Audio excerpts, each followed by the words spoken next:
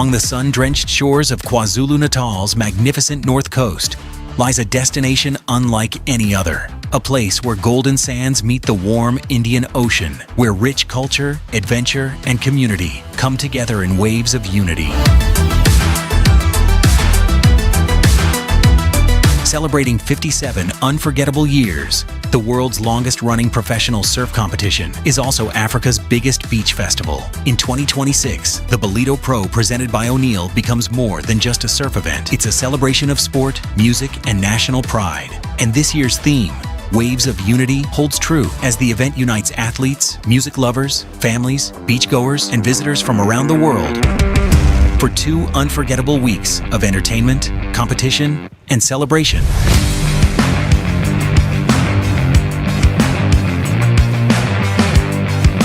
The action begins with the future stars of surfing, the O'Neill Smith Shapes, Ballito Rookie Rippers, and Ballito Pro Junior. Tomorrow's champions showcase their skills and begin their journey toward international success. As one of Africa's premier World Surf League events, the Ballito Open attracts a powerful mix of local favorites and the next generation of international surfing talent, with every heat bringing high-stakes action and world-class performances. The Ballito Open delivers a thrilling glimpse into the future of professional surfing, where tomorrow's stars are forged on the waves of Ballito.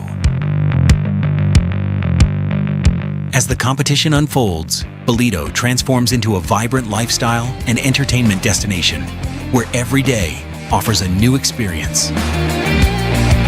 As the world unites for the 2026 FIFA World Cup, under this year's theme, Waves of Unity, the festival extends beyond the surf to celebrate the world's most popular game, as surfers chase their dreams on the waves, and football fans celebrate the journey of Bafana Bafana on the world stage. Qualification becomes a meeting place for 2 global sporting passions.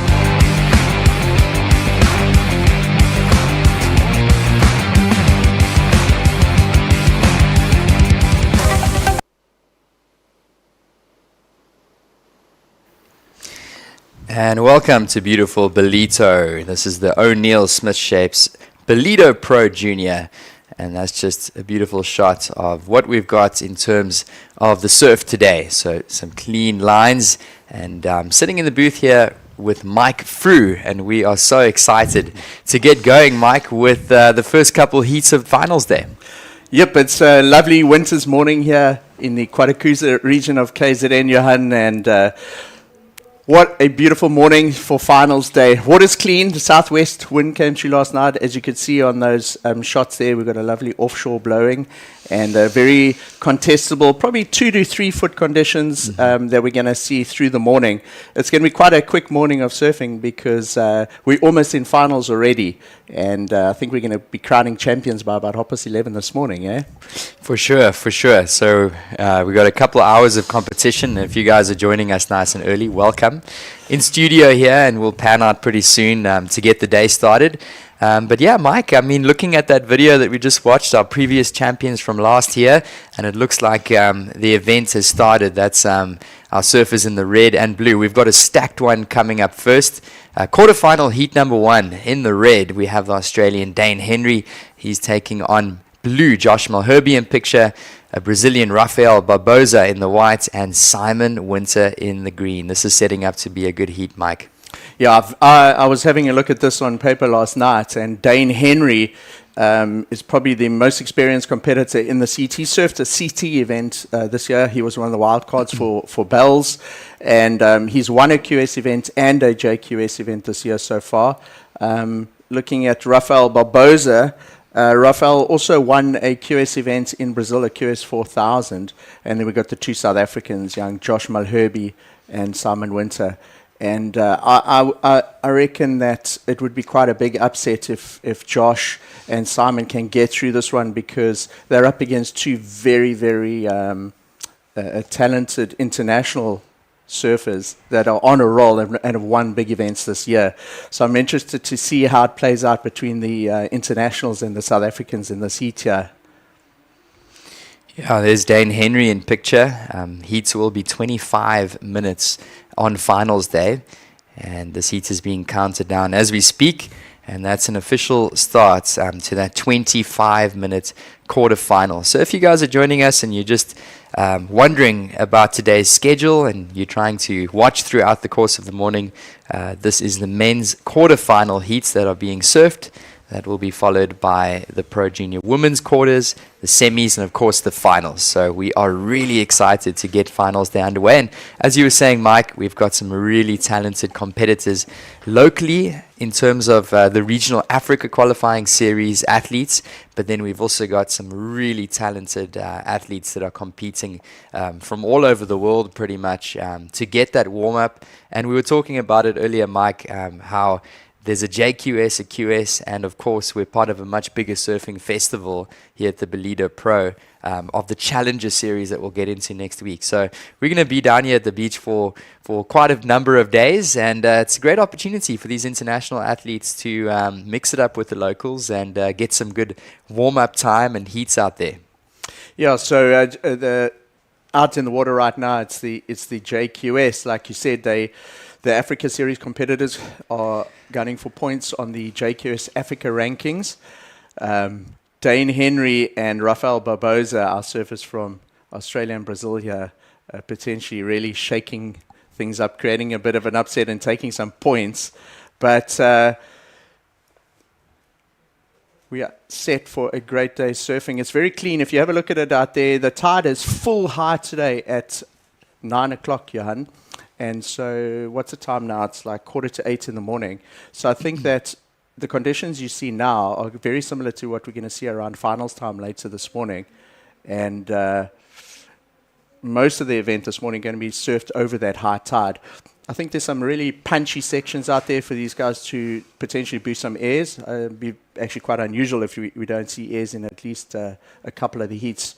We saw what Dane Henry was doing yesterday. And I'm pretty amped to see what he does here. Yeah, and as you guys join, as our viewers just tune in, you can see just a wide angle of Willard Beach here in Ballito, surfers, as they like to call it, this specific stretch of the beach. And you can see the sandbank in the middle there. It hits a little bit of a deeper channel. So these surfers are going to look to catch waves breaking over that sandbank and hopefully giving them a good end section. I think that's the important nugget of a section that these surfers are looking for and where the points are. So maybe a turn out the back and then a stronger turn on the inside. But often on the high tide, these waves do run into that deeper water, specifically next to the little rocky outcrops and channels. So yeah, these surfers are going to look to get going here. Barboza open up with a 0.5. But plenty of time. We got an extra 5 minutes on the clock compared to yesterday with 25-minute heats. So, I mean, looking at the conditions today, Mike, as you were mentioning, some potential out there. I'm sure we're going to see some fireworks and still an air section for some of these surfers. Yeah, so like I was saying, the full high is at 9 o'clock, about an hour and a half away. The semi-finals of today will be around that 9:09, and then finals conditions probably looking very similar to this, maybe just with a little bit more wind. But you know, you're talking about those air sections yesterday. I was on the beach commentary, and Ryan Carnala in the one, he just did one massive air, and he got a 9. So these guys, it's really exciting to see these surfers come to Ballito every year because they raise the bar in terms of the surfing performance out there. And it was great to see so much support down on the beach watching the Pro Junior yesterday. But I was surfing early yesterday morning, and I've heard so much about Dane Henry, you know, watching the Rip Curl Pro at Bells Beach. He was a wild card there. He won that QS event. He's won a junior event as well. And yesterday I was actually sitting next to him in the lineup, and it was just so cool to see someone live surfing in front of you like that and doing airs when you've been sort of following them the whole year. And it's great to see these international competitors come to Ballito every year. Very inspiring. Yeah, there's Rafael Barboza, as you mentioned earlier, Mike, a young competitor, 19 years of age. From Brazil, and he's already got a big win on the qualifying series, QS 4000. So Barboza's looking to get off to a good start. He's the only surfer currently with a score on the board, and it's just a 0.5, a throwaway score. So these surfers are still really just trying to find their spot in the lineup. That's red, Dane Henry, and just looking to really find one of those sections that's consistent to get onto a couple waves and get a couple good scores. The 20 minutes remaining. Early morning here in Ballito, Mike. I mean, one of the highlights of the early morning is that beautiful sunrise. So the sun has risen, and we are in for a good finals day. So these surfers just staying really patient. It looks like Rafael Barbosa just with another quick in and out, a 0.43. So he's just looking to get his feet in the wax as the Brazilian. And meanwhile, our surfers in the red, green, and blue, just staying patient on screen. When I woke up this morning, it was actually pretty cloudy. And I thought we might be in for a day of sort of cloud and rain. But I'll come back to that story up and riding. This is Dane Henry. Dane bringing a lot of form into this event. He looked really good in those early heats, Johan. Yeah, Dane Henry, I really liked just the flow on that wave, and specifically the end turn. He thought it sort of just accentuated that tail as he threw it up into the lip. So he found the completion, and it looked like Rafael Barbosa had a completion there as well. And he's hustling to get back out into that lineup as white ahead of Surfer in the red. So I'm sure we'll potentially get to see a bit of a replay.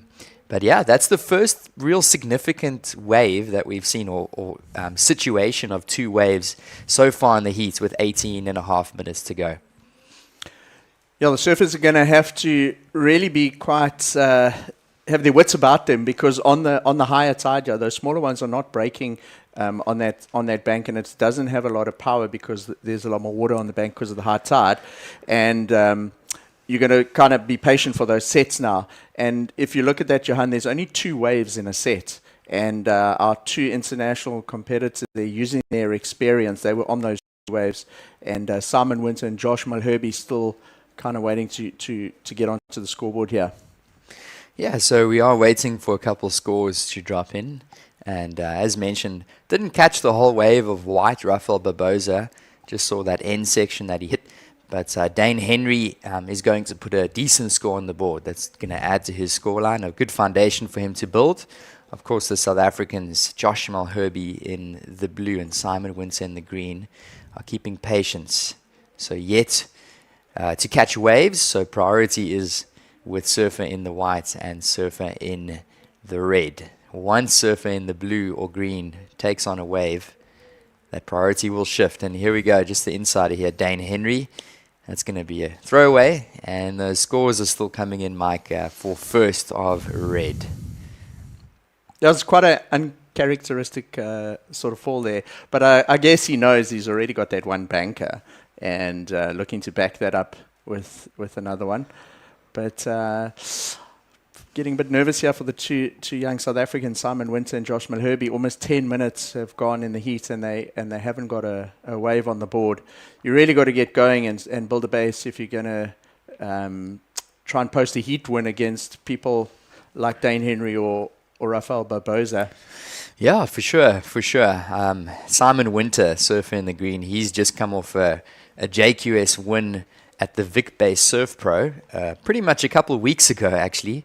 So he's really coming into this event with a lot of confidence. It was, of course, a local Africa qualifying series event, but Simon Winter is going to wait patiently, and he's a strong regular foot surfer, so I'm pretty confident if he gets the right wave, he can really make something work, can surf in the green. And of course, Josh Mulherby is also a surfer that's represented South Africa at the junior level for quite a couple of years now. He's on this year's South African junior team, correct, Mike?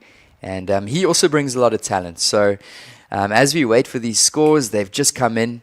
That opening score for surfer in the red, Dane Henry, gives us something to talk about, Mike. It comes through at a 6.5. So that's a pretty decent start.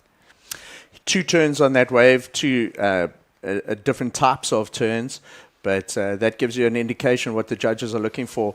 So look at the little warble on the wave. You see that it's the high tide that has a bit of a wonk on it, but he negotiates those sections well and gets two turns into about a 20-meter section. You know, in Ballito, on days like this, the wave doesn't run like a point break, and so you've got to be pretty quick in terms of your transition between the turns to fit in two turns like that. And Dane Henry did well to do the two turns and locks in the the first significant score of the day, Johan. Yeah, for sure, and I think what pushed that score up into the good range was just how he really stomped it on the finish, and the judges liked that one. So that's definitely a decent score. That's going to be a counter at the moment for Dane Henry as we see a paddle up and riding. It's blue. That was Josh Malherbe. So he's got something on the board now, but he won't be happy with that. It's just a quick in and out, but whatever they do give him, it'll score. I like this wave of Simon Winter, Johan.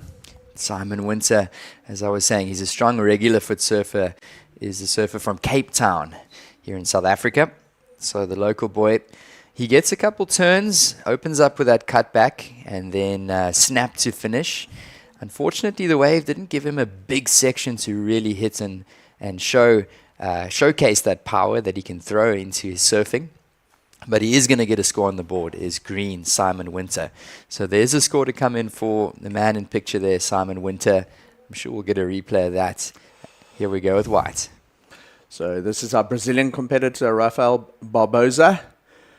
Wow, he's got a lot of speed here, Johan. Really driving through those sections, and there's that little section of rocks right in front of him there where the wave goes a bit high. You can't transition any further there, but the beginning part of that wave, he had a lot of speed as we cut to that wave, and was a lot of spice in those first two turns there.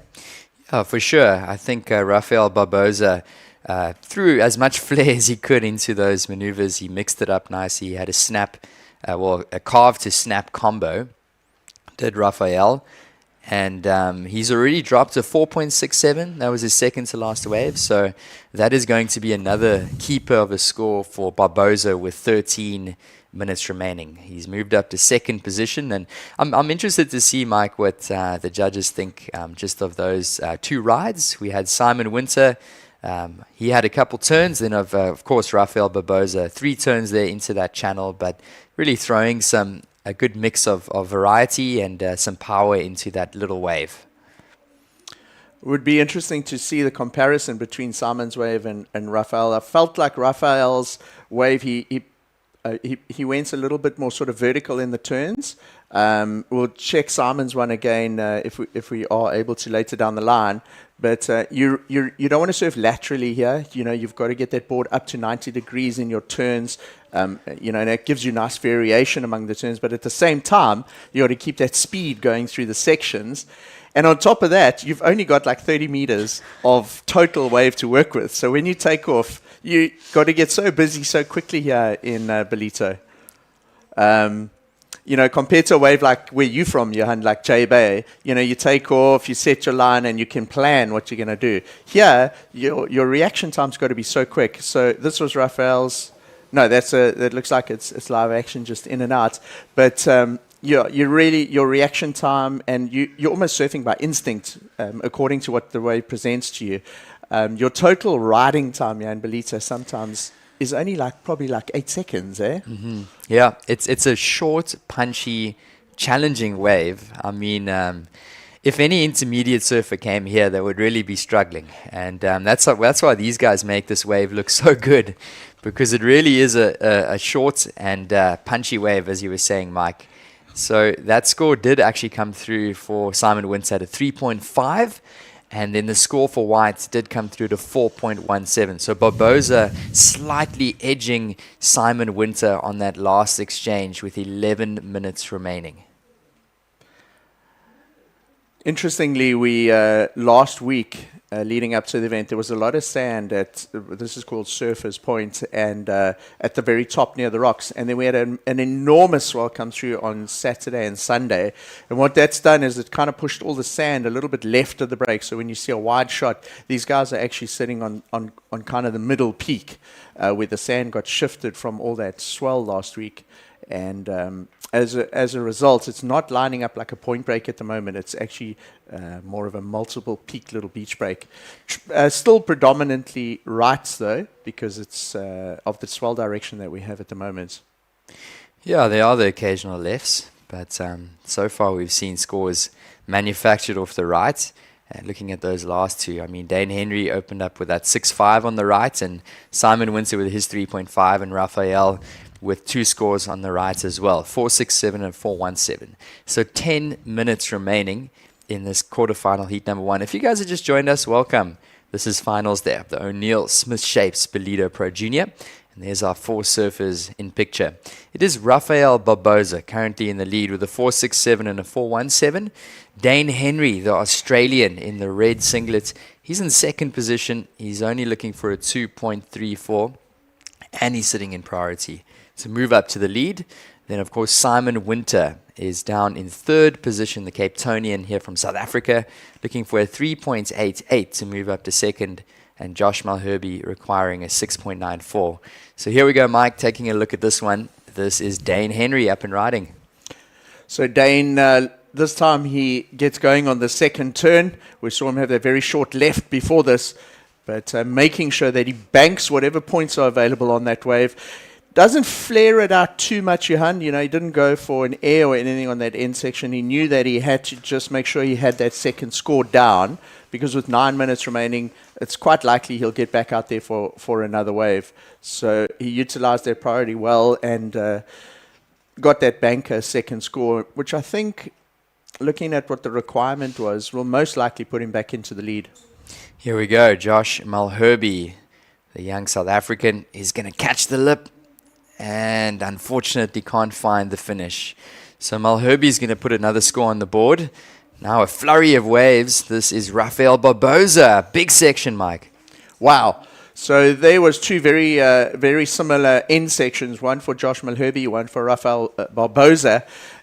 Josh Malherbe went for it. That would have been a great score if Josh was able to land that, but unfortunately just coming unstuck, where Rafael hit that section with similar sort of tenacity, but was just able to hang on. So Rafael will be awarded a higher score there because he was able to hang on to that end section. And you could kind of see from his body language, just kind of stoked with that. So the pressure really on now on Simon Winter and Josh Malherbe at this stage, because Rafael Barbosa and Dane Henry have had 2 pretty significant waves. They've got a solid foundation now to attack the last quarter of the seats.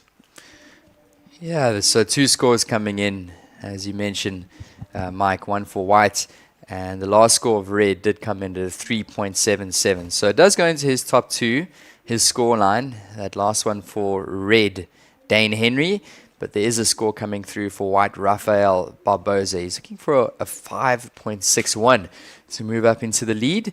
And as you were mentioning, Mike, what I really liked about that wave from Rafael, the Brazilian, is the water pretty much just dropped out from beneath him, and he carried enough speed to really tag that section and ride out with confidence.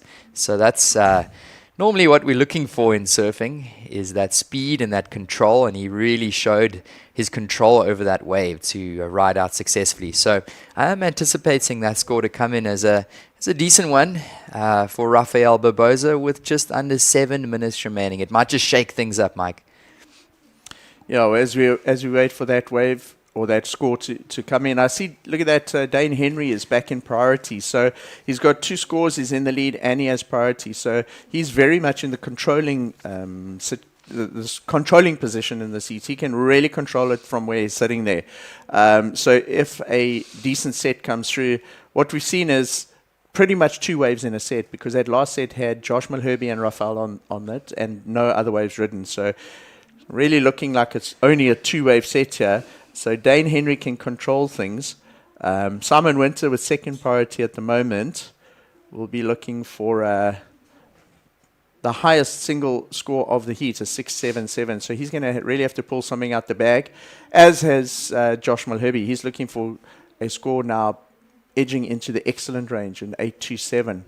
So our 2 international guys definitely seems to be a little bit of a experience of our 2 internationals playing out here at the moment, Johan.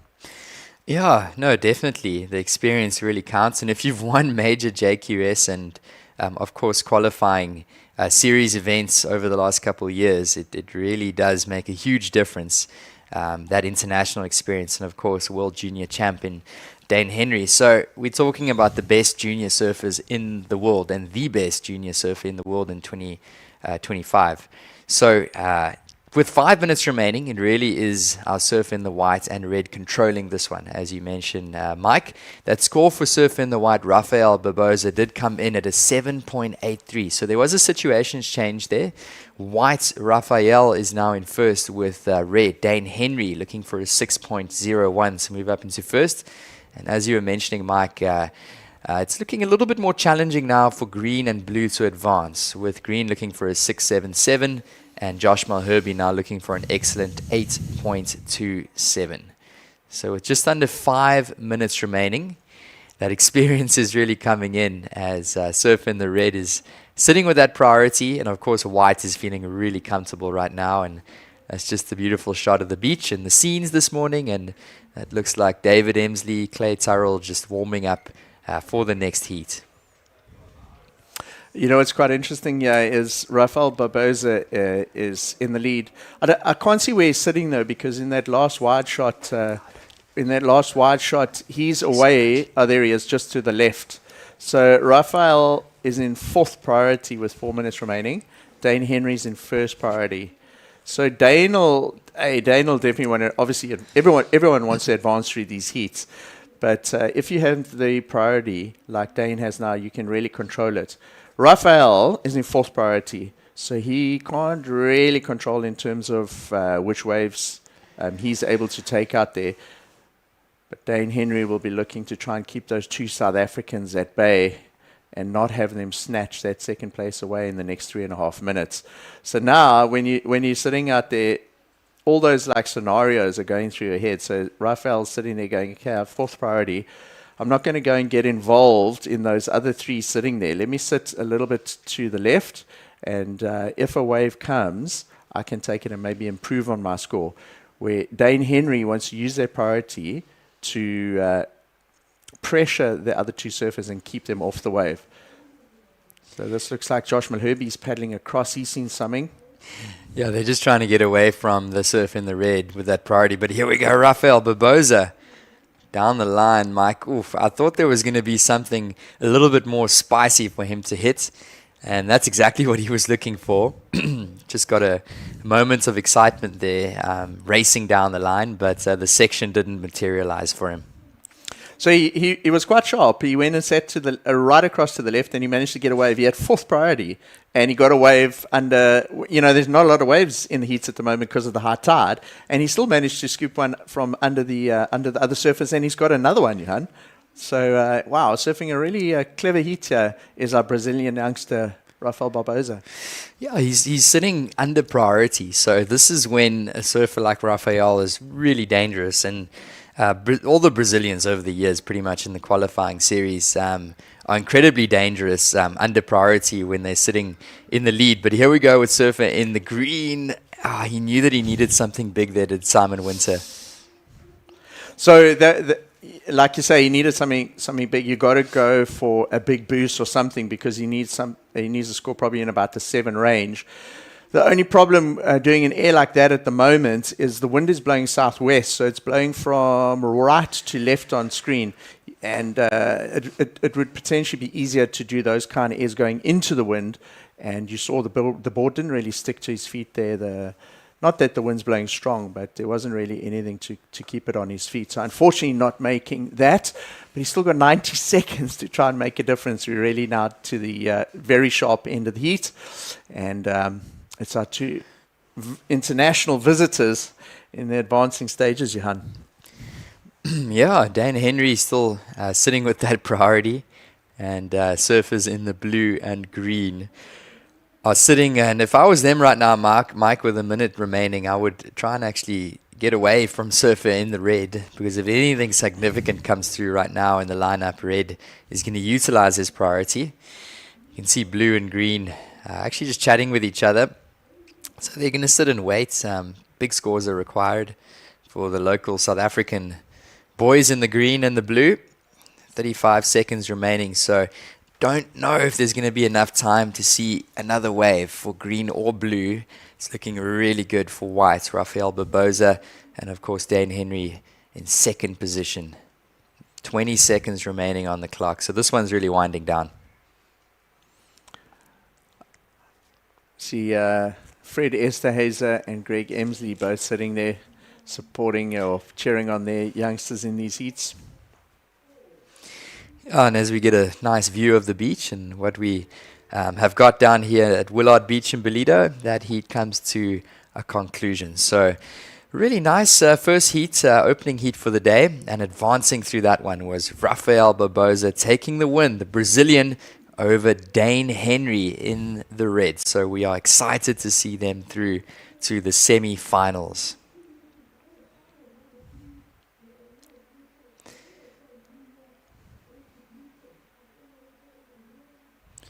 And we watch our surfers just making their way in after heat number 1. We are going to move straight into quarterfinal heat number 2. So we've got a fresh 25 minutes on the clock. And we will be right back. This is the O'Neill Smith Shapes Ballito Pro Junior. We'll be right back.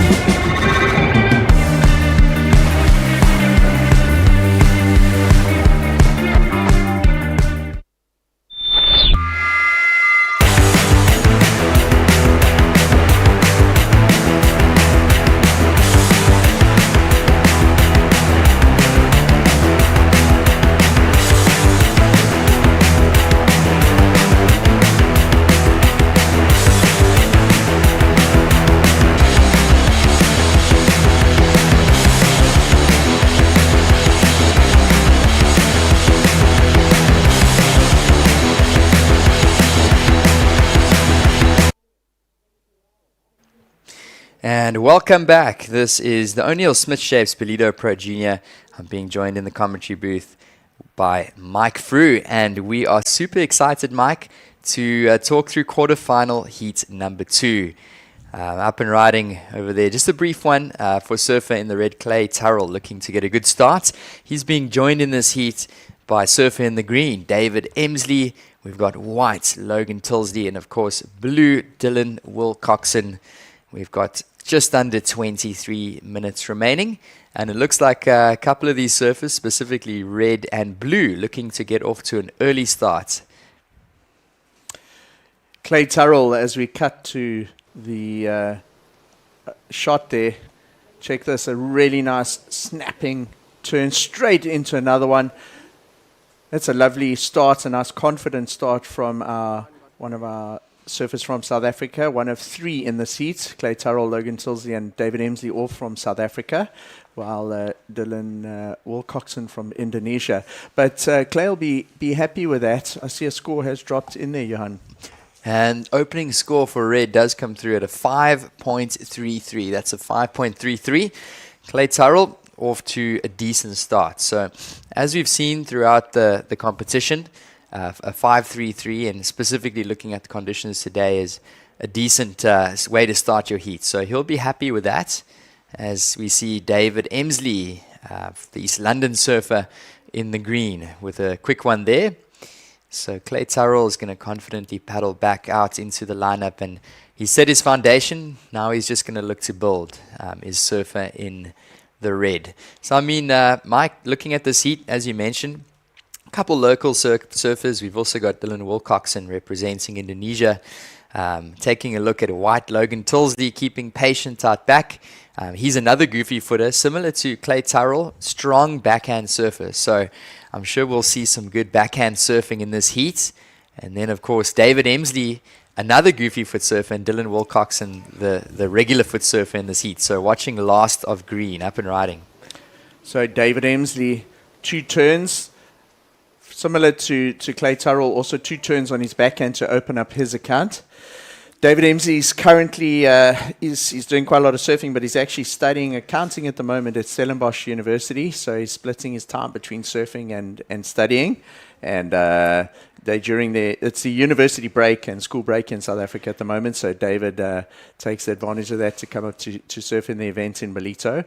If I have to compare David Emsley and Clay Turrell's waves, I'd say Clayton just was a little bit more vertical. He surfed right really in the pocket, but the wave also gave him more of a bowly kind of opportunity where David had to almost like manufacture those two turns and make the best of a bit of a closeout there.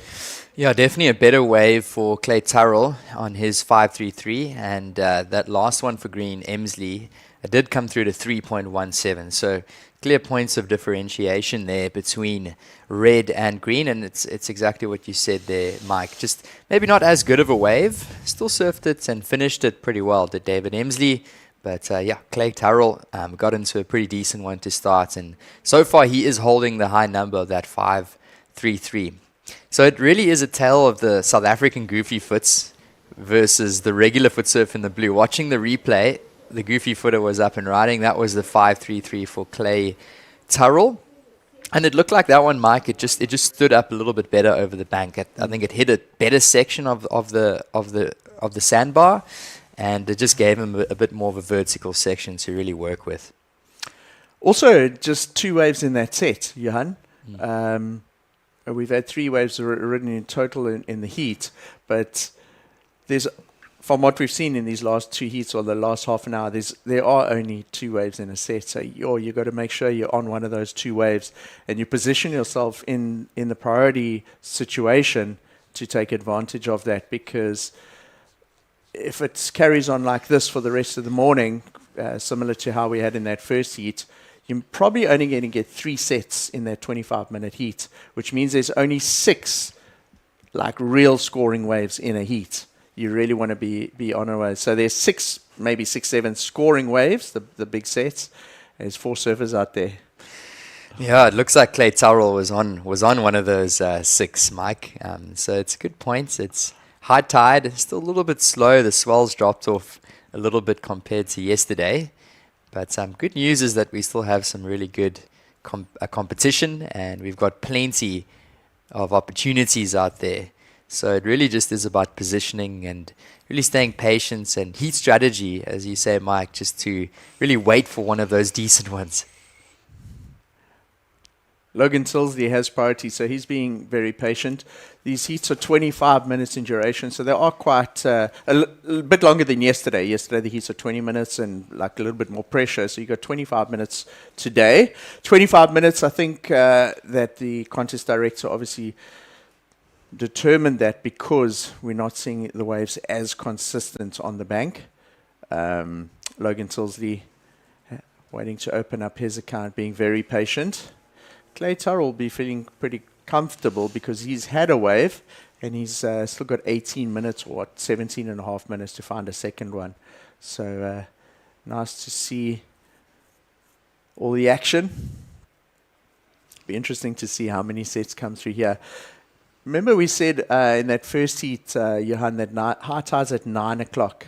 So still, what would you say, another hour or so for the tide to come in. So those smaller ones are going to get less and less easy to surf. You definitely want to get the set. So hard to get a backup on those smaller ones.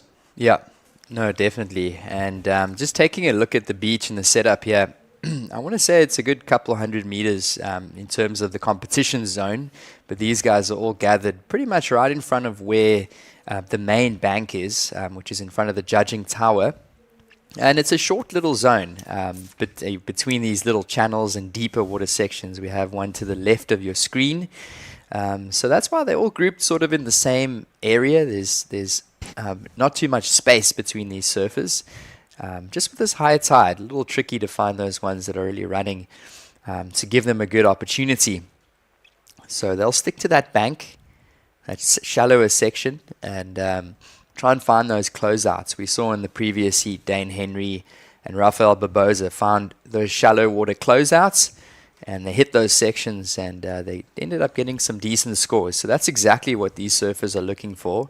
The ones that run into the channel further down the beach don't have too much scoring potential, but it looks like we're going to have a bit of a situation potentially. It looks like under priority, David Emsley is up and riding. David going for the smaller one on the inside. It's a tough, tricky wave to negotiate. Comes a little unstuck there, But whatever he gets scored there will add to his total because it's his second ride of the event, or rather the heat. So quarterfinal, these guys surfing for 2 spots in the semi-finals under pressure. Yeah, that's going to just be a throwaway for David Emsley. But confident that he'll get back out there and start hunting for another wave. That's just the replay here. And you can see, not really carrying enough speed into that mic. So, I mean, just thinking of the last heat, Rafael Barbosa, the speed that he carried through a couple of those turns really set him up for good finishes. And unfortunately, that was a bit of a short, flat wave for Emsley. So he just didn't have an opportunity to get up into that lip. And it comes through to 0.77. So just a little bit of an early recap, Mike, with 15 minutes remaining in this one. At the moment, it's red, Clay Turrell, in the lead with a single 5.33. David Emsley is sitting with the second highest wave of the heat at 3.17. So he's looking to build upon that and advance. Of course, Dylan Wilcoxon with a single ride of a 1.0. And then Logan Tilsley, the goofy footer, out back in the white, is waiting patiently. So there's still plenty of surfing to happen. And I'm interested to see what Logan Tilsley can do, Mike. So he is from the Strand area of Cape Town. And he has probably got one of the most potent backhands in terms of any of junior surfer in the country. So if he gets a good one, I'm confident that he's going to post a decent score on the board. And he's going to wait patiently. Of course, Dylan Wilcoxon as well, the regular footer. He's a talented surfer. So we've got plenty of surfing to happen here. Quarterfinal heat number 2. I was just looking at the scores and the point spread of heat 1. You know, Josh Malherbe's total heat score was a 2.43, and Rafael ended up winning that heat with a 12.5. And the reason that there's such a huge spread of scores there is that Rafael and Dane Henry got the sets. So if you're not getting the sets in these heats, it's difficult to get through. And like we were saying, just two sets in a heat, or 2 waves in a set, and maybe 3 sets in a heat, you have to be on those set waves. And if you look at this heat, Clayton Turrell got a set wave, David Emsley got a set wave, and that's why they're in those positions. Dylan Wilcoxon had a little insider, and it wasn't enough to put him in those top 2 positions right now. On screen, that's young Surprise Mapamulo, Ntokozo Mapamulo, doing some stretching and warm-ups before his heat. That's an interesting warm-up, Mike. He's been training hard for these events in Ballito. Has young Surprise. Excited to see what he has in store for us. I'll tell you what, he is capable of surfing those inside waves. But here we go. Looks like on screen we can see sets. Let's see how many sets or waves come in this set, Johan. Yeah, priority with surfer in the white. Here he goes. Logan Tilsley carves the opening section, and he's going to look to find a link through to the inside, tags it, Mike, and he completes that one. So that's exactly what Tilsley was waiting for, and he waited more than half the heat to find that one, and he's just happy he could find a completion there. So carve combo, and I'm sure we'll get to see a replay. That was the biggest wave of the heat, and he did ride out there. Yeah, so he was patient. Used almost 15 minutes of the heat. Well, it was probably like 13 minutes to get his first wave. And check where he's paddling out. He's not going back to the right where green and blue are sitting. He's actually heading across to the left. But this was a replay of his wave. Nice bottom turn. The wave backed off a little bit, so he had to cut back to where the power was. But that will be the exclamation mark on the wave that gets the score, that last turn. For sure, for sure. The tricky thing about that wave, Mike, is it sort of died a little bit through the midsection of the wave, and it didn't steepen up the way that he would have wanted it to. But he timed it really nicely on the inside. He waited for the lip to kind of throw towards him, and he found the completion. So he really negotiated that one well, did Logan Tilsley. Of course, he would have wanted it to really stand up. Live action, nice layback there. That was Clay Turrell. Yeah, so Clayton opting to sit across to the left-hand side of the beach and get one of those lefts. I think with red sitting there, that's probably where white was heading after his wave, looking for one of those lefts. And Clay Turrell most likely consolidates his lead there. Are we still waiting for that wave of Logan Tilsley to come in?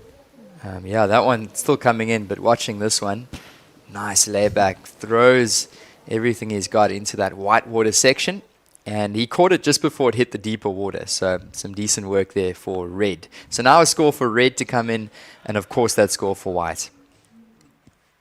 It was a nice turn there for Clay Turrell, put a bit of flair on it, you could see from the spray, and surfing a very measured heat there, no panic. He had a wave on the buzzer, got his second wave at around the 10-minute mark. Now he's back out there with 2 waves and the potential to build on one more. He's just going to have to sort of figure out how he moves up in terms of priority, because he's in 4th at the moment, sitting across to the left. Last of white, Logan Tilsley, Mike, has just dropped in at a 4.67. So he would have hoped to catch something a little bit higher, but as we mentioned, it was a set wave, but it didn't really stand up, and I think that's where it hurts him a little bit. So 4.67, still a decent number on the score, and he's going to go again, is Logan Tilsley. So aiming for the section, tags it, another hit off the top, and it's going to just fade into the channel. All right, so he locked in a 4.67. He's moved up to second, has Tilsley, and now some action from blue. Dylan Wilcoxon. So this one's getting interesting, Mike, with 9 minutes remaining. All of a sudden, white and blue are in the mix. White's going to lock in another score on the board. And then, of course, Dylan Wilcoxon, the surfer representing Indonesia, is going to get a score on the board with his last score as well. Yeah, it's got really busy. It was quite a quiet start to the heat, the first about 17 minutes, very quiet. But now suddenly we've had a flurry of rides with some scores that could upset the leaderboards here. Clay Turrell is waiting, or his scores dropping in, and then we had those rides from white and blue. So it's a lot closer between all 4 surfers than we saw in that first heat, all because we had that flurry of rides there, a lot of scores still to drop in the last minute or so. So getting busy with 8 minutes remaining is on the inside. It looks like it's surfer in blue again. So he's opted to drop the patience strategy and rather just get busy on the inside, Dylan Wilcoxon. Yeah, a neat little frontside 360 there, an air reverse as they like to call it. Front 3 for Dylan Wilcoxon. So he finds the finish, and as we say that, the scores have starting to come in. Score for surfer in the red, Clay Turrell, that layback maneuver came in at a 4.07. So Clayton Turrell currently in the lead, sitting with a 5.33 and a 4.07. Last of white, Logan Tilsley, came in at a 2.50. And the second scoring wave for blue, Dylan, a 3.07. So one more score to drop for surfer in the blue, Dylan Wilcoxon, that front side air reverse. So that score is going to come in as we watch just the replay. That looks like the last wave from white. I liked how he managed to get up at the lip in that critical section.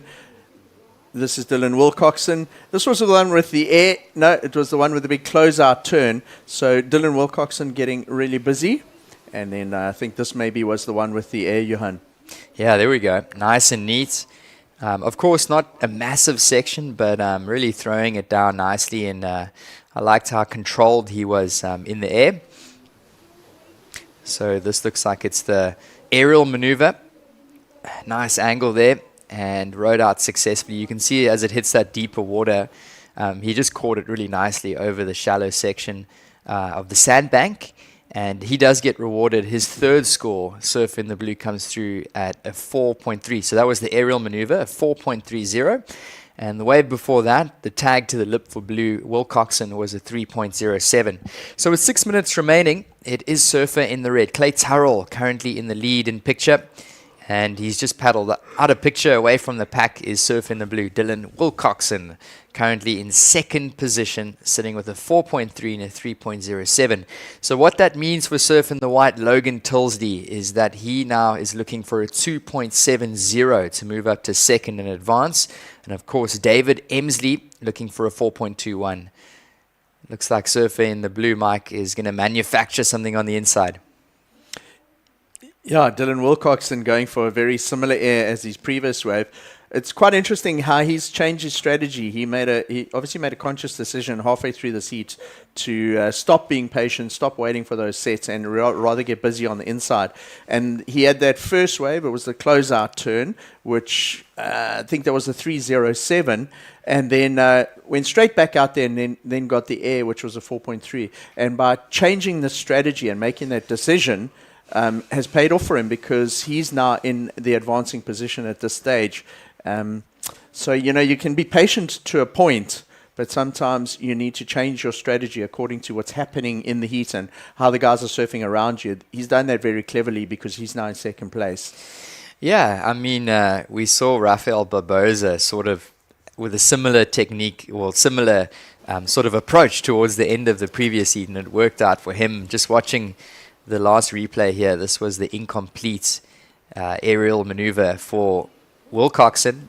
I like how he went a little bit more inverted on that one, but of course it hits that deeper water, so can't ride out. But as we're saying, Mike, he's in that second advancing position. Top two surfers advance through to the semi-finals, and that is your surfer in first, Clay Turrell on the right and Dylan Wilcoxon on the left, currently in second position. Logan Tilsley is going to paddle for this one. It's an important wave here, Mike. Yeah, he smacks the lip. Really nice first turn. A little bit of a soft second turn. The money was all in that first turn. He managed to get the board up at the lip, while behind him, David Emsley. A similar type of wave, except the difference with that one is it's offered him the opportunity to do a second turn. So David getting 2 turns in, Logan just the one big turn. The judges will now differentiate. Was Logan's first turn better than David's? And they'll analyze that a little bit and then punch their scores in. When Dylan Wilcoxon did that last air, that angle we saw from the beach angle, just down the beach, sideways like that. It reminded me a little bit of Rio Wider's airs that he was doing a few years ago in the same size conditions when he won the Ballito Pro. So Dylan Wilcoxon, another Indonesian surfer coming through the ranks here at Ballito. We had Rio win it a couple of years ago. Yeah, no, definitely. It's always great to see the Indonesian talents, and good couple of the guys coming through from Indo to compete this year. So Dylan Wilcoxon is one of the younger crew, and he's going to get up and riding here once again. So Wilcoxon up and riding, tags a little section. And Last of White, Mike, has just come through. It comes through at a 2.80, so there was a situation change. It is White, Logan Tilsley, up to second position, and he's barely hanging on to that second position. Dylan Wilcoxon now with a heat total of a 7.37, just behind him, looking for a 3.18 is the surfer in the blue. The last score for Green, Emsley, came through to 2.57. So Emsley now looking for a 4.31. So Mike, with 2 minutes remaining, it is incredibly tight heat, specifically for that second position. And it looks like we're going to run through a couple of these replays, Mike. So this is White, Logan Tilsley. I think he just had the one turn on this wave. So he hit that. That's the turn that got him up into second place, because the second turn on that wave kind of inconsequential in terms of scores. That was the end of David Emsley's wave. He had 2 turns prior to that. And then this is Dylan Wilcoxon coming straight to the inside. You almost feel like maybe he should have tried an air or something on that section, but the wave didn't have a ton of energy. We saw him land those 2 earlier in the heat, and he's going to have to pull something out the bag with 90 seconds. Yeah, and priority is going to be important right now. It is Logan Tilsley sitting with priority, the surfer that moved up to that second position. You can see Surf in the Blue Wilcoxon is in third priority. So he's the danger man right now, is Blue, looking for a 3.18. So I'm really interested to see how this one unfolds. He's going to paddle for this one, and Tilsley is going to let him go, Mike. So Logan, I actually thought Logan might have made a mistake there by letting Dylan go, because if Dylan had managed to do an air or something on that wave, he potentially would have got it. Yeah. And you can see he put his hands on his head. He knows it was a big mistake falling. That was his opportunity. I'm not sure if anything is going to come through. 40 seconds. We've still got a little bit of time, but he's going to paddle straight back into Logan Tilsley, who's got that priority. Tilsley finds something. He's looking at something. I think he's going across to go and cover off Dylan Wilcoxon and try and keep him off a wave. Oh, here we go. This is an important wave, up and riding. David Emsley hitting the lip. Can he get one more? Squeezing it. And he goes down. 15 seconds remaining. That was a great opportunity for green. Now white getting going here. 10 seconds. Wow, this is a really interesting finish here. And it looks like Logan Tilsley is going to ride this one through the inside into the channel. Wow, Mike, that was really entertaining to watch. We saw blue with an opportunity. We saw green with an opportunity to really steal that second position from white. So there is a couple scores coming through. And of course, white then answered back with a ride. So the heat now officially comes to a conclusion. And we will wait for a couple scores to see who advances through this quarterfinal heat number 2. We'll just run through one or two quick replays and we'll try and analyze this, Mike. So after a sleepy start in the first 15 minutes, it really all came alive in these last 5 minutes. And I think that was the point where Dylan maybe lost the heat. He could have had it. He had one hand almost through and wasn't able to. Then Logan Tilsley really just put a full stop on the heat, closed it off. And that wave was great. I felt like he maybe, let Dylan go and could have left the door open, but then he closed the door completely shut with that last turn. Yeah, the official results did come through. That was quarterfinal heat number 1 on screen. But it was Clay Turrell taking the win in the red ahead of Logan Tilsley. So huge congratulations to Clayton Turrell. And we are going to move straight into quarterfinal heat number 3. So big thank you to Mike Frew. We are going to hand the commentary over and potentially move into a quick break. We'll be straight back into action. O'Neill Smith Shapes, Ballito Pro Junior.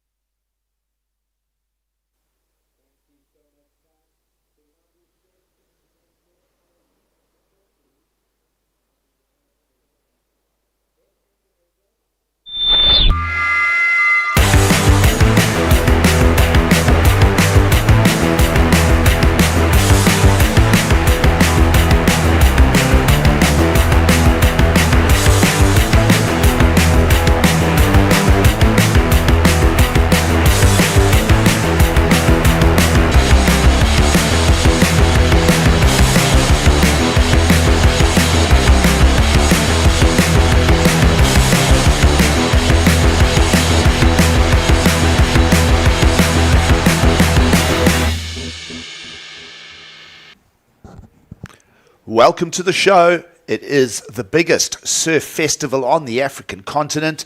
13 big days of surfing action, and we're spearheading the start of it right here with the quarterfinals underway this morning. We'll crown champions in the O'Neill Smith Shapes Pro Junior. It's a very good morning to you from beautiful Ballito. Kingsley alongside Greg Emsley for the call, and all South African heat, Esterhazen, Canning, Mapamuzo and Smith in the lineup. Good morning, Greg. You were heavily invested emotionally in that last win. What do you take from conditions this morning here in Ballito as we move through the high tide here? Morning, gigs, and there are some really good waves, but it's super slow. Surfers do have 25 minutes, so they've got a bit of extra time, but you've got to be careful with that extra time because there's such a limited amount of waves that it does become a game of chess, and tactics are extremely important out there today. Yeah, just everything, the rhythm of the ocean, slowing down just a touch here through the high tide. The high tide at 9 a.m., about 15 minutes to go. No problems, though, with a couple of strong turns. It'll, again, a number of goofy footers making their way into these quarterfinal heats this morning. On screen, Surprise Mapamulo will just hammer away at that one. He'll bring a completion. So I think a lot of the surf coaches, a lot of the surfers saying and thinking to themselves, Greg, let's get early starts. Lovely approach from Cooper Smith there as well. He'll be representing the local interests out in the lineup here in the quarterfinals. And as you mentioned, Greg, just the head judge this morning, just opening up the heat times a little bit to 25 minutes. Also criteria in the judges' meeting this morning, very strong emphasis on combination of maneuvers. And they really did underline critical progressive surfing as well. Yeah, so we saw those guys with a couple critical single maneuvers. I think they're going to get you some decent scores. And there goes Matt Canning on his first wave. So just gets the one turn.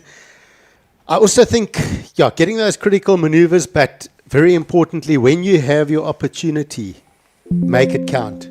We saw Ben Esterhazy get that first wave. He fell on the second maneuver, uncharacteristic for Ben. There has been a flurry of waves at the start of this heat, but I do feel that, those opportunities may dry up. We've seen slow heats. When you get that shot, make sure you put those combos together, as you mentioned, Gigs, but get the completion more importantly. So quick flurry of activity here. Clock already moving down to a little over 20:45 to go. And it's again a good morning from ourselves. Greg, not our first rodeo. We've done this for a couple of years. We've both journeyed through the sport. But it's so cool to just sit back and watch the junior talent emerging. Of course, a lot of second-generation surfers in the lineup as well. So, just fantastic to see where the state of South African surfing is. And then, of course, get to measure it against current surfers like world junior champion Dane Henry and co. that are here for competition. Well, that's the whole beauty of this whole festival. Multiple events from our rookie rippers, Pro, Junior. We're into the QS tomorrow already, and then into the Challenger. So just for the surfer that's here watching, he's going to, or she is going to improve.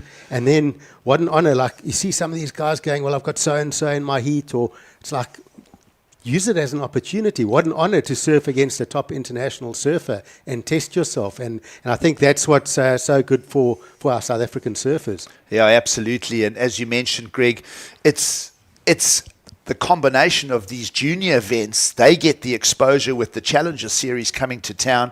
And it's just a great vision from the Quadacruza municipality. And, of course, all of this, O'Neill in the background, making sure that it all stitches together. Lots of work from the team again in 2026. So it's going to be a fantastic week. Behind the curtain and just taking a lip and a fall is Cooper Smith there, who opened with the 417. And it was that big single turn on the forehand that gave him that 417. We'll start pulling back the tapes for replays as the heat unfolds. And just having a look at the number from Surprise Mapamulo as well, a 3.33 for the single turn. So just sort of identifying Cooper Smith's 417 versus Surprise's 3.33 there. Just interesting to see how the judges found separation. Yeah, I think Cooper's turn, he just got covered a bit more distance on it. He hit it and he sort of drifted through the lip. Surprise got nice and critical, straight up and down. But I think what we're seeing is a lot of goofy footers, and Cooper will probably take heart in the fact that he's the only natural footer in the heat. So he's got that point of difference. And maybe just to the judges' eyes, that point of difference looks something new, something fresh, and that maybe gave him a slightly better score too. Yeah, I brought that up as a discussion because to me they sort of seemed like similar waves. They hit their both approaching peaks with the single maneuver intent. So yeah, it's interesting to see the separation there. Smith's score will just go up to 517, but that's care of a small second wave score, which will be replaced. Let's go back and have a look at those opening rounds, Greg. Yeah, so we saw Ben Esterhazy, a good start. He's so strong on his feet normally, so this is uncharacteristic for Ben. And then we see surfer in white. This was Surprise Mapamulo. So I did like this turn. Not a big amount of space for that bottom turn, so it was quite quick to the lip. And let's not forget the judges do get the replays today, and they would have taken note of the size of this wave, the deeper bottom turn, and really connecting with that lip. rotating towards the beach and free falling out. And I can see where they're coming with that point of difference. Yeah, absolutely. And then it was an opener from Matt Canning, which he'll want to throw away. And this was that little, just the lip in the head there, Greg. So early lead for Cooper Smith. But back to that discussion there, definitely our natural footer, Cooper Smith, just going through that turn with a little bit more emphasis. Absolutely. And, on that note, I've been watching this morning. Some of those closeout sections are quite warpy and bumpy. And I was sort of thinking to myself, it might actually be more beneficial on the backhand hitting those sections because you can rotate quicker and get the board facing the beach. On the forehand, you're hitting those bumps, you've got that bit of backwash. It can be tricky. But this morning, we've actually seen a lot of the forehanders fetching the biggest numbers so far. Well, I think of that opening heat this morning, the Brazilian going almost excellent with the 7.83 in that opening heat. What did you make of Rafael? Yes, exactly. He had one of those heats where he started slowly. He had a couple of 4-point rides and he just kept building. And then when he had that moment of finding that bigger wave, he really pushed hard through those turns. And that closeout maneuver, he did exactly what I said. But on the forehand, he hit that lip hard, but rotated so quickly towards the beach so he could get that heavy landing with his board facing straight. Just solid. And, Dane Henry as well, the speed he's carrying through his turns is something special. And it's going to be interesting matching our South Africans up against the likes of those two surfers. Let's not forget who's coming up next. The standout from yesterday, it was Ryan Carnalo. I'm looking forward to him seeing where he is this morning in the next heat as well. I think those are the standouts for me. So, of course, quarterfinal number 4 coming up next. As you mentioned there, Greg, Ryan Canala will take on Ashburn Gwenin, and 2 South Africans involved in that as well. So lots to keep us busy this morning. We're going to crown champions in the event. The O'Neill Smith Shapes Ballito Pro Junior. Really, definitely, I'm thinking, Greg, just back to conditions, definitely a better day ahead of us as far as conditions go. The wind has cleaned the lineup up. Cooper Smith just flicks it out into the air. He's still lying in the lead with the strength of his 417 for that big squared up opening turn. Let's have a look how Ben Esterhuizen gets going on his second wave, now completing 2 turns. Stings that nice third maneuver as well, so gets a little sequence, runs down the line, no big emphasis at the end. But Ben Esterhuizen will quickly bring a second score to the table now, and that's going to perhaps change the entire shape of the heat. That's the Ben Esterhuizen I'm talking about. He is just so solid on his feet. He's one of those guys that doesn't fall off. He finds a way to make those maneuvers. But hopefully we'll get that replay. How compressed he was on those bottom turns. He got so low to his board, and even though he's got a small structure, that compressed bottom turn into those top turns caused buckets of spray to come off his board. And the judge is going to look at that and go, speed, power, flow gives you spray, right? Absolutely. On screen, Cooper Smith on the replay. Greg, not much to yarn on about there, but just back to Ben Esterhuizen. I watched him sort of learn to surf about 10 years ago. I saw his dad pushing him on little zippy runners at Elands Bay, getting his up and riding time. And the one thing that I noticed even then was he had a mature pacing. He really defines his maneuvers. That's the one thing I can input. I don't know what your take is on an overall Ben Esterhuizen discussion, but for me, I like that he really has a mature, good, steady pace to his surfing. He never gets all squirrely. Very much so. And what I also like about him is how competitive he is. Seeing him on screen in 4th priority, he's moving to another zone, hoping to find an opportunity. He's constantly thinking about the heat. Where's the opportunity? He's on the hunt right now. 4th priority, but he knows, just a small gap could create something, and he just keeps at you like that. He's never going to be a guy that loses a heat by a long way. He's always going to be in the game because he works so hard throughout the heat. I think he's a great competitor. Yeah, no, lots to be said for the future of Ben Esterhuis. We are waiting for not only a score but a replay as well, because we feel that is going to be the best wave of the heat as well. Greg, we spoke about his solid structure. You spoke about his strong stance and getting 3 beautiful turns back to back. Their combination of maneuvers just sort of ticking into the judges' box there. So they've spent a bit of time sort of marinating on that score, and it is going to be a good number. Yep, there it is. It's come in at a 6.17. So a strong score. So we were talking about this last night, Gigs, with Jimmy Hogan. So Ben didn't win the first exchange, but he's won the second exchange, which is very important as a competitor. Make sure you come back strong. If you've made a mistake as you did on your first wave, make sure your second one's a keeper. Yeah, lots of good banter and talk. Of course, Jim Hogan here to coach a number of athletes. He's been in the background with so many of the current CT surfers that we see in 2026. And great to get some stories from him. And, of course, you guys just sharing coaching ideas. And one of the things that I took from your discussions with him, Greg, is that you need to be constantly thinking. You can't just like go into, okay, you must be ready for your plan B and C, and you guys were talking about lineups and looking for the backup plan.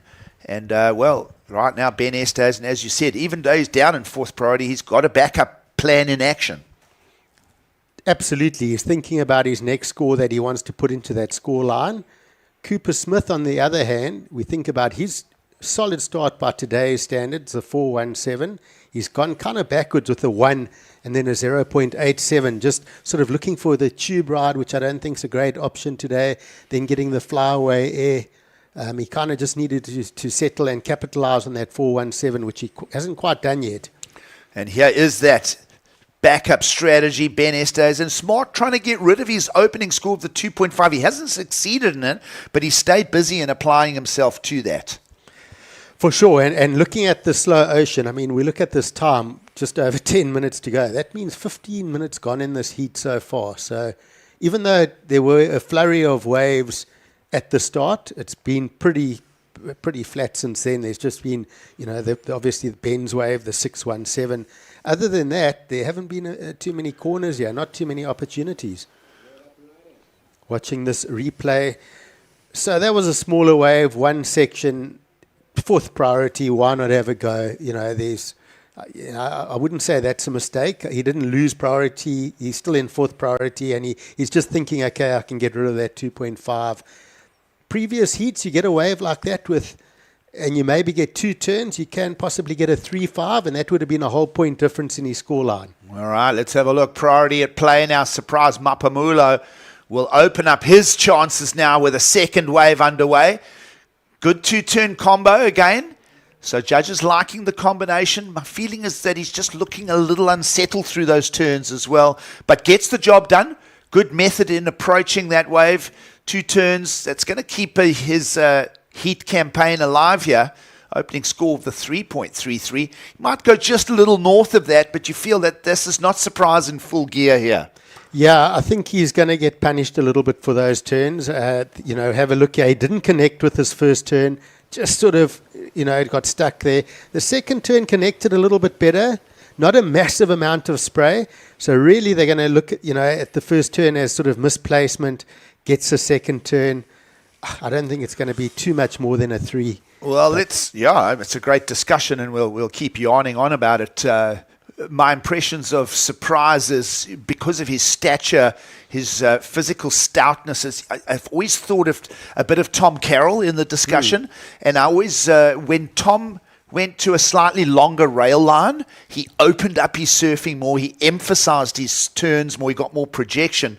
And I've always wondered if Surprise shouldn't just extend his board lengths just a touch and really start drawing out his lines and opening up, because he's incredibly quick. He's a very snappy sort of Italo type approach, but you almost think that if he can smooth those rail lines out, he'll start getting more out of the judges. Meanwhile, trying to get rid of the 2.5, and just maybe knocking on the door of replacing a score is heat leader Ben Esterhuis.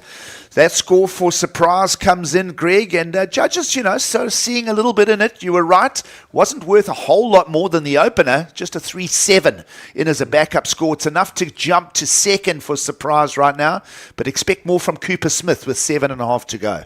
Yeah, Cooper's going to come back, but in saying that, a 3.7 right now in your score line, looking at this, you're probably going to go, okay, I'll take it up. Maybe I could have done better, but I'll have another opportunity and I'll still be in the heat. I'll take some flack for this comment, but I felt that was a 5.5, 6-point wave that Surprise sort of surfed down in score.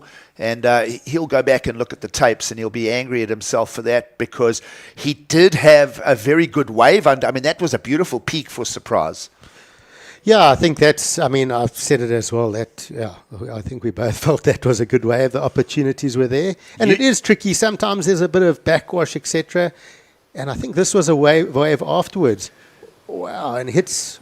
Wow, so he just hit it up there, not holding on to it.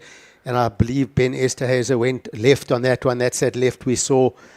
Also getting a couple of turns, didn't quite connect with that last turn, Ben Esterhuis. So I think that score came in at that 2.03. So also struggling is Ben to actually find that wave to put into his top two to sort of replace that 2.5 that he started with. Yeah, so split peak there between Esterhuizen and Mapamulo, and none of them really coming out any different with the heat set as you see it. Scores are up to date, just over 6 minutes to go. Surprise is sitting in that second place position, but Cooper Smith not chasing a big number at all, Greg.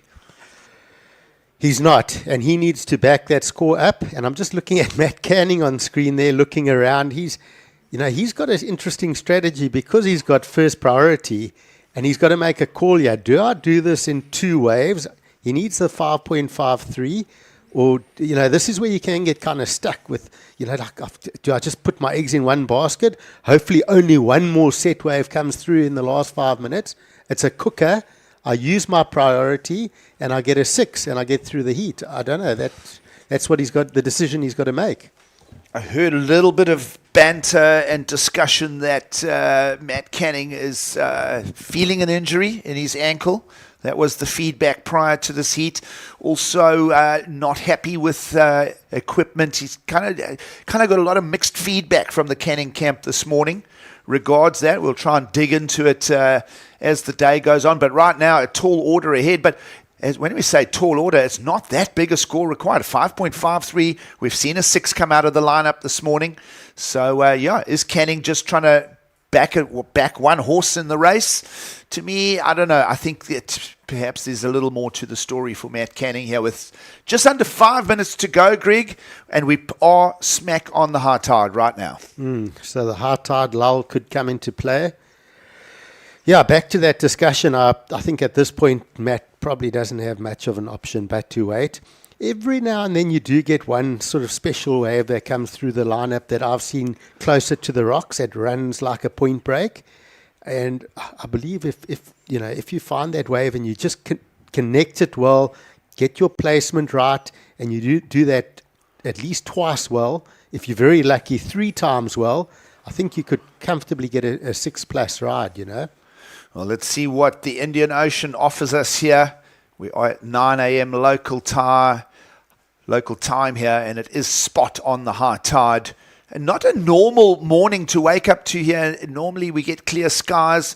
We woke up to a little bit, it felt like a bit of a coastal low southwest push that will then turn around and go back to a northeast. So 2 sets of winds predicted for today. Wasn't the normal clear skies, beautiful grooming offshores this morning. It was actually a southwesterly kind of push across the lineup here. It is, though, it is a clean surface texture. Everybody knows the sort of Ballito on the high tide. So have a look at Surprise, who switched up strategy, and it's not a bad way to defend his second place position here. 2 turns on the forehand. He wasn't in the priority rotation, so he went to a backup plan of his own. And here comes Cooper Smith to put pressure now on Surprise Mapamulo as we get down to a little over 3 minutes to go. It's amazing that last 5 minutes, how work has to be done. And we saw that. I love both those waves. both smaller rides, but surfers, both Surprise and Cooper really surfed those competitively. They had the speed, they pushed through the turns, and they went, I need this backup score, I need to make this count. So let's see where they end up with that. Of course, Cooper with the upper hand, having that 4.17, but Surprise with 3.7, not too far behind, and we'll see where those two scores end up. Another trigger being pulled here by Surprise. This one could pay out. That's a nice explosive turn. Kind of holds on to it. And he'll just sort of keep trying to tick that scoreboard over. 2:20 on the clock. And he might even try and find another wave in the lineup here. Cooper Smith's score is due, and we feel that it could meet the easy requirement of the 2.86. So a nice little duke out going on here in the final couple of minutes, Greg. Other point I want to make is Esterhuizen is still sitting on a 2.5, so he's able to stretch way out ahead if he finds himself a decent run in second priority. Yeah, and I think he's also reading the field quite well now, is Ben. I mean, that 6.17 is really worth two scores, isn't it, right now in the context of this heat. So he's sort of settling back a little bit, trying to get a little bit higher up in that priority rotation. And I think with the last 2 minutes, he'll just play a smart game. He's not gonna rush it. He knows he's got good control here. I feel that Surprise's last turn, just that single turn, was his best individual maneuver. So we'll see if that starts factoring in replacing scores. What are we thinking, Greg? Yeah, let's have a look. I also did like his left, but let's have a look at this turn. He did whack it nicely. It might have been a bit of a smaller wave. Just considering he could get it under priority as well. Felt like he let go that turn halfway through, though. It kind of could have had a bit more sting. We haven't seen a replay of his left yet, and we haven't seen the judges. Well, let's have a look. Judges have scratched in their scores, and it is a Cooper Smith up into second, Greg. It's happened. We said that 2.86 was fairly easily achievable. And, right now, Cooper Smith found a 3.37. So Surprise is down to third, and he doesn't have a big requirement of his own to deal with now, 3.85. But fourth priority for that surfer? So let's have a look and see where we go. We're inside that last minute by a long way now. So Matt Canning needing a 6. Cooper Smith leaving Matt Canning alone because he's got priority. He's got one task, and that is to make sure Surprise doesn't find a wave. We can see them sitting tight together with 20 seconds on the clock. You would think that Surprise probably won't have another opportunity here. It's been a fair heat in that everyone's had their opportunities other than Matt Canning. And as I say, we feel that there's perhaps more to the story. It's been a tight struggle here, and it'll remain a tight struggle. Can this peak be split? Let's have a look here. Surprise is putting pressure up, but we hear the horn in the background, and it's going to be, as she wrote, Ben Esterhuizen, all credit to him. And even his heat win, we can pick apart and say, well, he could have found something better than the 2.5 in the lineup. So lots to discuss here as we wrap up quarterfinal number 3. Yeah, absolutely. And it was these heats are all going to be tough. If you have a good start, be prepared for a slow finish. And if you have a slow finish, hopefully you get a few sets a slow start. Hopefully you get a few sets at the finish. Stay with us. We'll take a quick break from the O'Neill Smith Shapes Ballito Pro Junior. You'll be back for the quarterfinal number 4.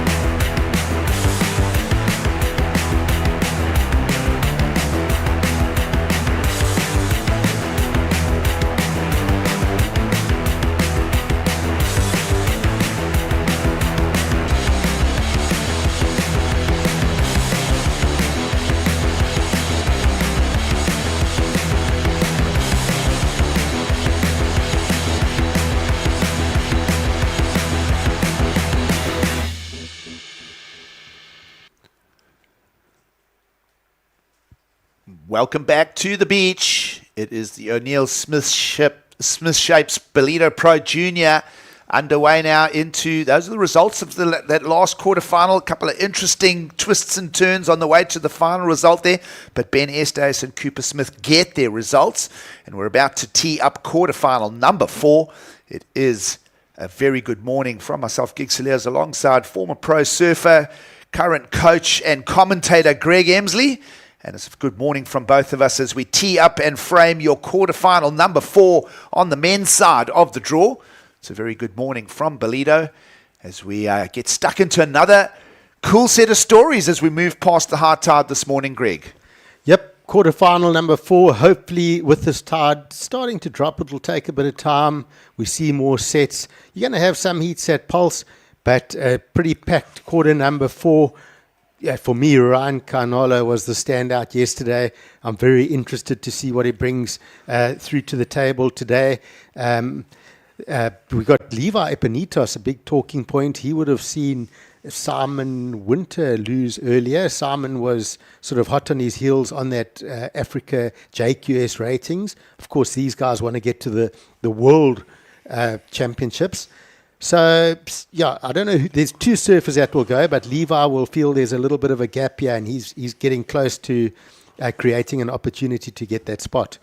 Great stories and lots to unpack here in the surf at Ballito this morning. Of course, a Brazilian in red, a Briton in blue, and 2 South Africans in white and green, respectively. No rides just yet, as you're with us for coverage of the O'Neill Smith Shapes Ballito Pro Junior, part of a big 2 weeks of surfing. Yeah, this is the focus of the surf culture over the next few weeks.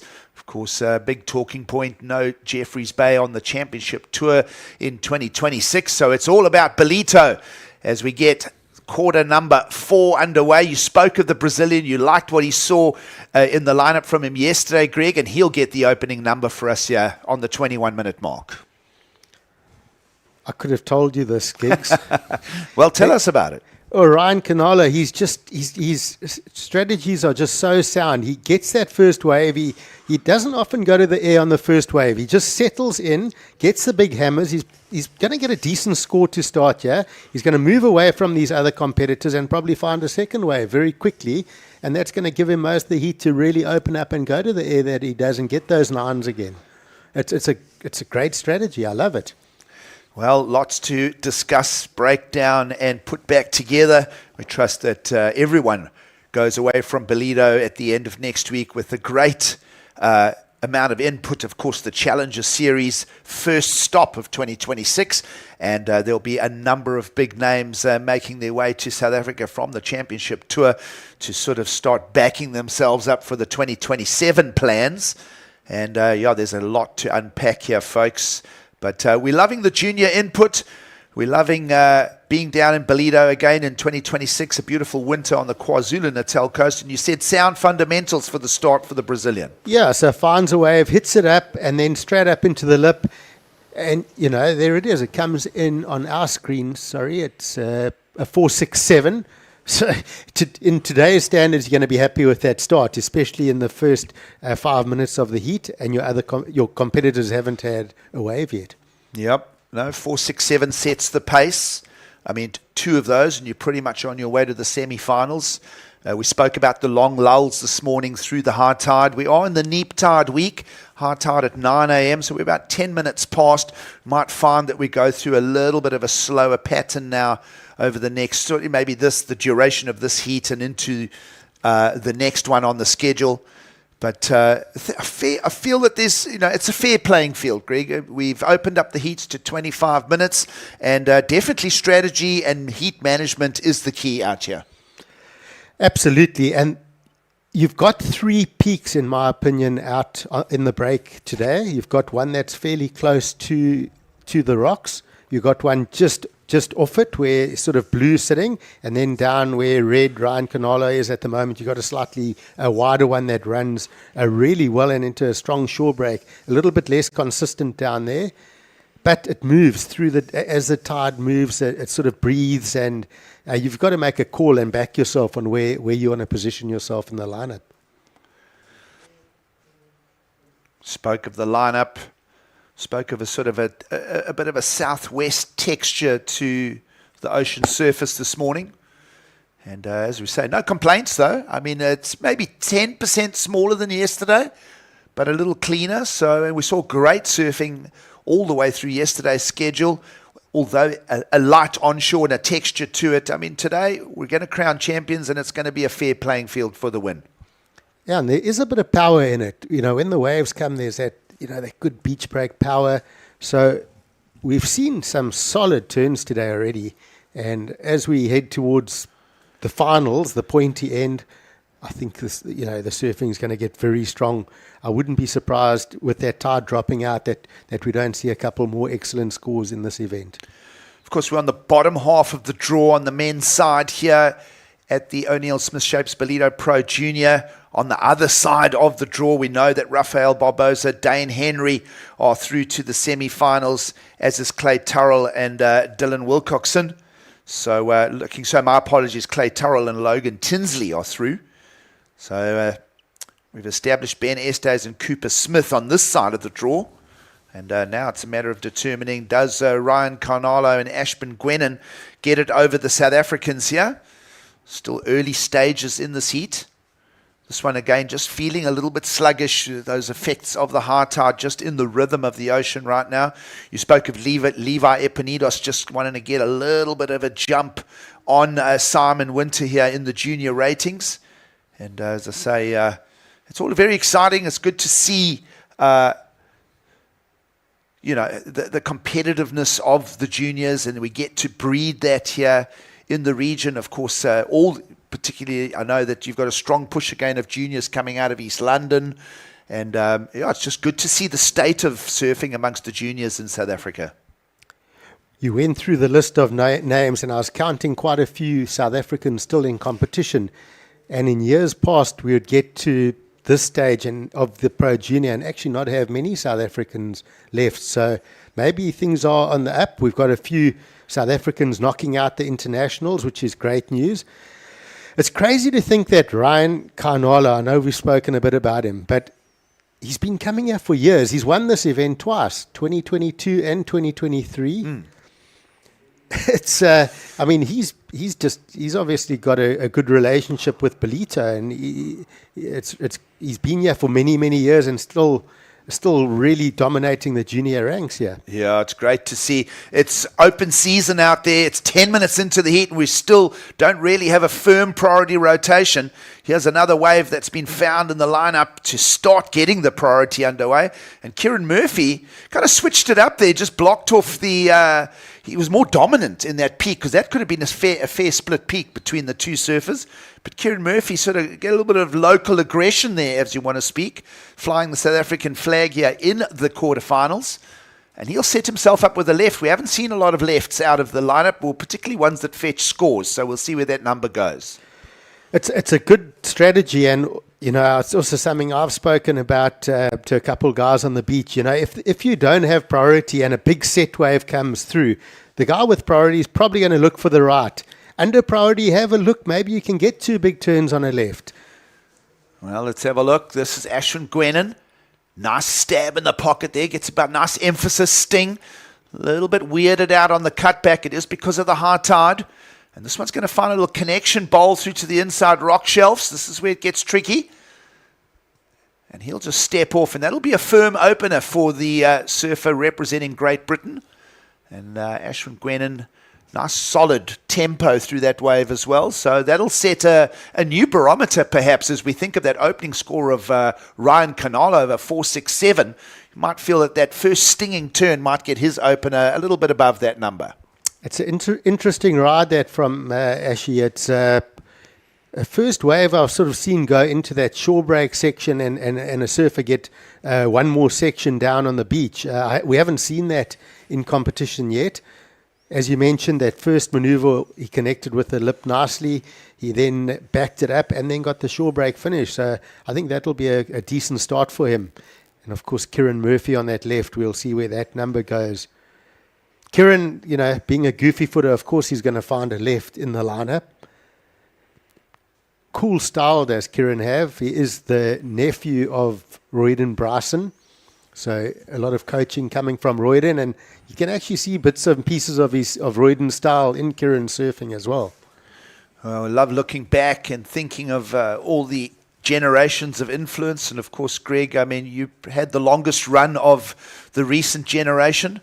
And but of course, names like Davey Weir joining you for a period of time. Of course, you handed the baton over to Travis Logie. But Royden had his year on tour. Of course, a couple of other South Africans as well in there. So it's always great to just see how they put back now into the sport. And you mentioned sort of Kieran Murphy. Not a great number though, Greg, at 2.5. So judges really, I think those lefts are running a little bit fat. And the judges really not doing any great payouts on the lefts just yet this morning. We saw Surprise in the previous heat. Also a soft number on the left-hander. So punchy rights. And we want to see where the punchy rights numbers can go to as we still await the opening score of Ashwin Gwennon. Meanwhile, Kieran Murphy trying to quickly back up his opening ride. That'll fall apart as we go through the halfway mark as well. A little over 12 minutes to go. Interesting coaching note there, Gigs. The lefts haven't found scores at all. So, and there's been some quite good surfing on the lefts, but also depending on, the judging tower, how the waves are approaching, sitting at that angle, what looks better. And often it's spoken about. And, as a judge, you just go, okay, well, that just didn't look as big as what maybe the right looked. And we want to see those big turns on those sections. The rights that I like, if you can get them, are the ones where they don't have that super tapered wall. Even though they look good, I like the ones that draw out a little bit, and you can get that first opener turn, and then it has the big closeout section that can really give you that big hit. I think those are the ones, not many of them, but those are the ones you've got to find. Well, we are working our way through the high tide conditions here. And let's see how that left-hander, this is that low-scoring 2.5. We felt it was worth a touch more. Nice in the lip, though. Nice in the lip, but if you actually look at the sort of turns, there wasn't a great amount of power and speed through those maneuvers, and not a lot of spray. And this is Surfer in red. That was obviously his backup score, so he got the 4.83 on that. And here we go. This is Ashbourne Gwennon's wave that went through the shore break. I don't think we've got a score for this one yet. So judges probably looking at the replay. Gets that slice over that rock bank, so does get a finish there.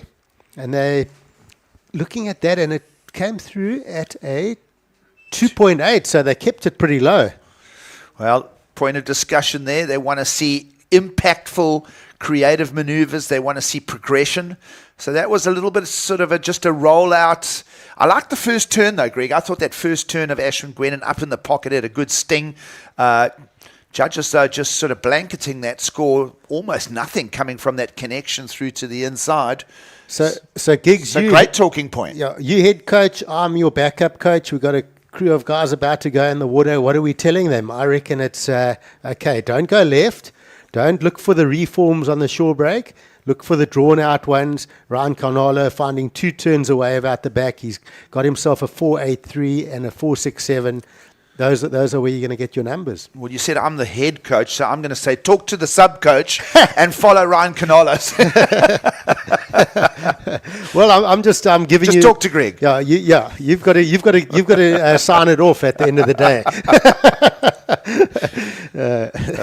Well, we trust you enjoying the show with us. We slipped down to under 10 minutes in this heat. 9.5 to go. Carnalo, as you mentioned there, Greg, just 2 foundational scores, the 4.83 and the 4.67. So that's how we're getting to an almost 9.5, nearly 10 points. So no big numbers getting drawn out of the lineup. We are accrediting a lot of that to the high tide right now. It's the neap tide week. And the girls, as you mentioned, will be watching this heat very, very closely as we're about to transcend to ladies semi-finals coming up next. On screen, I think that is Laura Ropp there getting ready. So the Brazilian surfer. So she'll be pretty amped. Also spent many years here in Ballito using this as one of her sort of stepping stone. The Brazilians, it's easy to get to South Africa. It's a quick flight.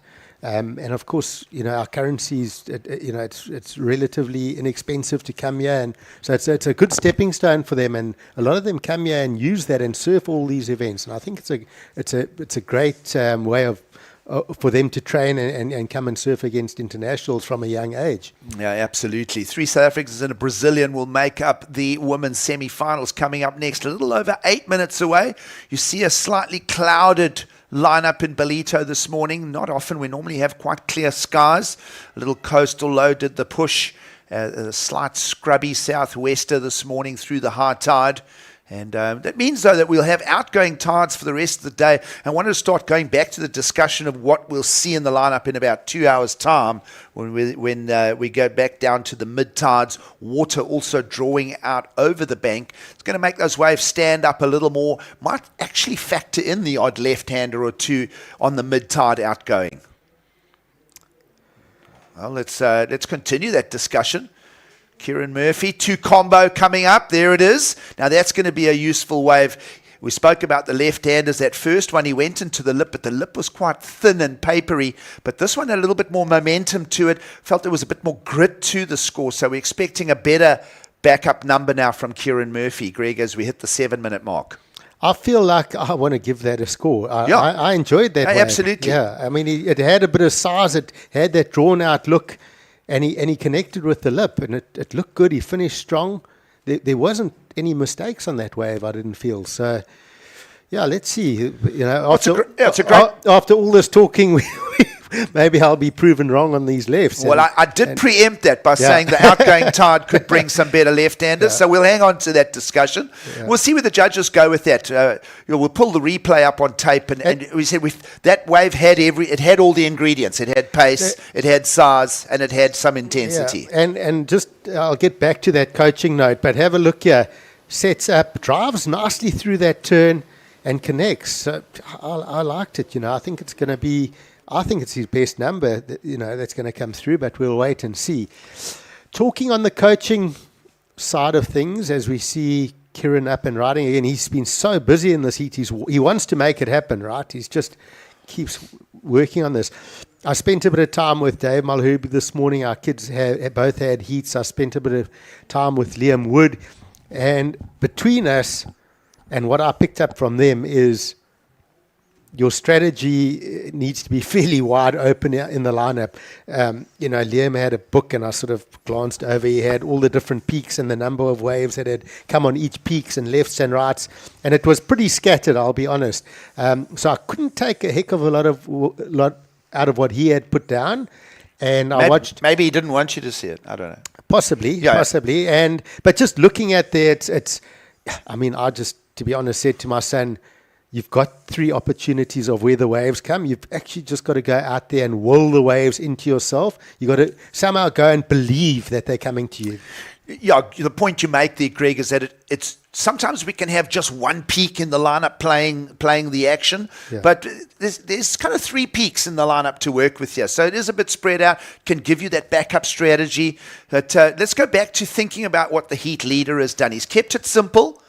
And we still want to see that score. We're waiting for, do we have a number in for Kieran Murphy's second ride?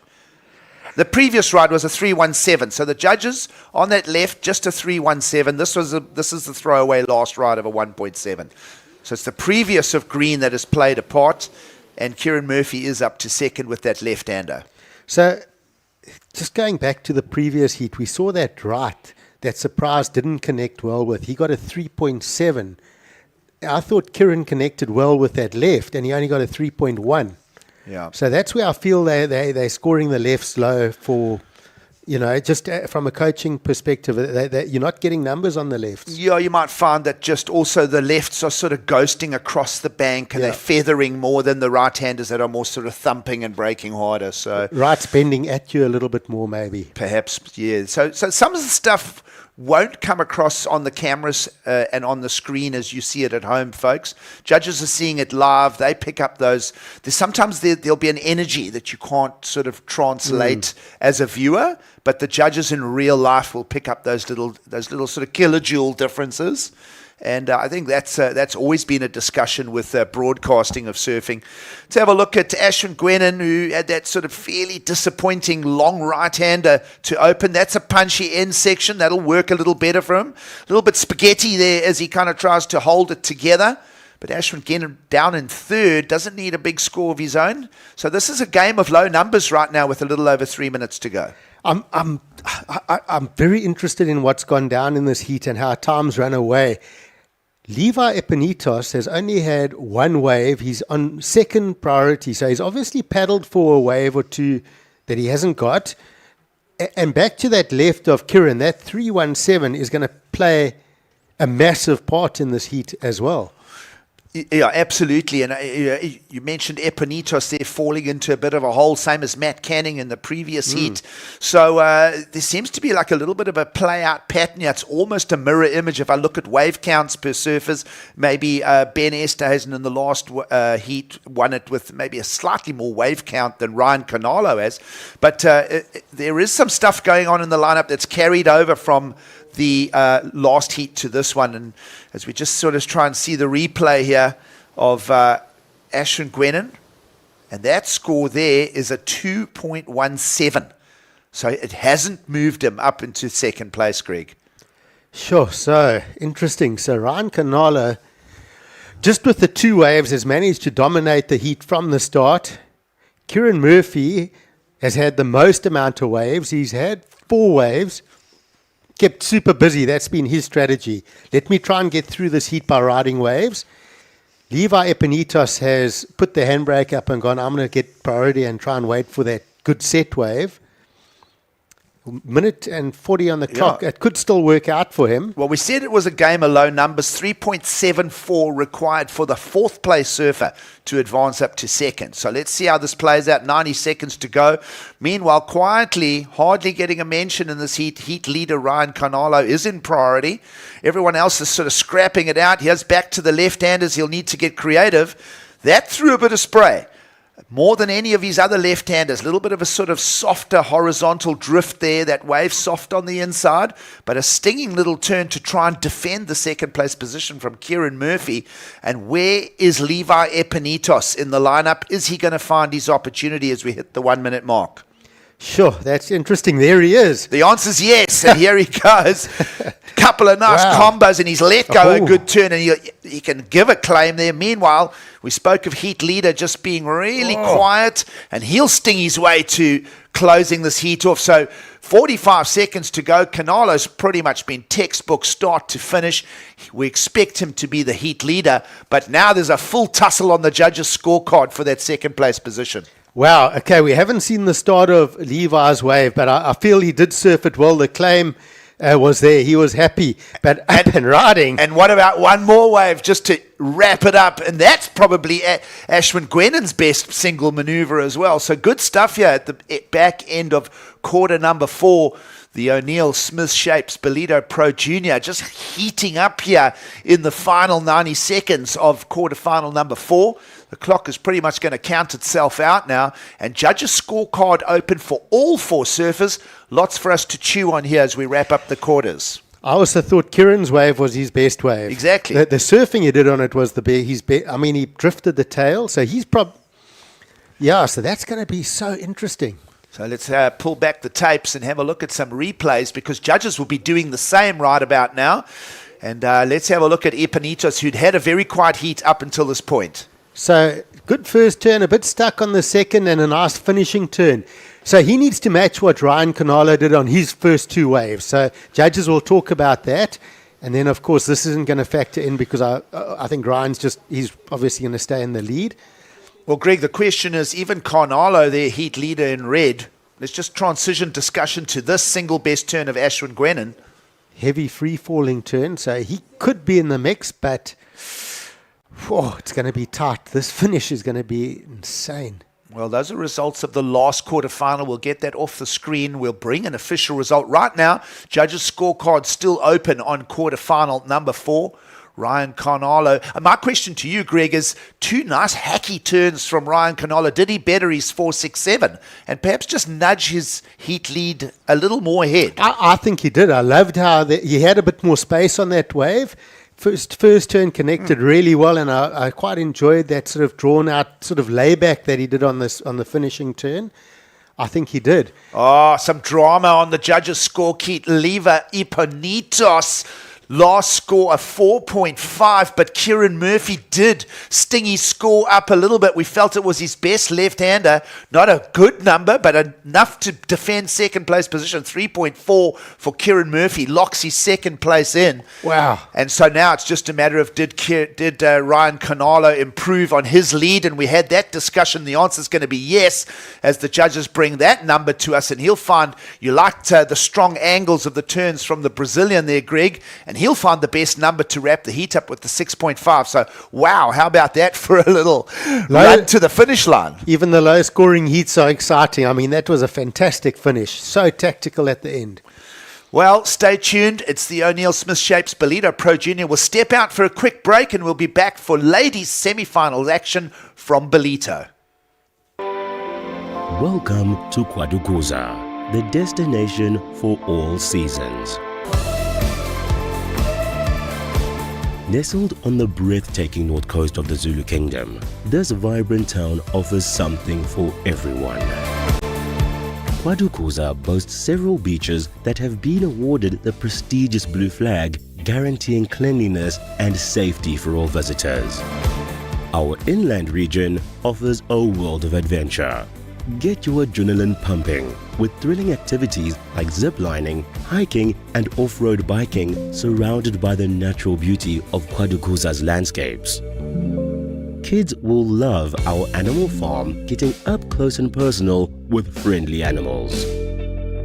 Immerse yourself in history as you explore the rich heritage and legacy of great leaders like King Shaka and Chief Albert Lutuli.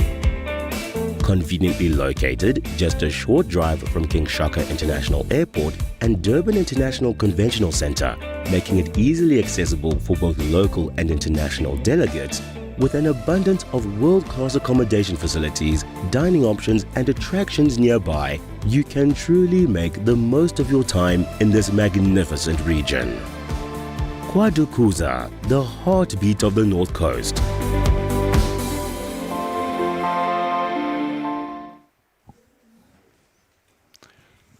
Welcome back to the beach. It's the biggest surf festival on the South African continent. And welcome to semi-finals of competition.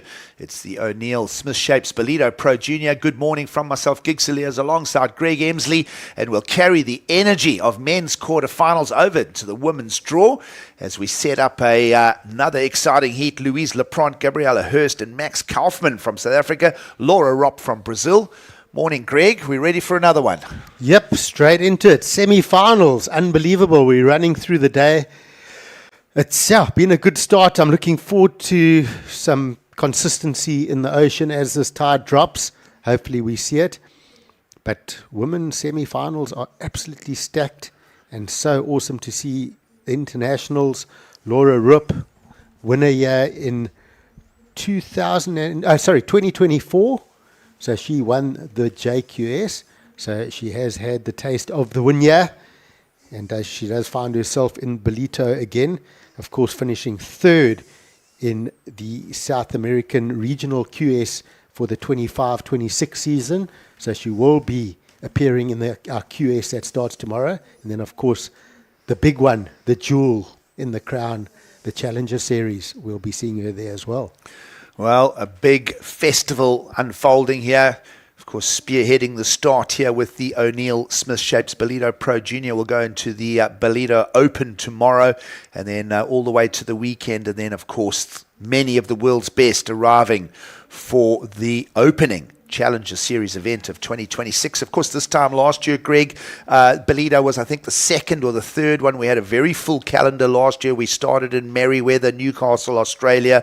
It was then Ballito, then over to the US Open. So we went all the way around, including Pipeline, and we wrapped it up again in Merriweather. So it was a very extensive Challenger Series from the 2025 into 2026 season. And this one a little bit more concise. We are confirmed with the US Open Open of surfing next. Ericeira and, of course, Brazil all playing a part. But great to get the opening challenger going in 2026 here in Ballito. And, of course, with no J-Bay as a CT, it's a cultural festivity and focus here. This is the action for the year, is the Ballito Pro. And we'll touch more on that when we hit the Ballito Pro, because we are obviously in the JQS. But a little snippet and a little stat that you could probably find is that the opening Challenger Series of the year is the most stacked event normally of the Challenger Series. Yeah. And if you just go into the WSL app and look at the names that we're going to be seeing, the amount of championship tour surfers that are coming over to this event, be very prepared for a massive competition. It's going to be epic. It's totally loaded. Very exciting ahead here in Ballito. Of course, today is pretty playable out in the lineup here for the JQS, the O'Neill Smith Shapes Ballito Pro Junior, and really just surf fans. Beaches are packed. It feels like a much bigger status event. We'll get a quick early start there from Gabby Herbst. She'll just go in and out. She'll get the priority rotation into some kind of order. Nice sets approach. You can see ocean surf is still beautiful and clean here, Greg. Signs we mentioned that the tide would start turning, start going out. We might see a little bit more wally sort of opportunities for the ladies as we go into semi-finals on both men's and women's side of the draw. But, looking forward to seeing how the rest of this day plays out. We saw Gabby on that first wave. I wonder if there wasn't an opportunity for one big hit on that wave. She sort of just saw it running off. I think if you're going on a wave at this point in the heat, just try and get one big hammer. But this is Louise Leprant. Let's see what her start looks like. Wow, nice and crisp on that turn. She placed that well. I love Louise's surfing. She's been the sort of benchmark for me, for our junior women surfers. She's the one that our girls aim to beat, and she's been really good. She's very professional. She takes a lot of time focusing for her heats, and I would like to see her really put the pressure on the international girls and see if she can believe in herself and possibly take a win here. Yeah, lots to talk about here in 2026. And, of course, the Leprant family from just down the coast here. Lots of them making the trek. And we'll just keep the coverage coming at us. 18 and a half to go. We saw a quick movement on screen there from Maxi Kaufman. Quick second wave underway here from Gabby Herbst. See if she can just track through and join the dots. Does find the connection, switches it. Little momentum shift there, goes left and right, so she'll improve on her opening score of a 0.5. And right now, priority is played into the previous event winner, Laura Ropp, a former event winner. And then let's see how she just paces herself with wave selection here. Plenty of time. We spoke at the 25-minute heats, and this one's still got a full 18 to go.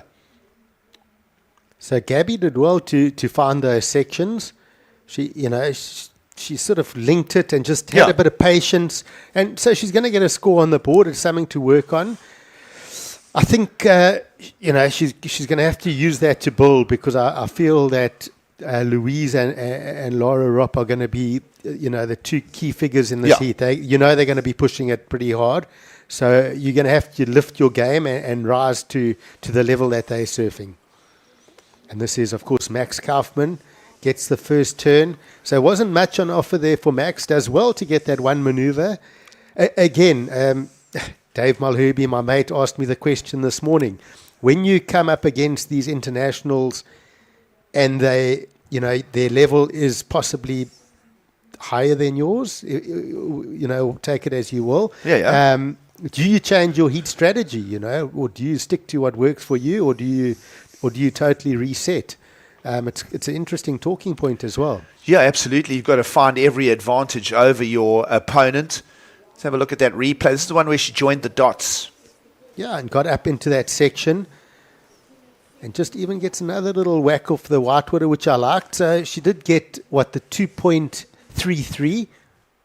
Still, of course, have that score to come for Louise's opening one maneuver, which is also going to set a benchmark. I wanted to make that a bit of a talking point, Greg, because even though it was the one turn, it was on a nice little pockety section.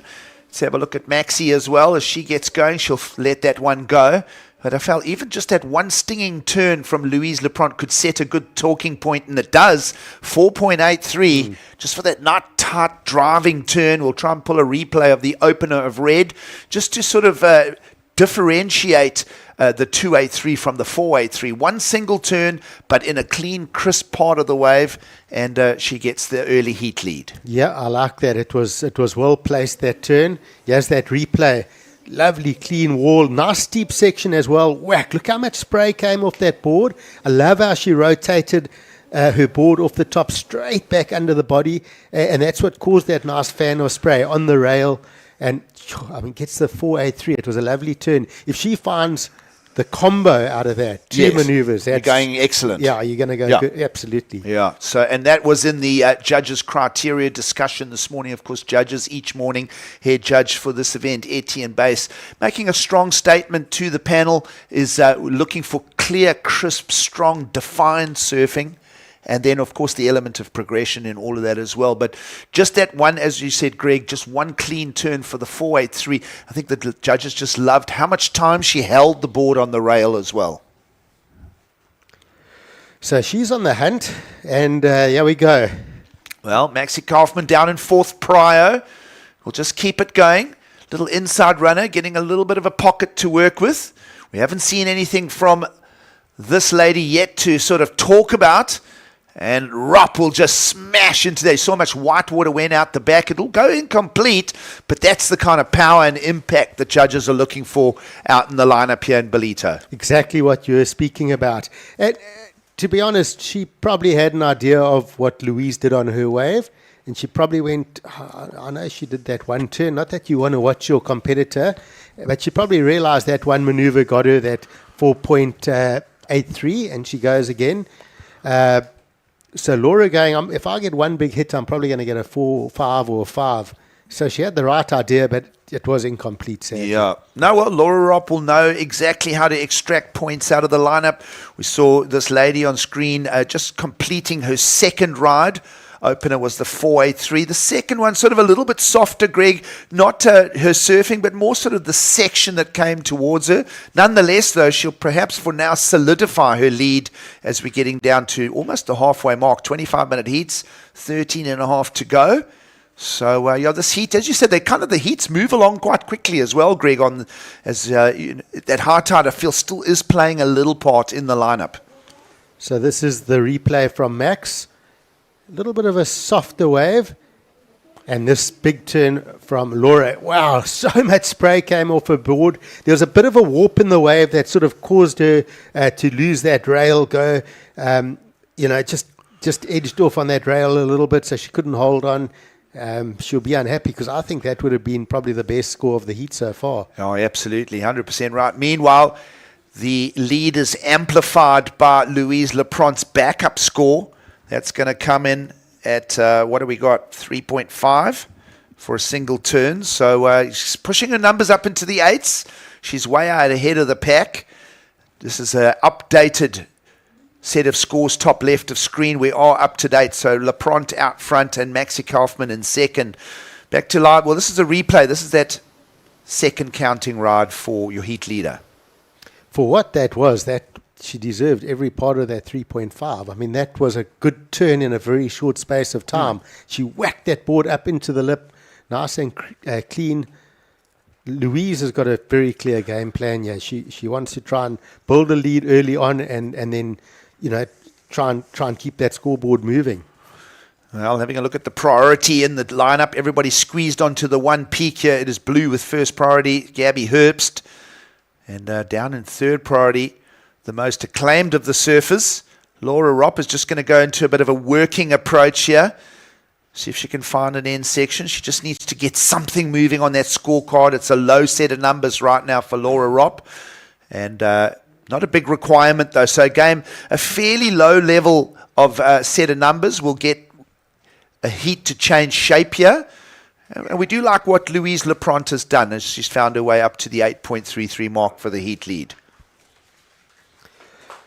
So getting to the point of everyone's beatable. You know, you look at paper, you look at stats, you go, okay, Laura Ropp, previous winner here, she's going to be dangerous, she's going to be hard to beat, but everyone's beatable. She hasn't had a great start yet. This is the part where the South Africans can go, okay, there's 11 minutes on the clock. I've got an opportunity to actually get through this heat. Let me work hard. If I keep Laura off the next good wave, don't let her break down the beach on her own, and then get the next best score, put pressure on her, there'll be a chance. Well, Laura Ropp's fetched another low number in the lineup, and she's down in the fourth prior. So this is her scratching and hunting away. She's moved slightly wider the pack here. So as you said, Craig, an opportunity for the hyenas to sort of hound in here and squeeze the Brazilian out of the game with 10.5 to go. But Laura Ropp maybe will want to just settle and find her way back into a better priority, but it's going to squeeze a little bit more pressure onto her, perhaps to the point where we get to the back half of the heat and she needs like a single score of a 5 or a 6 to go from fourth to first. Yeah, but you got to build that scoreline pressure. Having a look here, here's a paddle, Gigs. Well, this is heat leader Leprant. That's pretty much, we feel, done everything right. Backhand surfing has been crisp for that opening score of the 483. That one, I don't think is going to replace or improve a heat lead. Leprant's previous ride was a 3.5 featuring in her top 2, but the strength's still that 483 for the opener. Let's have a look at Maxi Kaufman. Here she goes, swings it, approaching lip. She'll hold on to it. She'll just shuffle her way through the white water. It's a little bit loose, but she is in that second place position, Greg, and she's holding on. It's a big requirement. Look at the space between first and second right now on the point score spread. So Max has got an opportunity here. She gets a 2.63. It's going to be very difficult to keep Laura Rupp from riding waves, but you can certainly try, right? Absolutely. And that's what I think needs to happen. I mean, the time's ticking so quickly. There is an opportunity. It's going to probably be a fairly low-scoring heat. You use that priority to your favor where possible. And both Gabby and Max have got some sort of a small score to hold on to. That's sort of a point better than what Laura's got at the moment in her scoreline. Well, we've slipped under the 9-minute mark. Really nothing to hang a hat on for former event winner here, Laura Ropp, the Brazilian in this heat, who has gone into, perhaps we said that she should do that, Greg. She's sort of gone back into the patience game, work her way back up the priority ladder and put emphasis on a single ride. She's moved up to second prio for now, but down in fourth, looking for a small number. Yeah, look, Laura gets an opportunity, half an opportunity. She's going to get a score, She's that good a surfer. So the other surfers are going to have to build their scoreline and be very tactical. This is priority at work here, so maybe a little error there from Gabby Herbst. She's allowing other surfers to sort of also find quality waves. Switch of direction here. We spoke of left-handers paying out. And to me, that was tactically a wrong decision from Laura Ropp. She may regret that as we move under 8 minutes to go. Yeah, as a competitor, you could feel that she's feeling a bit of pressure. She's almost showing it. Not quite yet, but certainly a chance to capitalize on that. But she really just needs one opportunity, and if she connects with that lip, it's going to get a big score. Yeah, she want to look back and go, I only need a 2.76. It's not really that much pressure. Rather just slow this thing down. Meanwhile, Maxi Kaufman will go into the first priority, and it seems maybe Louise Leprant has found another wave in the lineup as well. We'll see if that impacts on her lead right now, an 8.83, built up of the opening score of a 4.83, the single backhand turn. She did, meanwhile, Louise Leprant replace a score, so she has upped her heat lead by another 0.4, Greg. A previous ride, a flat 4, to extend the lead. Yeah, Louise is now surfing her own heat. She can go and have a bit of fun. She's set it up really well. And here we go. Let's see what Laura Ropp can do. Bangs in that lip, just sort of looks down, steadies the board, and just goes, well, it's a single maneuver. It wasn't that special. There wasn't a lot of sparks flying from that. So she, perhaps, Greg, as you said, starting to feel some pressure. Someone with no pressure and surfing her own heat, as you said, Greg, is Leprant. And I'm not sure that she's going to improve on either of her counting rides. And meanwhile, Max Kaufman knifes a nice line through the lip and still is our second place surfer here as we get down to a little over 6 minutes to go. I think Laura's wave, though, is going to probably put her into second. I still think that one maneuver was well placed, and she had that bit of extra speed and extra power. Even though it was the one turn, I'm happy to debate with you. I think it could be borderline and maybe not a replacing score. Yeah. It wasn't. She didn't fly through that. Yes, she had good technique, and let's get the replay of Last of White particularly, because this is a clutch discussion. 2.76 requirement for the Brazilian. Was it that special? It was sound, it was solid, but it wasn't sparks flying. It wasn't, for me, what Louise has done, but I'm comparing for second place now, and for me it's the best turn done by the other three surfers so far in this heat. So I do believe that it's... We're back to live here. That's Max Kaufman in green, just getting a completion there, doing everything that she can to hold on to that second place position. Nice defined turn from Gabby Herbst, and perhaps connecting to an inside section. Judges' scorecard is still open for discussion on Laura Ropp's single maneuver. Judges' scorecard again open for Louise Lepront, who's just sort of freewheeling in the lineup here. As we slip under 5 minutes to go, all four surfers now are owed scores. And we'll just sit back and sort of just break that all down for you folks at home, as judges will be doing the same, as they will be wanting to just get these numbers to land perfectly right here. Because, again, this point spread for second, third, and fourth incredibly tight. I think it's the first time today that we've seen all four surfers owed a score. With consistency of waves. They all found... it's going to... we'll see where we end up at, after these scores come in. Here we go. This is Max Kaufman. Sets up. Whacks that turn. That's quite a nice, strong turn. It's very critical. The only thing is not a lot of spray, but the criticalness of that turn was very good. So that's going to really help. Really help her cause. And then we see Gabby working this one through. Again, just a bit late to that lip.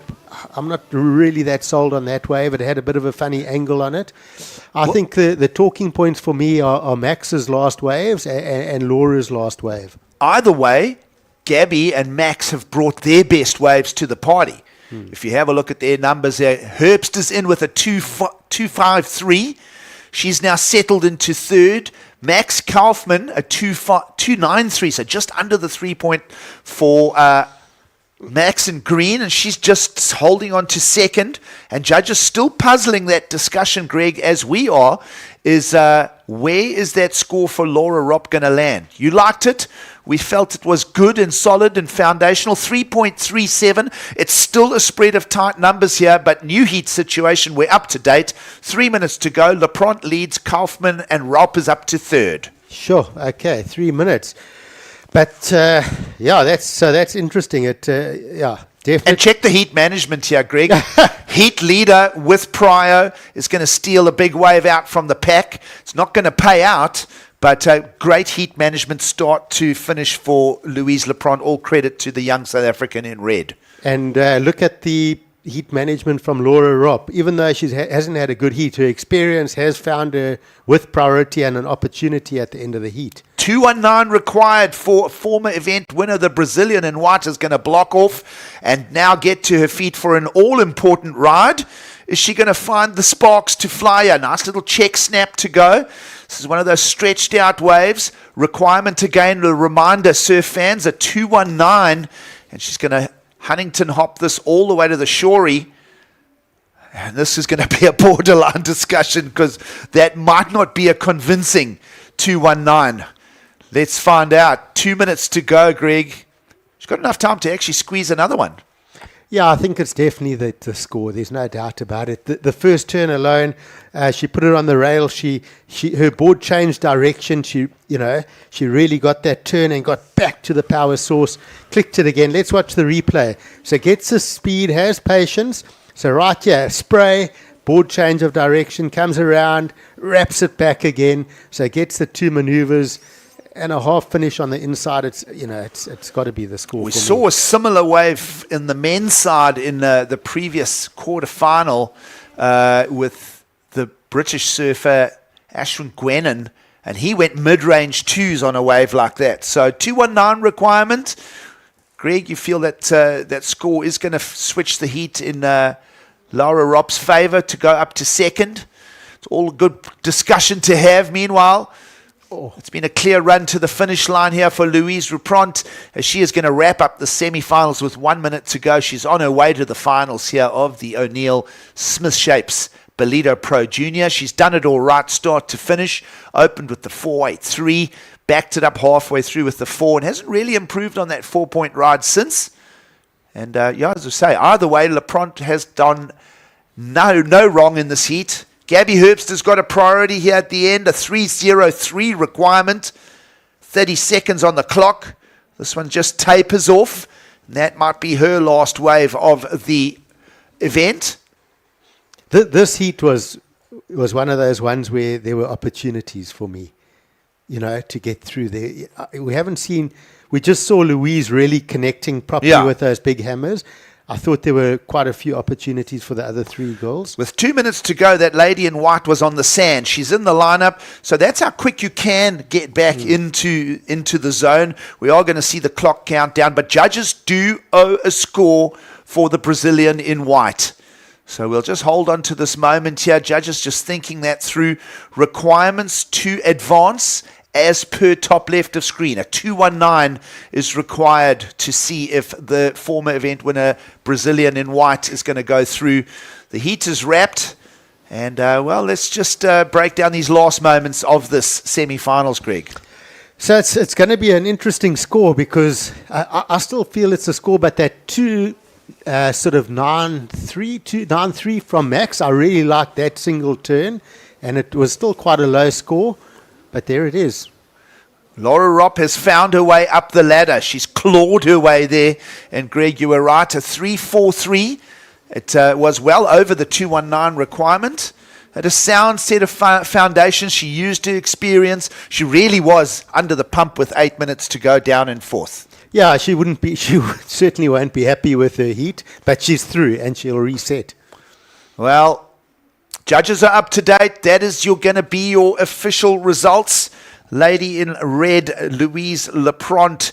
Don't just ignore those sets of graphics, folks. An official result, Lapront and Ropp are on their way to the finals here of the O'Neill Smith Shapes Ballito Pro Junior. We're going to sit back, inhale and exhale, and we'll get going with semi-final number 2 straight after the break.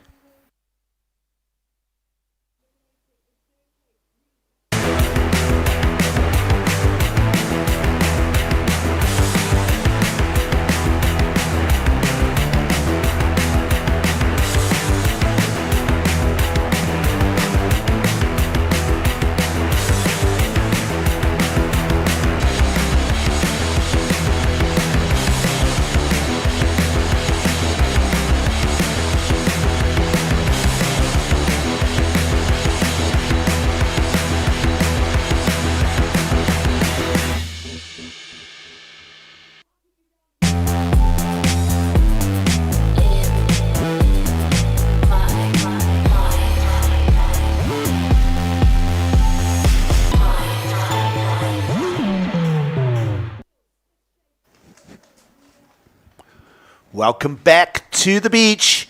It's the biggest surf festival on the African continent in 2026. Everything that is in around the Ballito Pro of 2026. It's a good morning as the beach heats up. It is that beautiful beach scene that we are so used to this time of year. The rest of the country is cold and wrapped up. We are in summer mode in the middle of winter as we get to semi-final number 2. It's a good morning from myself, Gig Saliers and Greg Emsley, as we intro 3 South Africans in Emily Jenkinson, Lila Assalts, and Anastasia Fenta will take on the young Australian in Charlie Haterley. And little scenes here of previous heat results. That is Louise Lapront on screen, who's on her way to the finals. We will establish who will take her and Laura Ropp on. It's a good morning, Greg, as we get stuck into another exciting heat. And, Laura Ropp just a very unglamorous heat by her standards, but she's into the finals in 2026. Yep, she'll take it with a smile and go, okay, not quite according to plan, Yeah. but I'll reset and I'll be back, and she will. But this heat for me is the more stacked, if I can say, semi-final. I think Charlie Hatley is a phenomenal surfer. Her placement and timing exceptional, especially on those backhand turns on the right. Emily Jenkinson, always a standout from South Africa, very dynamic, moves very quickly. Anastasia Fenter, I felt in the last year or so, dipped a little bit, but in the last event over in Victoria Bay, she came alive again. The surfing she was doing was incredible. The snaps and on the rail turns was like, wow, she's back and she's hungry. And then Lila Azalos. Lila's had a great event here so far. She's sort of an unknown young junior surfer that's coming through the ranks very quickly. So watch this heat. I think it's going to be a really fired up heat. Well, we're all set for action. It's 10 o'clock local time here. The beautiful beach scenes here. Of course, the all-familiar granite bays of Willard Beach. Of course, further up the line there, the Boggs Bay, the bathing beach. And, everybody in and around. And, of course, this year, the Ballito Pro tying up and sequencing beautifully with the school holidays perfectly. No Jeffreys Bay on the championship tour schedule for this year. So all the focus and the timing on the calendar set for an amazing time here in Ballito. Fantastic. I love that pulled out view of Willard Beach and all our surf spots along here. It's just like, I don't want to say it, but it's almost like a mini Hawaii where you got so many spots packed in a short space. Yeah, and it really is a version of that, Greg, especially this time of year. Consistent east swells and then those big south swells that make their way up from the Cape, passing Jeffreys Bay and all the way up here to beautiful Ballito.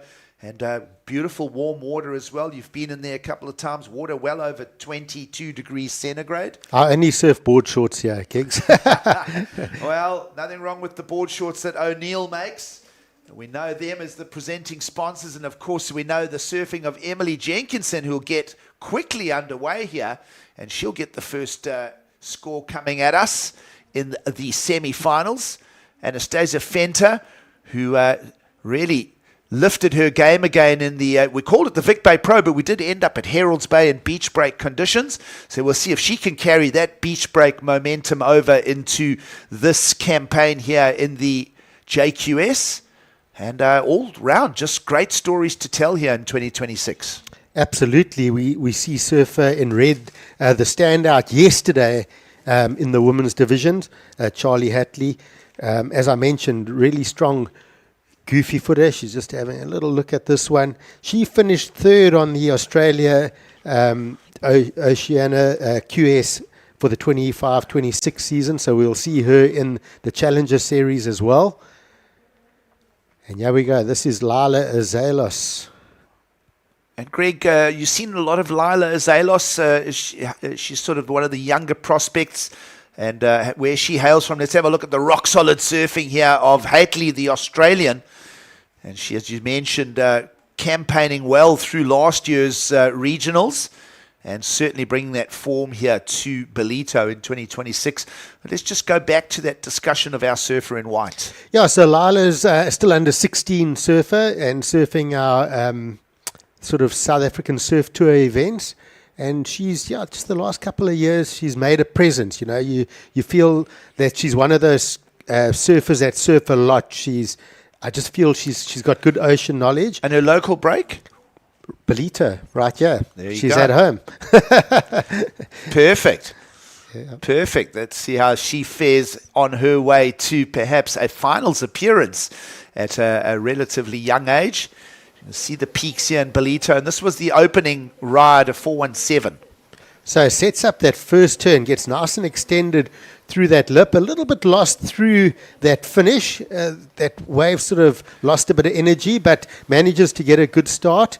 And then behind this was Anastasia Fenter, just chops that turn a little bit short, looks down the line and doesn't quite connect with it. So she's sort of going to look for something better than that to get her heat going and build a better score line.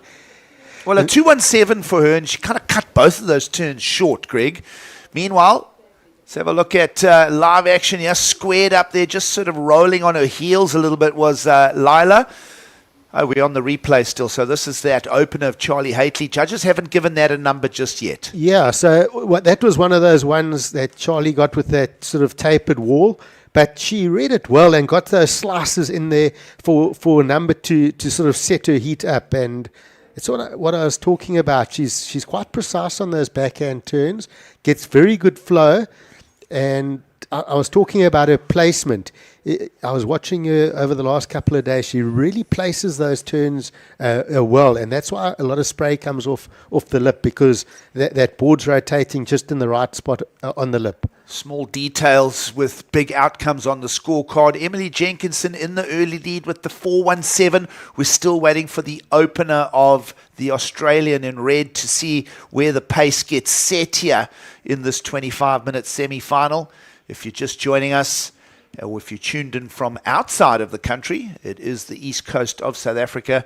It is beautiful Ballito, and of course the site of the JQS event. Will go into the qualifying series, Ballito Open tomorrow through to the weekend, and then of course the first Challenger Series event of 2026, all right here at the Willard Beach. We've quite a few years into competition here. Our first year up here in 2008 or 2009. And, well, we've settled in Ballito and we ain't going anywhere. What a place. We love it, especially this time of year. Aggressive paddling here from Anastasia Fenter. She'll be frustrated with that. She used the priority. She's thrown the prior away. Her opening score, she cut it short for the low-scoring 2. And, well, let's just hang the hat on the 7:17 that's come in for the Australian. You spoke of timing, you spoke of placement, and judges are just pinpointing that as well, and that'll reflect straight in the numbers and into an early lead. Yep, and the speed and the power, it's all there. It's going to be hard to deny Charlie's scores. She's going to be the woman to beat here. So surf fans, just want to acknowledge Pierre Tosti in the foreground there. You see him with the, no, that's not a pith helmet. That is his sun hat. And just a shout out to older brother Jean-Marc Tosti from the Surf HQ, who really is under some pressure today on the operating table. He had a bad surf-related accident in the shore break on Sunday. Multiple fractures to C1. So the entire surf community around the world, there is Pierre and older brother Jean-Marc Tosti. We're just sending his good wishes right now as he'll undergo surgery just down the road in Umhlanga. And surf fans, send your love to JM and crew at Surf HQ. And we'll keep you updated on that as the week unfolds. Meanwhile, Haitley, the Australian, opened with the 7:17, quickly backing it up. So smart tactics here for the quick backup. She realizes it's still a bit of a patchy rhythm to the ocean.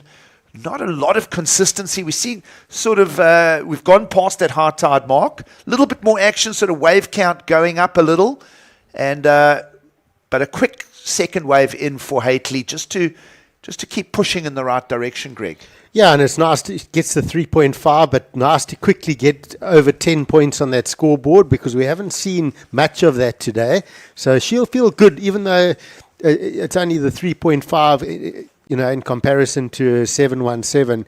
She's in that score line. It's going to be hard to take her down in this heat. So she's going to go, I've got 15 minutes to really connect on my next couple of waves. Well, there is the main takeoff zone. You saw Haitley out in the rip paddling. We panned across here to where the priority is being held by Emily Jenkinson. And just a quick squeeze of an insider for Charlie Haitley. Yeah, and just gets those 2 turns. And judges quicken, 2 turns, smaller wave, but they were committed 3.5. Just watching that paddle in, and we saw with Anastasia Fenter as well, it's got a strange hold on you sometimes, this wave, if you don't quite get into it right. Yeah. And you almost feel like if you haven't got into it, like it's almost not worth always going on the wave, because you end up getting into it so late that it holds you back. And it's really important to set that takeoff up really well, as we see here. Well, priority being used. Big hit to the lip there. Wow, she opened with the 417. That was her backup score underway. And if she'd landed that, she would have been challenging for one of the better scores of the heat, Greg. It'll go incomplete. And meanwhile, the young North Coast surfer Azalos will go down. So 13 and a half to go. Let's see how all four surfers navigate the second half of this heat.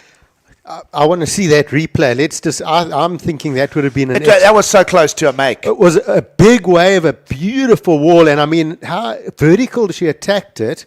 Yeah, she was so close. I reckon it would have been a straight excellent score for one maneuver if Emily had made that maneuver. Yeah, of course, Emily Jenkinson it'll be a small throwaway score.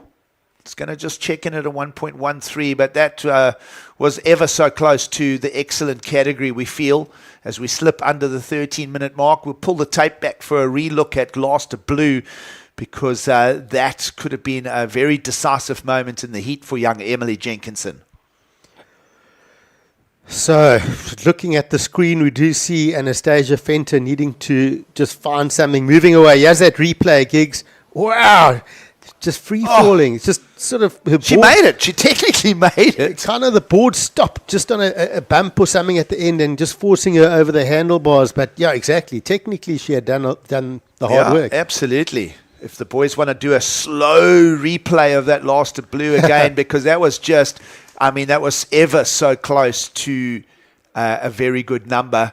But all credit to Haitley, the Australian right now, who opened with the 717. She literally in the rip current on the way out, just turned and backed herself up with a little 3.5. And she's settled into priority as well here. Let's have a look at this one. Where did it go wrong? Okay, well, deep off the bottom, aiming for that lip, connects, free falls, lands. Oh, and there was a bit of a bounce. You saw that nose. It actually flicked the tail up. Yeah. So it was... if you've ever done whitewater rafting, on the Orange River, there's a rapid called Big Bunny, and it kicks you out the boat. That's why they call it Big Bunny. That reminded me of, and I did get kicked out. That's why I know. That reminded me of Big Bunny just kicking her out there. But ever so close. So close. That was milliseconds, millimeters from a make. But everything done right there. She used the priority. That's the best looking wave that's come through the lineup as well. All semi-final number 2 here. We're down to 11 to go. Either way, with that throwaway, Jenkinson is in the second place position. Relatively challenging numbers considering the lineup, with Anastasia Fenter hunting the 314 and our local in white looking for the 463. So exciting 10:45 remaining. Yeah, all gettable scores. So it's just looking at the screen again, I love the different tactics, the amount of movement you see from our surfers. Now looking at the beach, looking at priority. Okay, there's 10 and a half minutes to go. What's my game plan? I've got to reset. Where am I in the heat? What do I need to do? I love it. It really becomes a game of chess. And we see now Lila heading back to the pack of 3. Anastasia Fenter seems to have moved down the beach. She's hoping to find an opportunity on her own. Absolutely. Just on 10 minutes to go here in the second semi-final as we establish finalists on the draw on the women's side. I just want to make this comment, Greg. I'm watching that the ruffle on the ocean. I'm watching a little bit of texture, and the texture's changed direction. So we could get a little bit of a wind swirl and into the onshores as we start moving into the semi-finals of the men. But that's all future discussion right now. 9.5 to go, and the Australian out front. And as we mentioned, she's done it all right. Got that backup score, got the strong opener, and she is holding that prio. So I was going to say Anastasia Fenter didn't have any priority established. down the beach, and she hasn't ridden a wave, but they have just put her fourth priority in. But we do see first priority with red, second priority blue. So first and second are going to try and keep this pretty tight. They're going to try and protect those positions. Yeah, absolutely. Great stuff as we start a big season of surf competition here in Ballito in 2026. Of course, last year, a very similar story as well, with the JQSs building up through the QSs to the Challenger. Such a remarkable Challenger last year with two of the respective winners, both on the women's and men's side of the draw, going to qualification on the championship tour. Of course, it was the opportunity for Nadia Aristaba to use her backhand here in Ballito, and of course a very emotional win for Luke Thompson on the men's side with his win over, was it George Pitar, I think, in the final. Yep. So Ballito plays a massive part in the picture of world surfing. We love seeing where the future talent and the future players are going to come from. And that's right, our investment into the JQS, to the junior qualifying series. And of course, all of these young ladies and men, that end of year focus of a world junior title always in the back of their minds. Massive. And that's where they're basically aiming for, yeah. But let's just touch on what we, for our listeners, on what we're expecting. I can tell you that the second day of competition, which I'm trying to get to which day, I think it was Sunday, was flawless. Up and down Willard Beach were stand-up barrels. We saw some of our challenger surfers getting crazy tube rides. We saw the rookie rippers. We saw a young Ra Culpepper get a perfect 10-point ride out at Surfers, a deep barrel.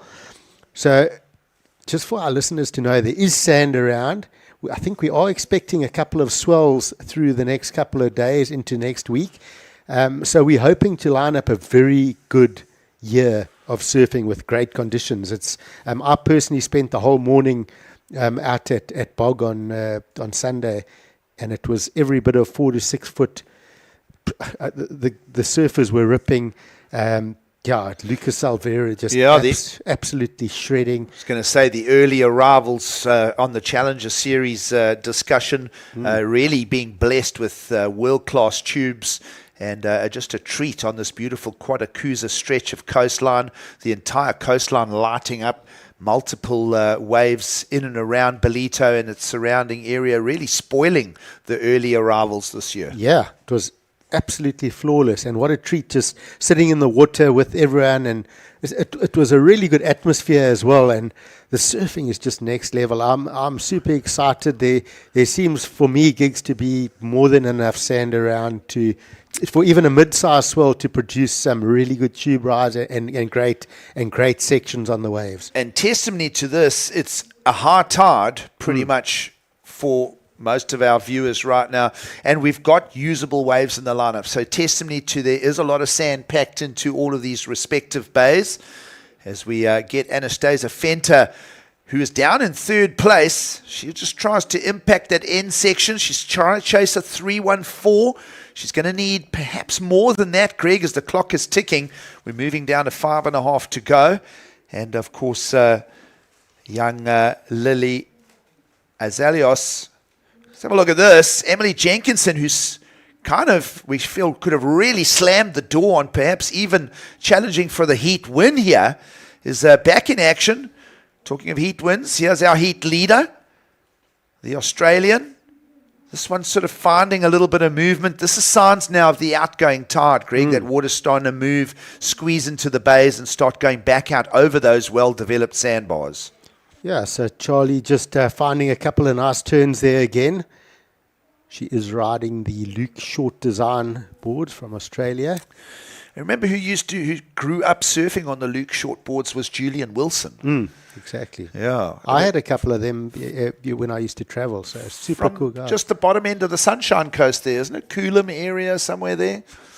The Luke Short Designs. And of course, how good was Julian Wilson's appearance at this championship tour level as a wild card last year?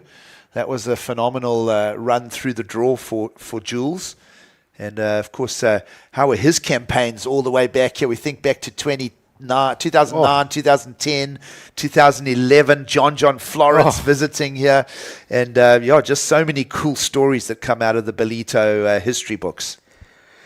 That day of surfing, was it 2011 when it was those big Yes. tubes? I mean, that was phenomenal. Did you? I don't know if you tried to paddle out that morning, Gigs. I thought it looked so perfect from the beach. I tried to paddle out. It was like a bus hitting you. Those waves were so heavy. You needed ski assistance. But hopefully we get to see that this year. Maybe this is the year we get to see a replay of that. And talking of replays, a couple of waves on the screen. That's Emily Jenkinson looking to just protect that second spot that she's holding right now. Which she did, Greg. She did up her numbers a touch. And here goes Charlie on that last wave. Just really, I mean, that was a tricky wave, and she just finds those placements. That came in at a 5-point ride, so doing well to improve that scoreline. Exactly, and that's the story for both blue and red, respectively, Greg. Both of them, their last rides in their top two, so nudging a little bit of extra pressure. Emily Jenkinson onto Fenta and Aslasios. How do we pronounce that? Help me with it. Azalos. Yeah, it's Lila Azalos. Azalos, okay. Azalos. So it would be a Greek background, if I remember. Thinking of Greek, what about next door, the beautiful bay at Thompson's Bay with the beautiful property developments there? I love that Greek sort of theme, and if you surf at sunrise, you look straight into that. But that's another topic altogether, because this is about competitive surfing. And right now, Emily Jenkinson trying desperately just to up another number, put more pressure on Fenta and Azalos together. And we're down to 2.5 minutes, Greg, and the Australian has done nothing wrong. Yeah, put together a very strong heat here. Obviously, Charlie starting with that 717, backing it up with that 5-point ride. There's been a lot of sort of broken up waves in this heat. We haven't seen too many of those set waves giving those combos, look, you've got to work this lineup. You've got to find those sections, but it's been slow in that regard.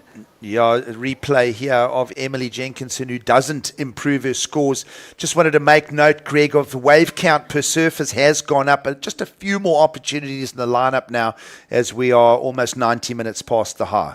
Yeah, with that higher tide, your waves were quite precise because only the set waves were kind of breaking, right? Now, as the tide does bottom out, you'll see a few more of the mid-size waves starting to break, and they could maybe have an opportunity for a quick click into an air reverse. So we probably will see, as you mentioned, that wave count starting to creep up a bit, and surfers trying to create opportunities out of something. The other count that is going is the clock. It's going down. We've slipped under 90 seconds, 1:15 to go. Big shout outs to presenting sponsors like SMG and, of course, the Lexus brand. We're talking about the beaches getting packed. You see their beautiful vehicles on display as we hit the 1 minute mark. No problems for young Australian Charlie Haitley. She's on her way to the finals here. We saw a great red jersey performance from Louise Lepront in the previous heat, and it looks like it's going to be red for the win here again. This is an important wave for Fenta, who's found this with second priority. It's not going to get a dividend. There's no payout for her. And, well, a last roll of the dice for the young Ballito local, who smashes into that. And that was maybe one of her best single maneuvers, Greg, as we're down to 30 seconds. Yeah, nice strong turn for Lila. Just the one maneuver. I think Emily's, probably going to keep safe in second spot there. Lila looking for a 6.4. It's a very big number, today. But, things winding down. And, Charlie's just been so solid in this heat. And still, I mentioned it before the heat. For me, she's the favorite in the women's JQS. So keep an eye on her in the finals. Well, horn blows in the background as we wrap up semi-final number 2 here in the O'Neill Smith Shapes Ballito Pro Junior. Nothing to crit with the approach of Charlie Haitley. The young Australian is on her way to the finals, and she'll take Emily Jenkinson with her. And a fair spread of scores there, Greg. I mean, first and second really setting themselves apart from the rest of the scorecard there. Yeah, so we do have that score still to come from Lila, but I don't think it's going to be that number. But Charlie, yeah, just dominating. Emily looking good. If Emily had made that one big turn, that would have also made that first and second scoreline a bit tighter. But yeah, looking solid from both Charlie and Emily. Well, these are those replays. Here's that big impactful turn. And we are waiting for a number from that. It is a big requirement for the young Ballito surfer down in fourth. But, that was a step in the right direction for her. She'll take much from this experience in 2026, and we look forward to a great future from Lila. That wave there just caught. I noticed that wave of Emily Jenkinson. She found that right down almost in the rip current on the bathers' end of the beach. So we'll wait for those numbers to become official. We'll set the scores straight. We'll sit back and take a break. We'll transition to men's semi-finals. Stay with us. We'll be back right after the break.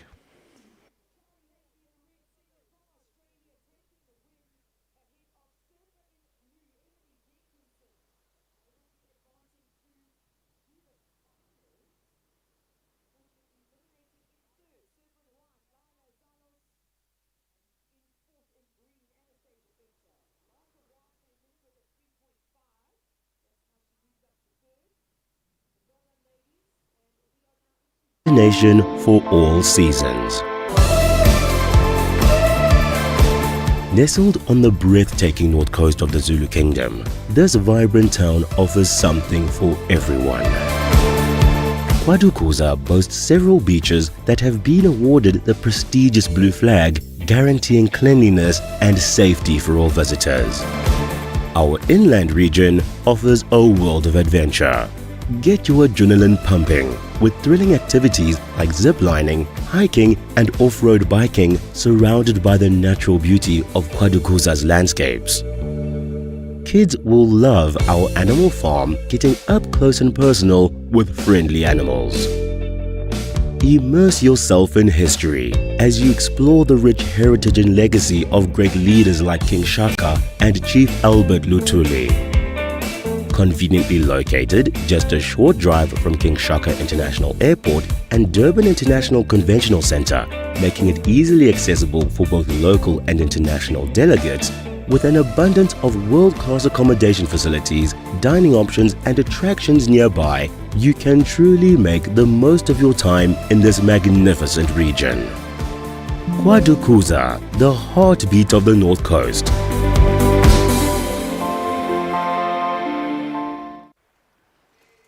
And we are in the beautiful north coast of Quarterfinal.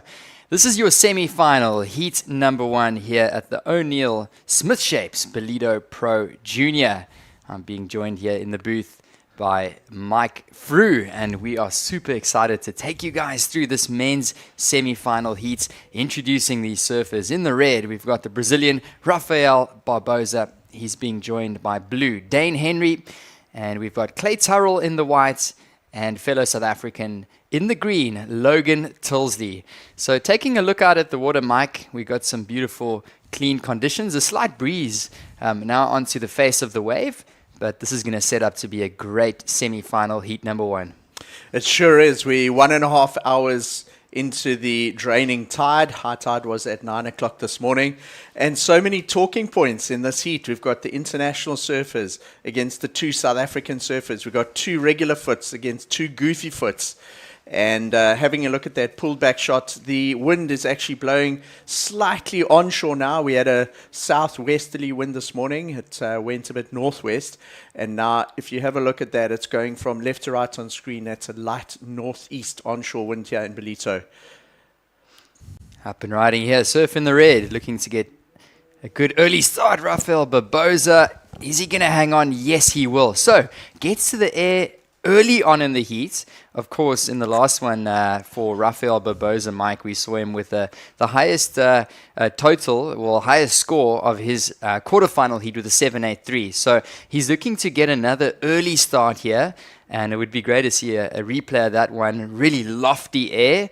For a moment, I thought that he was going to lose control, but he hung on really well to find the finish. I think as we go through the morning towards actual finals here, we'll see more of the guys sticking that kind of air with this onshore wind. It's sometimes called the air wind here in Ballito as it picks up. But these 4 surfers fighting for a spot in the finals, Johan. And 2 places up for grabs and 2 will be eliminated in the semi-final stage of competition. That was a nice quick in and out there for Clay Turrell. He's surfing fast and fluid, 2 whippy little turns on that wave. Like we were saying earlier this morning, the wave is not very long here in Ballito with its type of swell direction and the kind of peaks that we have today. You probably have got about 25, maybe 30 meters of wave to work with. So it's not fully lining up like a point break here. It's very much a multiple peaks. So to squeeze in those 2 turns, you've got to work very quick and you've got to react quickly to whatever the wave presents in front of you.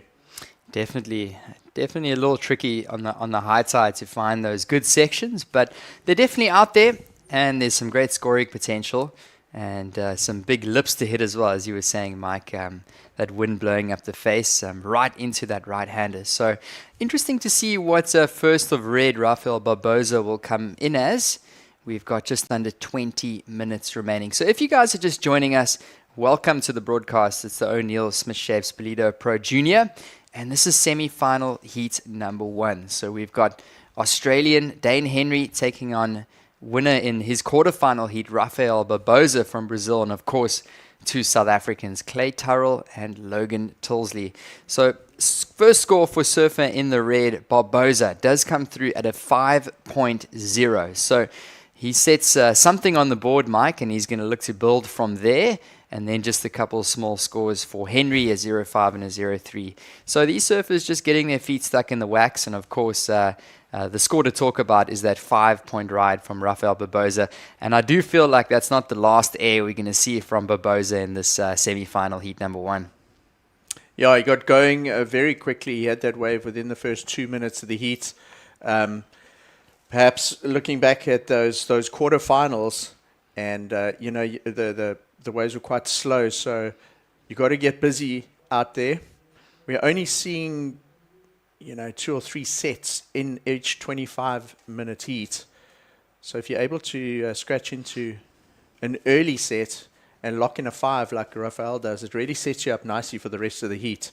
So he'll be feeling quite confident out there. And he's also in priority, so he's sitting in a very comfortable position at the early stages of this heat. So there's 2 scores coming in for the South African surfers. The first score for surf in the white, Clay Turrell, comes through at a 4.17. So decent start for whites. And of course, the score to come in for surf in the green, Logan Tilsley, but utilizing his priority up and riding, Rafael Barbosa, opening carve. Ooh, and that was an uncharacteristic fall for the Brazilian. Yeah, that was very unusual. I really thought he was loading and springing up for something quite big there. This is Dane Henry wearing the blue singlet, getting to work, just tagging back into the section. Are we going to see something big here? We sure do. Woo! That was a high air. A lot of amplitude on that one. That'll be a great replay to watch and break down a little bit. But that's what Dane Henry is renowned for, and bringing an elevated skill set here to Ballito on his opening ride in semi-final heat number 1. So throwing his name big time in the hat to advance here in semi-finals. Yeah, 100%. So I think the first time I heard of the name Dane Henry was a couple of years ago in a Pro Junior QS event in Australia, and he ended up pulling off a backflip in that heat. And some serious loft that he got on this turn.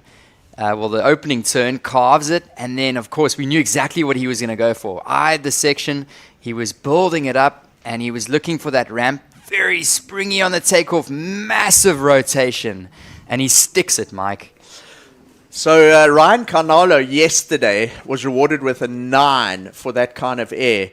So I'm interested to see what the judges are going to give this one for Dane Henry.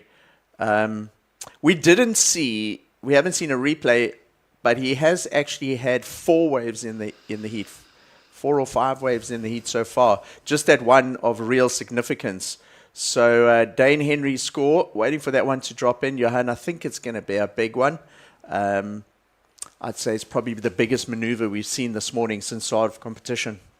Definitely, and we can understand why Dane Henry has been crowned a world junior champion with surfing like that. So that's definitely going to shake things up. He's throwing a statement out here in the semi-finals, and he's going to look for that W today in the JQS. And of course, as we were mentioning, Dane Henry will be competing in the QS and as well as that Challenger Series. So this is just a great warm-up for the young Australian talent. And he's going to make it really tough on these surfers in this heat when that score comes in. Last of green, Logan tells you the opening score for green was a 4.33. So not a bad start, Mike, for Clay Turrell, 4.17, and Logan tells you a 4.33. But these scores are going to come through, and it is going to be massive for surfer in the blue. And it comes through. It's a 9.83. Mike, watching this once again. Here he goes. Loading up for potentially another big air. This time he grabs the rail but doesn't ride it out. You've got to ride it out with forward momentum. But let's go back to that. Johan, you were saying the score there for Dane Henry's last wave. Goodness me. A 9.83 for Dane Henry. And it was all on the bulk of that aerial maneuver. Of course, he set up with a carve on the inside. But, I mean, crazy critical surfing there in the air for Henry. And what was so impressive about that, Mike, is just the way that he spun it around effortlessly.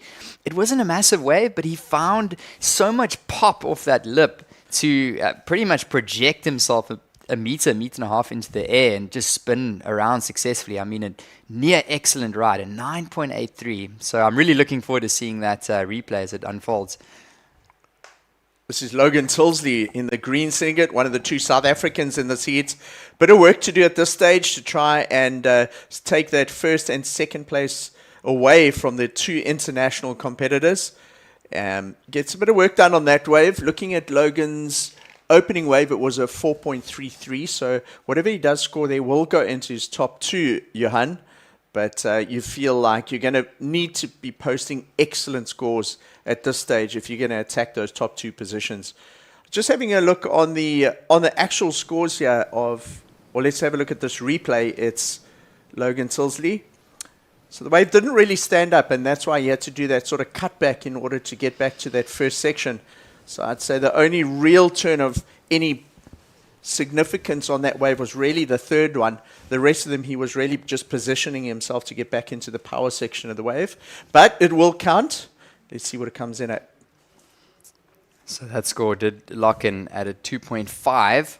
So Tilsley's got a couple scores on the board. Clay Turrell opened up with a 4.17. Of course, the Brazilian Rafael Barbosa opened up with a 5. But definitely the talking point of this heat is that 9.83 from Dane Henry, the Australian. Of course, as you mentioned, Mike, he's already got a couple QS wins, a JQS win under his belt this year in 2026. And he is really coming into this Challenger Series event with a lot of confidence as he surfs through these junior heats. The Ballito Pro is the only event in the world that has a JQS, then a QS, and then the Challenger Series. It's the first Challenger Series event of the year, and Dane Henry has entered this junior event.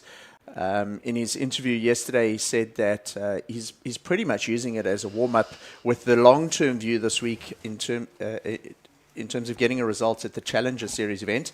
So surfing the JQS, he is also entered in the QS, the Ballito Open that starts tomorrow, and then he will also feature in the Challenger Series next week. So if he continues along this sort of trajectory and getting through a number of heats like this, he could potentially have surfed about 9 or 10 heats before he even starts his Challenger Series heat next week.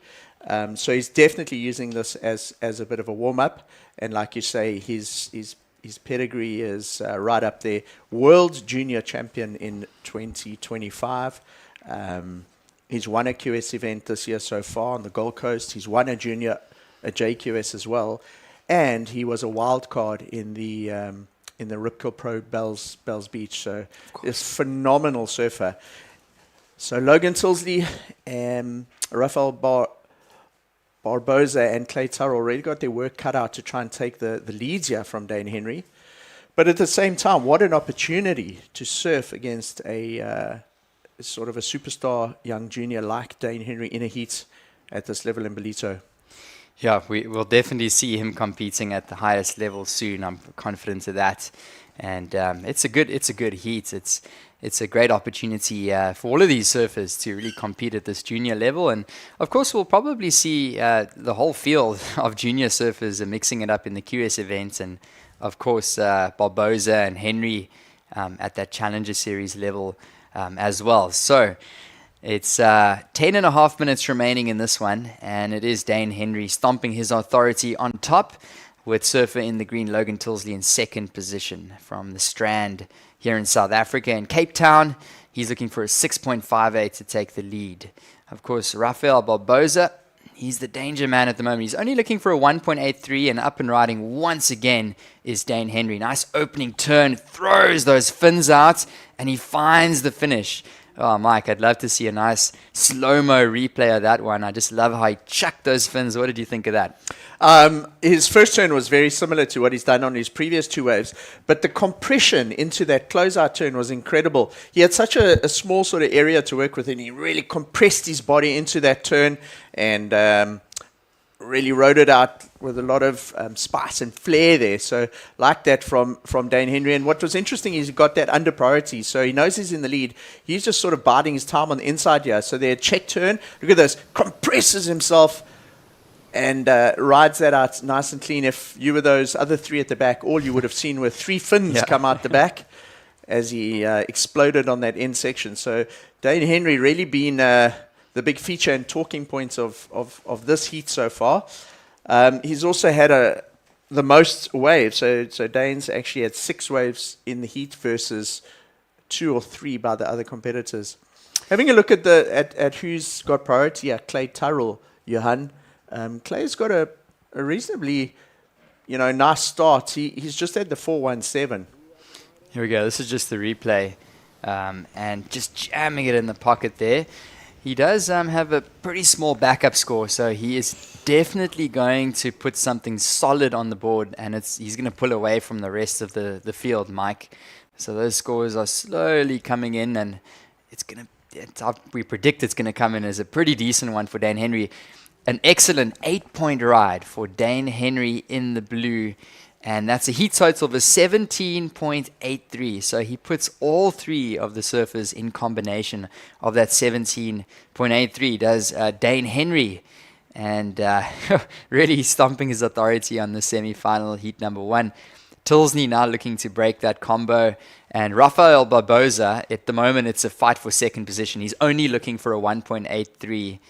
Clay Turrell, as you were saying earlier, opened up with a 417, but he's looking for a 267. So incredibly tight for second.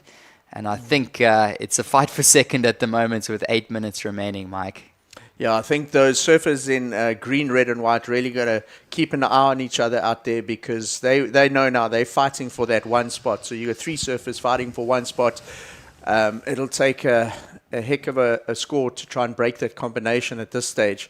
So Clayton Turrell, if you look at his strategy compared to the other 3 out there, he's been very, very patient. That 417 on your screen, that's just made up of the 1 wave, which he got very early in the heat. He got it within the first few minutes. This is just Dane Henry on the inside, staying busy, looking to try and improve on his scores. The more water time he can get out there, the better rhythm he's going to go into further heats in this event. Yeah, so he's just looking to operate on the inside, catch a few more waves. That was his 8th wave, surfer in the blue, Dane Henry. Of course, sitting with a 983, if you've just joined us and you've missed it, a 983 for a massive frontside 360 air reverse, and then, of course, an 8-point ride, an excellent 8-point ride for blue. So Dane Henry in a convincing lead. Priority is with surfer in the white, and a dangerous surfer as well, Clay Turrell, needing a 2.67 to advance. And of course, the Brazilian, we can never count him out, Barboza, requiring a 1.83. And I feel this heat has flown by, Mike. We've only got 6.5 minutes remaining. Yeah, it really has gone fast. There's been a lot to talk about. The highlights, obviously, that those 2 Dane Henry waves. Rafael Barboza in the red, he's got a 5. Clay Turrell a 417, and Logan a 433. All three of those guys very, very close. And there's nothing much to split them going into the last 5 minutes here. So whoever does manage to get the next sort of set of waves, generally 2 waves in a set at the moment, I think are going to be the ones that, or it's going to be the one that advances. With 5 minutes, unlikely you're going to get 2 sort of 8s to try and, or well, you're going to need a 9 and an 8 to take that 17 away. So it's very close now between Clay Turrell, Rafael Barboza, and Logan Tilsley. They'll be keeping an eye on each other, and they'll need to adjust their strategies accordingly in the last 5 minutes of the heat. It's nerve-wracking times there, and very, very close. Look at what they need. Rafael only needs a 183. Clayton requires a 267. Wow, it's close between those three, Johan. Yeah, as we see just scenes of the beach, and it's a beautiful Wednesday morning here in Quadricuza, watching semi-final heat number 1 of the O'Neill Smith Shapes Ballito Pro Junior. So if you guys are just joining us, welcome here to the north coast of KwaZulu-Natal. We do have 5 minutes remaining on the clock, and as you were saying, Mike, it's going to be interesting to see how it unfolds. Rafael Barboza, he's under priority. He's looking for a small score of a 1.83, so he might be looking for a bit of an insider, whilst Clay Turrell is waiting for a bit of a bigger wave out the back. But Dane Henry is just going to get into this one, gets onto the left. Our current heat leader out of Australia, world junior champ, finds the section, and he's going to manufacture another score. And surfer in the blue, really just owning this heat, is Dane Henry in picture. So finds a left, which has been it's been a bit rare, the lefts, Mike. And at the moment, surfers in the red and the white have just been unlucky not being in position. Dane Henry has just been sniffing down every wave in this heat. Johan, I surfed with Dane yesterday in the free surf before the event started yesterday morning, and I was having a look at his board, and incredibly, he waxes his board not just all the way right up to sort of the top. It's actually waxed right up to the nose of the board. Yeah. I think there was probably only an inch on that board that isn't waxed all the way to the nose. So interesting that these guys pretty much use the entire deck. And the reason for that is the technical type of airs that he does. Often when he's coming down, his front foot is placed very forward on that board so as to stop his foot from coming off. But it was quite interesting. He was, I was looking at it and I thought, wow, look at that. Look how high up he's waxed that thing. And it shows you why, the type of airs we've seen in the heat so far. Yeah, definitely. It makes a difference when you got a bit of wax in the front if that front foot slides forward, specifically on these hard landings at Willard Beach in Ballito. So that's Dane Henry in picture in the blue, and Logan Tilsley currently in second position, and he's hanging on to that second position pretty much by the skin of his teeth is Tilsley. Barboza only looking for a 1.83, so that's our surfer in the red to the left-hand side of the screen, as we just see a bit of a shot. If you guys don't get to be down here in Ballito over the next couple of weeks, that's pretty much the scene of what things are going to look like. And we're excited to be here, of course, for the bigger part of the festival of the Ballito Pro and the qualifying series event starting tomorrow, and of course the Challenger Series event. So 2.5 minutes to go, and pressure is on Mike for surfer in the red and surfer in the white. So let's see what the ocean dishes up. So Clayton Turrell out of shot had another wave, but it was just a 1.0, so doesn't improve his situation. 2 minutes to go, and we know, I would say at this stage, that win is pretty much locked in for Dane Henry. But is one of these other two going to unseat Logan Tilsley? Ooh. So Logan's second priority, but he can't go because Rafael actually had the priority over him. Important wave here, Jan. Yeah, Rafael Barboza not looking for a big score. He gets the 2 turns. So we've seen that sort of rib slash sort of flatter section, specifically in that zone of the beach. But he negotiates it really well. Gets the opening turn and then finds the finish. So this is going to be a really tight finish here. There's going to be a score that's going to come through for red. And I think there's a very good chance things are going to shift a little bit. Surf in the white, Clay Turrell still looking for that score down in 4th position. He's got priority. So, Mike, let's see what red comes in as. And then, of course, Clay Turrell's going to be hunting for the next minute. So whatever reds it comes in at, it's gonna up the requirement for Clayton Turrell. Yeah, it comes in, and it's a 4.37 for Rafael Barbosa in screen and situation change. Red moves up to 2nd, of course. Blue in the lead. Red now in 2nd, and green needing a wave. So, utilizes his priority there, gets the first turn, cleverly uses the priority, and green has to give way, and he capitalizes, and he moves up to 2nd, Mike. He had to paddle. He paddled really hard to get onto that wave. He knew that if he didn't get it, Logan Tilsley would have got a score. He has another one there on the inside, just a sort of check floato. Oh, my goodness. A shove it from Dane Henry on the inside. But heat winding down. Yeah, 15 seconds. Barbosa going to the air. And that was an exciting aerial maneuver there for Rafael Barbosa, the Brazilian. So, unless there's something out the back the next 5 seconds, it does look like it's going to be blue and red advancing through. So, unfortunate there for Clay Turrell. He couldn't find a wave right at the death. He was looking for a 5.2. And it looks like there's still a couple scores locking into our screen. But you know what, Mike? What a convincing performance from Dane Henry. He's going to take the win. Yeah, that was impressive. That one aerial, certainly the highlight of the day for me so far. Wonder if that's just a replay of Dane Henry's last wave with the shove it. Goodness me, that is some technical surfing. Yeah, it's going to link up to be a great final, and we're going to move straight into semi-final heat number 2. You can see Ryan Kainalo. He's been looking at the previous heats, and he's going to go to the air straight away, and the Brazilian gets a score on the board. So a huge congratulations once again to Dane Henry, the Australian, taking the win ahead of Rafael Barbosa in the previous heat. And that's just a picture of our screen. So official results, blue takes the win ahead of red. Of course, Logan Tilsley in 3rd position with Clay Turrell down in 4th for semi-final heat number 1. We're going to get straight into semi-final heat number 2. Of course, we saw an early wave for surfer in the white, Ryan Kainalo, and he found a 4.17 to start the heat off. So I'm being joined in the booth here by Mike Frew, and we are really enjoying taking you guys through all this action here at Willard Beach in Quadricuza, the north coast of KwaZulu-Natal. Up and going, Ryan Kainalo. We've seen him do that a couple of times over the last few years. It's like a copy paste of his first wave. Very similar maneuver, and we've seen him do it, like you say, many times over the years. Just differs in amplitude, in height, but he really has that maneuver on lock. He's a previous champion. Yeah, he has won this Pro Junior in 2023 and 2020.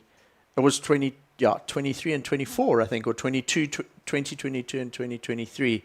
Either way, he came here and won it, I think, as like a 15 and 16-year-old. He's a little bit older now, a few years older, still in the junior ranks, if you can believe it. And so far, with just one wave, he's on his way to the final. But if Ben, Cooper, and Karen have got anything to do with it, they'll want to get into that advancing position.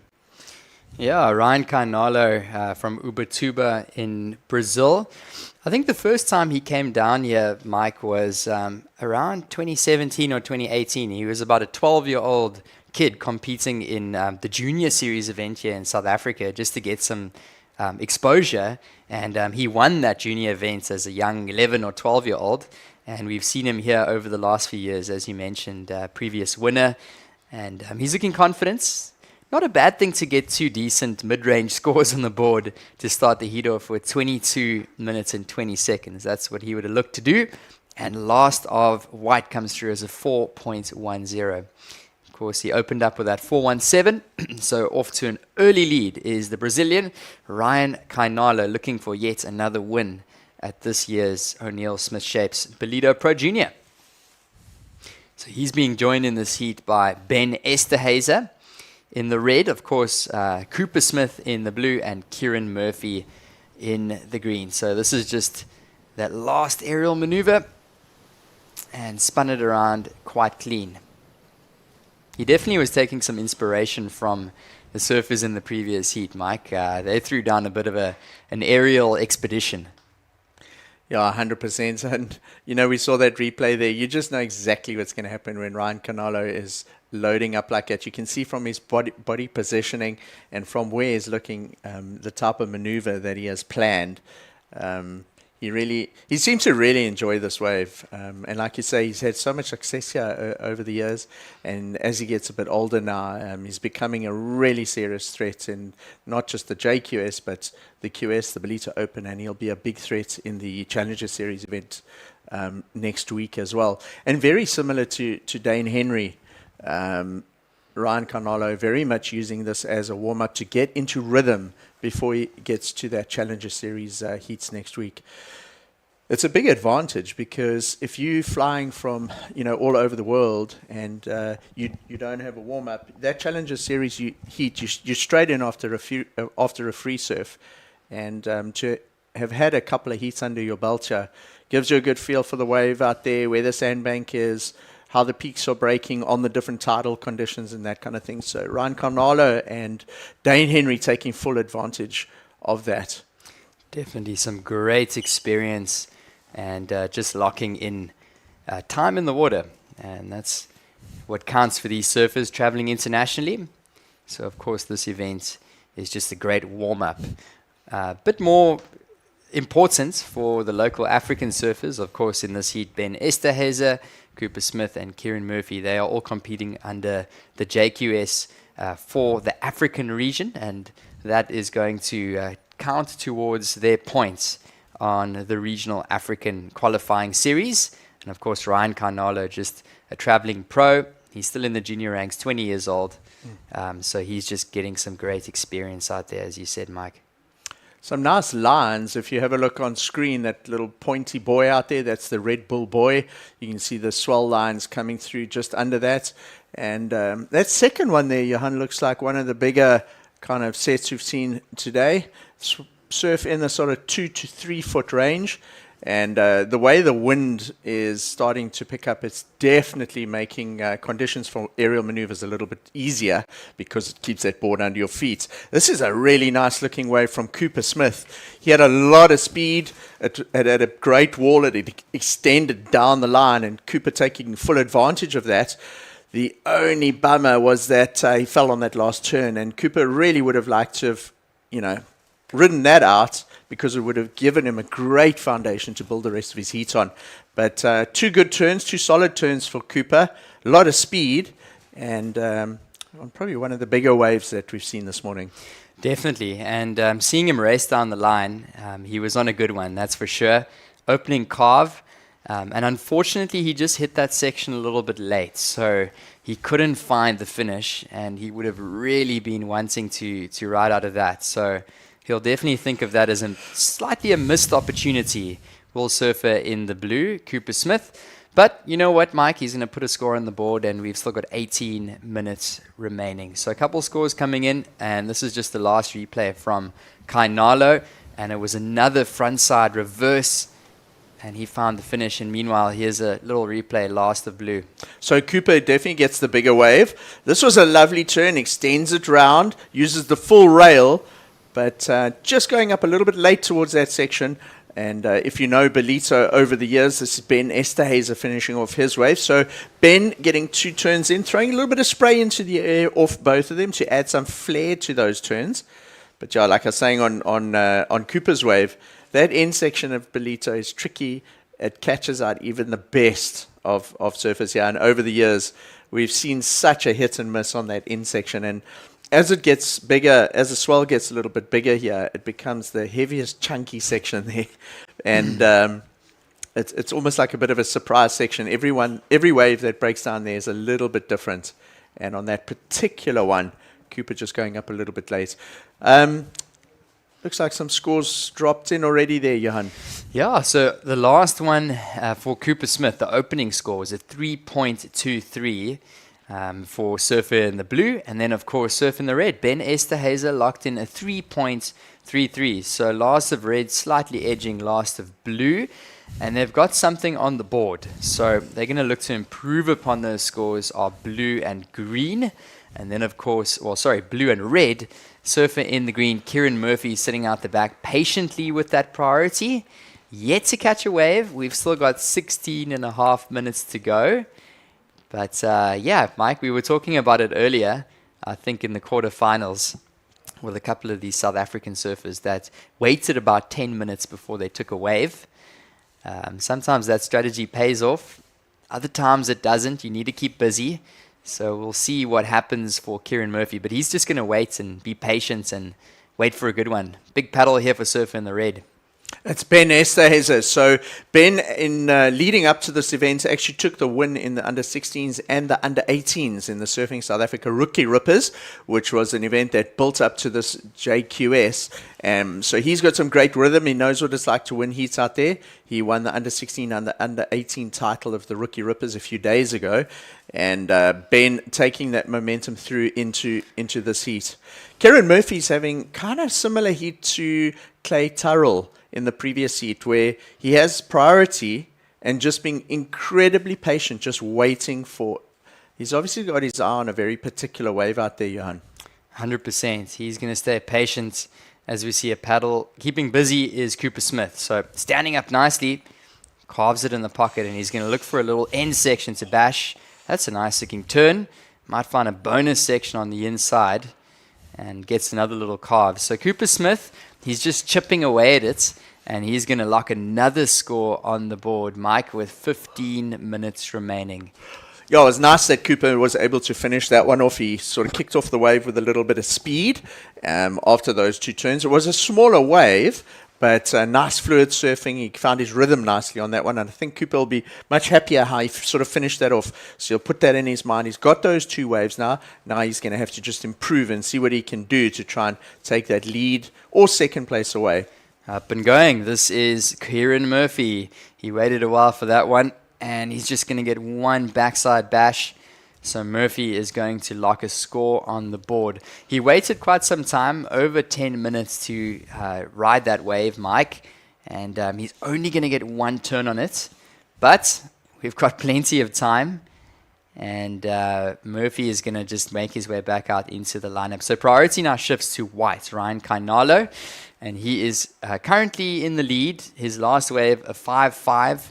His backup, a 4.17. So it is the Brazilian, and he is in that lead with Surfer in the blue. Cooper Smith locking in a 3.57. So blue now up to second, Esterhuizen down to third, and we've got a score coming in for green. Watching last of Surfer in the blue, Mike.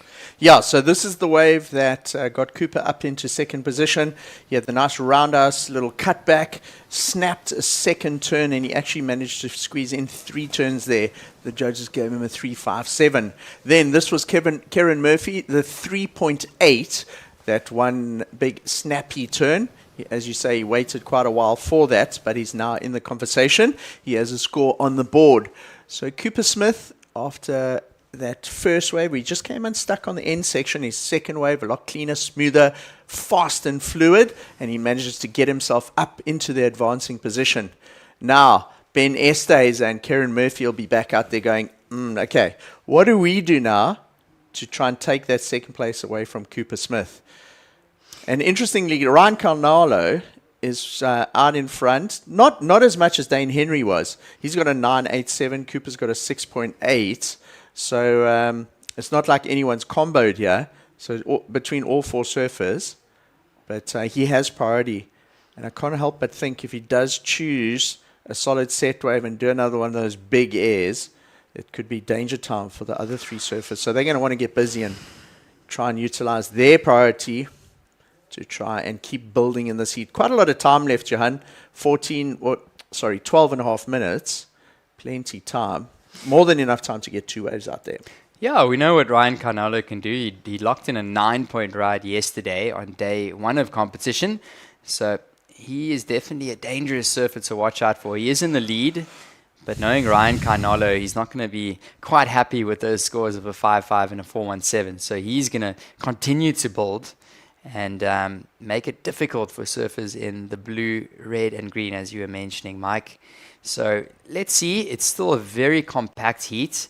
At the moment, priority is with white, Carnalo, and he's going to use his priority on this one. Up and going, Ryan Carnalo. Gets that big sweeping bottom turn. Oh, into a nice front side air. Bit of a straight air there.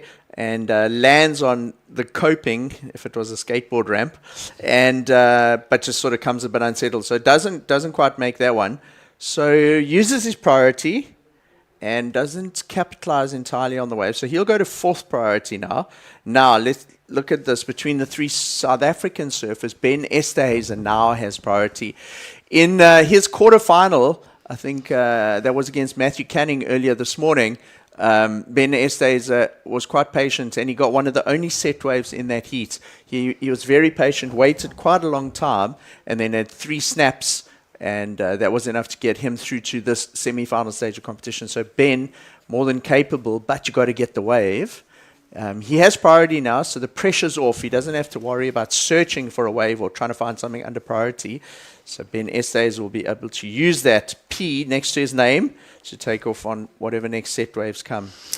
I think the sort of the big pressure now is maybe on Kieran Murphy, because he's in third priority. You can see him on the inside here, on the left-hand side of the screen. He is going to have to work hard to find something, potentially 2 waves, if all the other 3 guys get a wave. Yeah, Murphy looking for a 3, so Ben Esterhazy actually needs a bigger score, 348.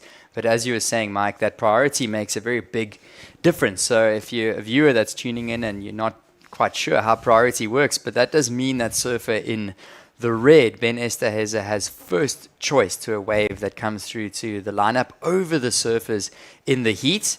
So that's Ben Esterhazy in priority, second priority with blue, and third priority with green, Kieran Murphy. So Murphy looking for a 3.0 to advance, with red in third looking for that 3.48. We've got 9.5 minutes remaining in semi-final heat number 2. And I'm really interested to see who's going to join our surfers that advanced in the previous one. This is just a replay here. This is the last one. I actually kind of like that air. You could see he was thinking about going for the rotation, and then he thought he'll just stick to the straight air, but he just goes down. But here we go, another opportunity, your heat leader. So Ryan Carnalo making full advantage, or taking full advantage of that northeast little onshore wind that's blowing. Goes to the air once again. He really does have those maneuvers down. He looks very comfortable. And he's a massive threat in his heats because of that maneuver or those couple of maneuvers that he's able to pull out the bag. So Ben Esterhazy, he's still just sort of biding his time there, being very patient, allowing Ryan Carnalo to take that one. Ben obviously felt that wasn't going to have the score he was looking for. So this is the one we've just seen. The variation of moves that he's doing is quite impressive, Johan. Each one is very different to the previous one. Yeah, that one, a bit of a different section compared to what we saw in the first couple of waves, the 417 and a 5.5. And he really threw those fins out, and it was a nice lofty air. So it's going to come through at another number. So those scores are going to come in shortly. And it's a chance he might improve upon his low score with 8 minutes to go. Of course, Carnalo, a Brazilian from Ubatuba, and he's already got 1 win on the JQS at the Senoritas Open Pro Junior. He's got a win at the QS 2000 at the same event, actually, the Senoritas Open Pro. So he's already got a couple QS wins and a JQS win under his belt this season. And Carnalo just looking to get those reps in, as you were saying, Mike, and carry this momentum through to finals and, of course, the rest of the events here at the Ballito Pro. So that score did come through to 5 point right. So he nudges his 417, and that goes into his top 2. So Carnalo now sitting with a 5.5 and a 5.0. What that does mean for Blue, Cooper Smith, is he now needs a 6.93 to move up into first. And of course, the talk right now with 7 minutes remaining is red and green, still chasing down sort of threes to mid threes to move up into that second position. On screen there, you've got white to the left and green in front of you. You saw Kieran Murphy in green standing on his board there, trying to see if there's any sets. And if you look at the two columns on the right-hand side of the scoreboard there, he's only had that one wave, the 3.8. He started off very patient. He had priority. He was kind of waiting for a set. But the sets he took off on only allowed one maneuver, and that was that 3.8.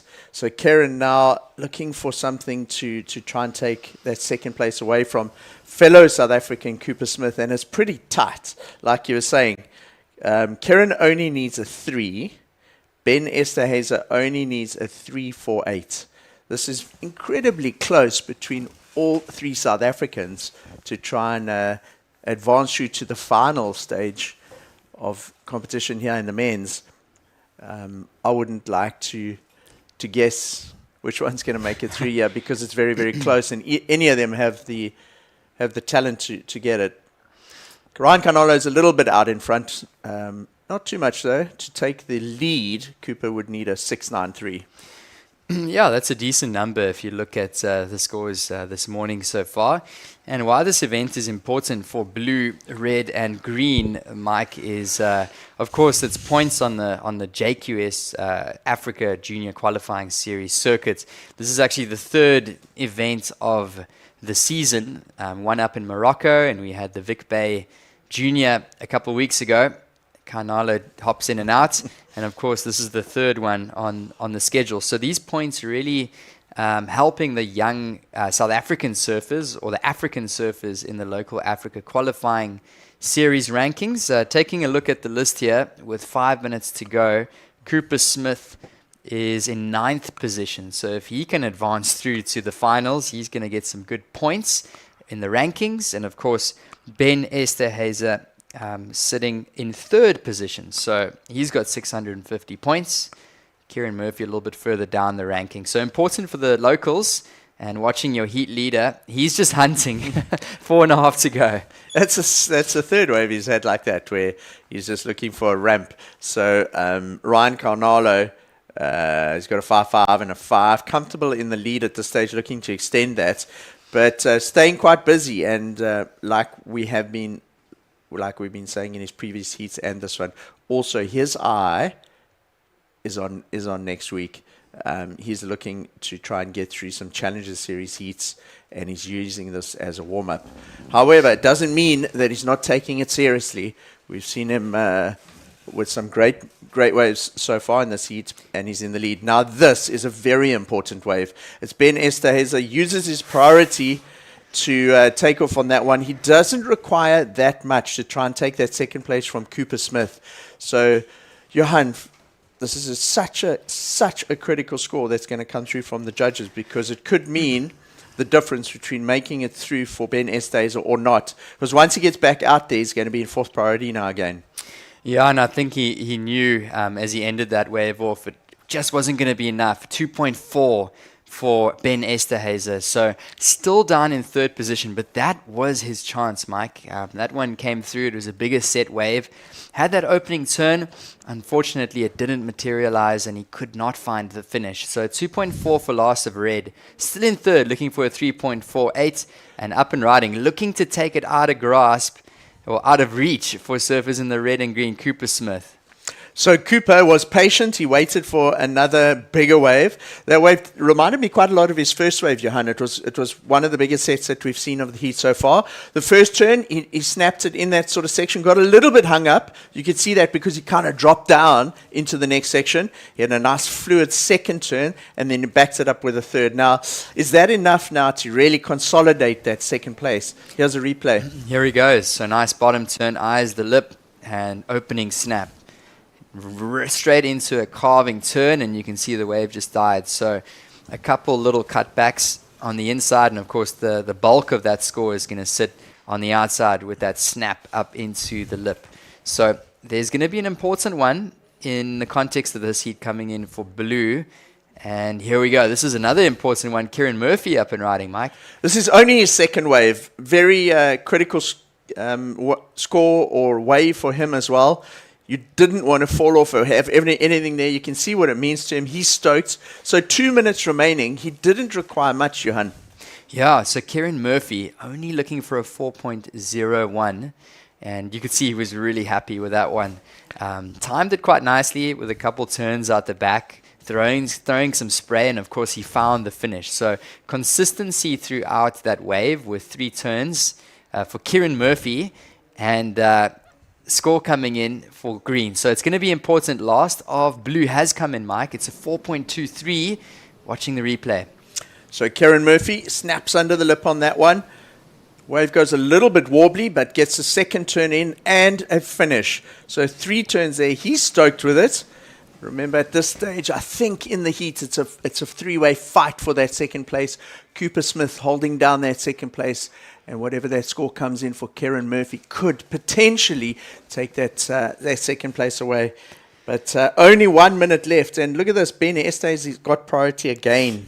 Yeah, Ben Esterhazy's got another chance, but we've only got 45 seconds remaining, and as mentioned, that score still needs to drop. It's a 4.93 for Kieran Murphy, so situation change. Murphy up to second. Of course, White still in first.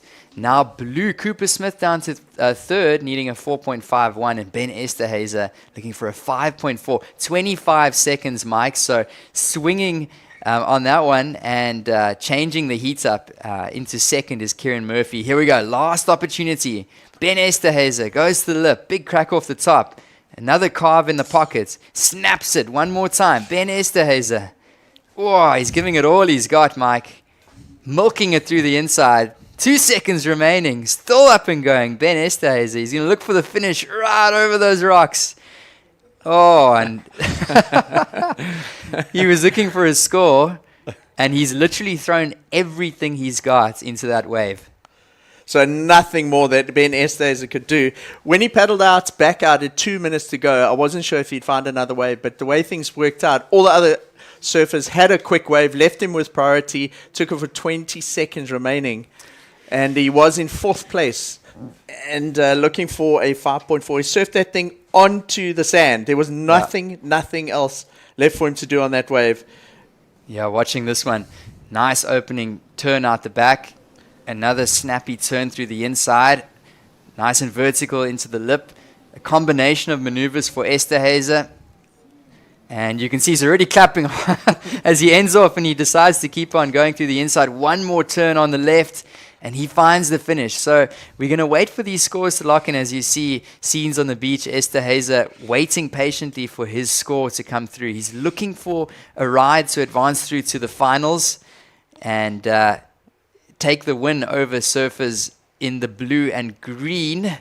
It looks pretty good for surfer in the white, Kainalo, but a little bit under the pump is green with a score to come through for red. Semi-final, heat number 2. That was a great finish. It was crazy how Kieran Murphy was clapping on his wave, and then Ben Esterhazy clapping for himself on his wave as well. Both of them feeling, confident. Scores starting to drop in from the judges. It looks like the very first score in could be slightly under. Yeah, it's going to be close. Oh, and just not going to be enough. A 5.13 for Ben Esterhazy. So the score comes in. Unfortunate for Red. He really gave it all he had. And it is going to be Kieran Murphy advancing along with the Brazilian Ryan Kainalo through to the finals of the O'Neill Smith Shapes Ballito Pro Junior. If you guys have been with us, thank you for sticking with us here at the event. As you can see on our screens, it's White in first, Kieran Murphy holding on to that second position. We'll see them through to the finals, and we are excited to see these finals unfold. So scenes of our beach here at Willard's in Ballito. And we will be back with some action here at the O'Neill Smith Shapes Ballito Pro Junior. We've got our finals up next, our Pro Junior women. And we'll be back shortly.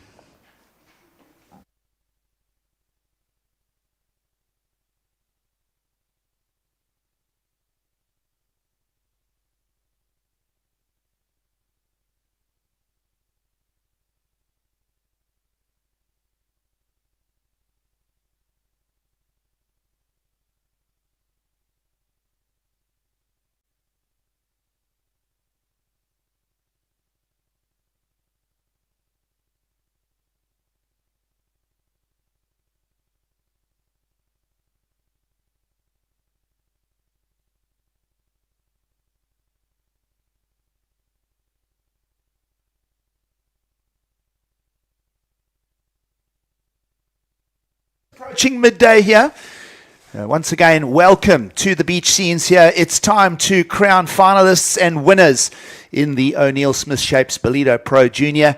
It's a very good morning from myself, Gig Saliers, alongside former championship tour surfer Greg Emsley, as we get stuck into two big finals here. Important ranking points for both the women's and men's side of the Pro Junior. It's a good morning, Greg, and what a morning it's been. We started with quarterfinals this morning, lots of action and a couple of standout performances to get to this point of the morning. And here we are, ready to crown a champion on the women's side of the draw. I think our on-form surfers in both men and women JQS here have made the finals. I think these finals are set. It's going to be great. I love junior surfing. I love the JQS. You know, you just feel the younger surfers just pretty much throw the kitchen sink at everything. And I believe that's what we're going to see in these finals. A little bit of a ruffle of that onshore wind coming into it. Time for the aeroplanes to take off into the wind. And I think we're going to see some high performance finals coming up. Well, just a short ride to King Shaka Airport here in beautiful Quatakuza region. Two South Africans will take on two visitors in the Australian in white, Charlie Haitley, taking on former event winner here, Laura Ropp, an Australian in white, a Brazilian in blue, and the balance of the heat made up of the South African interest in red and green. And it is a very good morning to you as we get our finals underway. 25-minute heats, Greg, due to the sort of pattern of swell here. We did go through the high tide this morning at around 9 a.m. Now it's around 11:20, and people tuning in from all around to support their surfers. Of course, lots of families making the trip up from all parts of the country, yourself included, Greg, as we all get to enjoy the beautiful, warm, summer-type winter. And we get to crown champions, and we really get to plug into the next wave of junior talent coming through. Well, that's it. And the beach scenes are so fantastic here. And we mentioned it earlier. It's so good for our junior surfers to mix it up with the internationals. And they're not only mixing it up, Gigs, I can tell you for sure that Louise Lepront and Emily Jenkinson believe that they can win this final. And so they should. We look at their journeys through the quarters this morning and the semis, both of them getting big match moments, getting scores under pressure. Lepront almost single turns, flawless style and approach to her maneuvers sees her in the finals. So it's going to be very interesting to see how we end up on the final result sheet. Of course, we will crown champions just shortly after midday here. Women's final underway here, and of course an exciting men's final just 20 and a half minutes away. But Lepront has been on form. You've enjoyed her surfing. We saw her get a single score of a 483 for one backhand turn earlier this morning. But what it did showcase is what the judges want to see. We saw some great backhand pace of surfing from Charlie Haitley as well. And we've seen a bit of a mixed performance from Jenkinson and Ropp on their way to the finals. Yeah, you know, you look at their performances, what they need to do.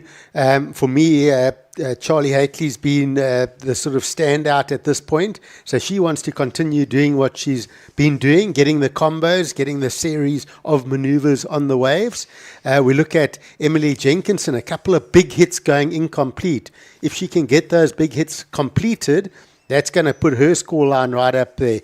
We look at Louise Lepront getting the big single turns. If she can combo those up, those scores are going to go much higher. And then I feel Laura Ropp is in a dangerous space here. I feel she's got something to prove. We saw her also going incomplete on one or two turns, but the amount of spray coming off her board looked dangerous. If she connects, I think she's going to be a big threat. So take the dice, roll them out. Let's see where we end up in this one. Well, head judge Etienne Baste and the panel having a strong discussion as to points of discussion on the criteria. You touched on it there, Greg, is combination of maneuvers is the one thing that's going to unlock those good to excellent category scores. And, of course, critical sections being approached and, of course, progressive surfing. Yep, absolutely. And, probably the standout for me so far in competition We saw Dane Henry. I got out of the booth, and the first thing I saw was him in the semi-finals going at full pace into that air reverse, and I just went, wow. There was no doubt in his mind what he was going for, and it was pretty exceptional. Yeah, it's going to be fun to watch current world junior champion Dane Henry take on the other finalists in Rafael from Brazil, of course, Ryan from Brazil as well. And, I'm just looking forward to that. And we'll see how they approach. We spoke, Greg, of the wind going from a coastal low, bit of a southwest puff this morning. We went through that high tide and now through to a slight onshore breeze. Might find that will increase as we get to the men's final, Greg. Yeah, hopefully, and with that wind increasing, we knew it was coming. Hopefully we get a little bit of a swell increase as well. Sometimes that onshore wind can just help those lines move in a little bit as well. So hopefully for both these finals we see plenty of opportunities for our athletes. Well, opportunities right now have been slim. 25-minute heats set for the finals here, and we're 17 and a half to go. So we're fairly deep into this one, Greg, and this is the real first set approaching. No priorities to sort of work with. So it's free in the lineup, and Emily Jenkinson's done well to find that big set. We saw her really using her priority well in the semi-finals, but she'll make what she may regret as a critical error. She really needed to hold that two-turn combination together. Meanwhile, the Australian will bring her momentum through Charlie Haitley. I apologize, that's Louise Lapront. And Louise will get herself onto the scorecard. Again, backhand surfing. We'll see how Haitley goes up against Lapront. We'll see on the forehand how Jenkinson goes up against Rob. But either way, that's the first set. And it's taken quite a few minutes to get to this point, Greg. Yep, like you said, Emily looked good at the start of the wave. Just got a little bit caught behind and arriving late at that final lip. You always find these sort of waves here along Willard Beach come at you quite quickly. You've sometimes got to, shorten your bottom turn, especially for folk like myself that come from the point breaks of the Eastern Cape. You got a bit more time on that bottom turn into the lip. Yeah, you've got to speed it up a little bit, connect quicker, get ahead of the wave, get to that lip early. And Emily just arriving a bit late, so under pressure for that last turn. I can't wait to see the replay of Louise's first wave. That finished looked really dynamic. Yeah, so punchier sections on offer here with the east direction of swell. It does tighten the pocket up. Having a look at Laura Robb, former winner here. She had a little bit of a troublesome journey through the semi-finals. She's trying to get a clean start here in the finals. This one is whizzing by, 15 and a half to go. And watch for the Australian, who was knocking on the doors of sevens plus scores in the semi-final a little earlier on, Charlie Haitley. The Australian, she'll get a useful opener for her own. And we're starting to get the scorecard moving now, Greg, as we're down to 15 and a half to go. Yeah, so hard to find fault in that wave of Charlie's. 2 turns, 2 combinations, lots of spray off the board, power, speed, and connecting the lip well. She's just seems on point at the moment. And then we saw obviously Louise on that first wave as well, really connecting well with that final maneuver. I'm not sure if Surfer in Red had anything before that turn, but that score has come in at a 4.33 for Louise. So I think we got a base. I feel like Charlie's opening wave is going to be the best of that openers. Well, hopefully we get caught up in some replays, but it's action coming at us now. As we said, we had several quiet minutes at the start of this women's junior final. But certainly now, the last couple of minutes, Greg, the last 3 or 4 minutes have just become a blur of action as the judges will catch up those scores. As you mentioned, Greg, a 4.33 for Louise Lapront, our surfer in red. Emily Jenkinson, we felt that she left a lot of loose change on the table, just got a 2.5 for her opener. Laura Ropp, not much to report for her as well. Again, a slower, more troubled start for her, a previous winner. And the best number's going to come from the Australian. Solid score coming in, so 6-point ride for Charlie. It's pretty handy start with today's conditions, and she'll feel so good about that because she got a good wave.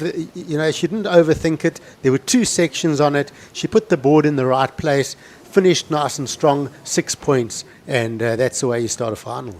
sound and good foundation to build on. Here's Jenkinson. Sorry, my apologies. Here's Laura Ropp again, who we felt was sort of not in her normal quick decision making in that semi-finals, Greg, and she seems to be in a little bit of erratic start here as well, trying to get that early start, which makes sense with the longer lulls, but her points are sort of reflecting the broken numbers that her wave choice is letting her down at this stage. Yeah, and you look at these surfers, Laura and Louise and Charlie are all in the Challenger series as well. I'm not sure if Emily is going to get a spot in the Challenger, but they'll be using this. Obviously, they want to win here, but they're also going to be using it as a warm-up. Yeah, absolutely. So you want to get the reps in, but you want to feel good about the reps. The reason you've come early is to feel good. So Laura will be a little bit rattled that she's been falling a bit in her heats, and she'll want to settle that down and start getting some better reps in. Well, just as we say that, the Brazilian switches focus. We had a strong set of discussions through the higher tides this morning, left-handers versus right-handers. You might feel, though, now, Greg, with the wind having switched over, the tide falling out considerably now, about 2.5, we're nearly at the mid-tide point, that perhaps there is the odd left in the lineup. We're not convinced yet. We'll see what our finalists say about that. But with a little over 12 to go, Charlie Haitley has got that sound foundation of the 6-point ride. She'll just want to just pace herself right now in third priority. She's not going to rush the process. She's going to let a couple more waves roll through. Let Jenkinson in priority pick a wave and get away from the peak. Lapront will then move up to first priority. And it's going to be easy. It's going to be sort of almost easy to pick a clear path for Charlie Haitley if she just stays in this good heat management rhythm. Yeah, she looks. Look, you can see what her body language is. It's finals. You're not surfing for second place here. You're going for first. So just having a look, we see Emily Jenkinson having a look at this left-hander. Well, she's going to go left. We said that might become an option. Nice combo there, and that's one of the more useful lefts we've seen of the entire finals day here at the O'Neill Smith Shapes Ballito Pro Junior. Found that end section and a really nice vertical approach. Going to be interesting to see how the judges translate that score, Greg, because as I say, we've enjoyed a few lefts as television viewers along with you all there at home, but the judges get to see the three-dimensional real energy of waves, and the lefts have kind of let us down through the day. Yeah, and you're looking at that, and Emily Jenkinson, her home beach is Long Beach, predominantly a left, and so she'll feel comfortable on the lefts. And if she saw that opportunity and thought, you know what, I've got a good backhand, I'll go left at home all the time. She would have done 100 of those in the Cron shore break, right? Exactly, and those were two lovely turns. I really liked that. I tell you what, Charlie was very interested in that left as well. I'm not sure if she was just putting pressure on Emily to go, but I feel if Emily didn't go on that wave, Charlie was going on that left for sure. Yeah, absolutely. So that first priority being used, Emily Jenkinson, a 3.33 for the left-hander, and she finds her way into that second place position, bumps Lapront down, but point of discussion, Greg, a 168 requirement for Lapront, who got off to a reasonable start with her second counting ride of the 433. She still currently, our surf in red, holds the 0.33 in her scoreline, so not a big requirement to jump back up to second. And of course, you see everyone is now surfing for the heat win, so points to get to the lead is a 168. My apologies, we're not surfing for second here anymore.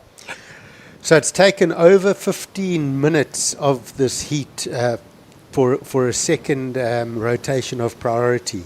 So Charlie Haitley's only had one chance at priority so far in this heat, and waiting for a second chance. So it's quite a bit of time between first priority. Well, former winner Laura Ropp on the backhand will find a left down the beach to the north side, more to what we call the sunrise end of the beach. Got a nice sort of medium-paced turn out of it. Meanwhile, back on the main peak and holding priority will be red. Young South African Louise Lapront will just want to keep those rails clean. That's a nice snap, and that's going to serve her well. And she'll now ditch that low-scoring 0.33. She'll add the number that will come from the panel now for that last ride, along with a 4.33, and she's starting to cement herself. What are we thinking of this, Greg? Well, again, it's a left-hander, and I think we've discussed this. They're not getting many scores, just that one turn off the top. But Louise's wave, we see Emily on that wave. Louise Lepron's last wave looked like a bigger set wave. That would have looked good in front of the judges. She surfed it to what the wave allowed. She had that first section that she had to not rush, but she had to sort of move through that first turn quite quickly. But she did get the turn. Maybe a little bit more of a setup than a full carve, but she eyed that money turn at the end. And I loved how she really hit that last section and spun that tail, really bringing that board right back underneath her. And I think when the judges watch that replay, they're going to talk about how that board changed direction off the lip at the top of the wave and how she really attacked it to bring it back down under her feet. 7:45 to go here in the final of the O'Neill Smith Shapes Ballito Pro Junior, the JQS, to open up a big series of events here in Ballito. Judges having a ponder on those talking points there, Greg. My feeling, along with you perhaps, is that there's been a maturity in Louise Lepron's surfing, and she's figured out the definition, perhaps a lot of it inspired by Aristaba's win here last year, and everyone enjoying the Dolphin Coast. Great footage from the team there. This is live coverage, folks, of the Indian Ocean. Of course, that's just out back behind the surfers. Meanwhile, Laura Ropp in the lineup is trying to figure her story out, and it's down to 7 minutes to go. She's puzzling how to get out of fourth. And meanwhile, a good, healthy number to add to the campaign for Louise Lepron to 5.5. You like the way she paced those two turns out. You spoke of a combination, and the judges will now get a new heat leader for us. Sure. So Louise into the lead. Charlie now with priority looking for a 3.83. You look at that, you go, that's only a 3.83 to go to first. But how many good rides have we seen today that have been under that score of a 3.83? So it's not a give me that score by any means. You need to surf for that number for sure. You're going to, Charlie's going to have to really connect with the lip if she wants to get the lead back here. Yeah, absolutely. Charlie's been patient. We spoke about her heat pedigree. We spoke about her performances. She found some sevens in the lineup earlier today on the way to the finals. Emily Jenkinson, the Cape Townian, around the corner. No points will come from that. She'll go back to the drawing board with 6 minutes on the clock. And you can see how just cruisy the Australian in white is. She has the single strongest ride of a 6. That means she only needs a 3.83 to steal the win now from Louise Lepron, and there's still plenty of time to do that. There is, but 20 minutes have almost gone and there's 5 minutes left. This is what you do as a competitor. Louise is doing exactly what she needs to do. Get right on top of Charlie, let her think about what she needs to do. She's almost challenging every wave that rolls through the lineup. I've got second prio, I'm nudging you along, and trying to literally pressurize her. Exactly, and Charlie's got to make a perfect decision when she goes on her next wave, because she probably won't get a chance at priority again. Yeah. So, she's the form surfer, she's got the best scores, as we see live action, but she's got to get it right. Well, someone getting it right and maybe finding their best wave is Emily Jenkinson. Now down the line run there. Greg, we spoke about how sort of punchy and tight some of the sections can be. That one opened up and ran for Jenkinson, and it still had enough power in the top for her to get that board in the lip line. So that perhaps is going to see Emily Jenkinson putting a little bit of pressure on the scorecard here. She does need the 6.5 to go into the lead, but we might see her just jump past the Australian here as we go down to 4.5 to go. Yeah, and Emily also on the forehand, just a little bit of a point of difference here, looking different. And this wave waits for her, clicks it up there, and just gives her enough time to really push that last maneuver. So I thought that was dynamic. It was a right-hander, which we know have been the better scoring waves today, and she got the combos, and she mixed it up. So that score is going to be there. It's going to put her in the game. 3.5 now in, sees Jenkinson jump up to second. So the Australian still with the strongest individual wave score of a 6, and also a single ride of a 6 has now dropped down to third. We're talking about Charlie Haitley, the Australian in white. And Greg, she's been so patient, been holding that priority. Do you get to a point where you become over fussy in that situation? I feel in these beach break conditions, sitting 20 minutes with one wave can become a risky strategy. A bit risky. It has obviously, we've seen everything in surfing, happen. So it's hard to predict what can happen from here.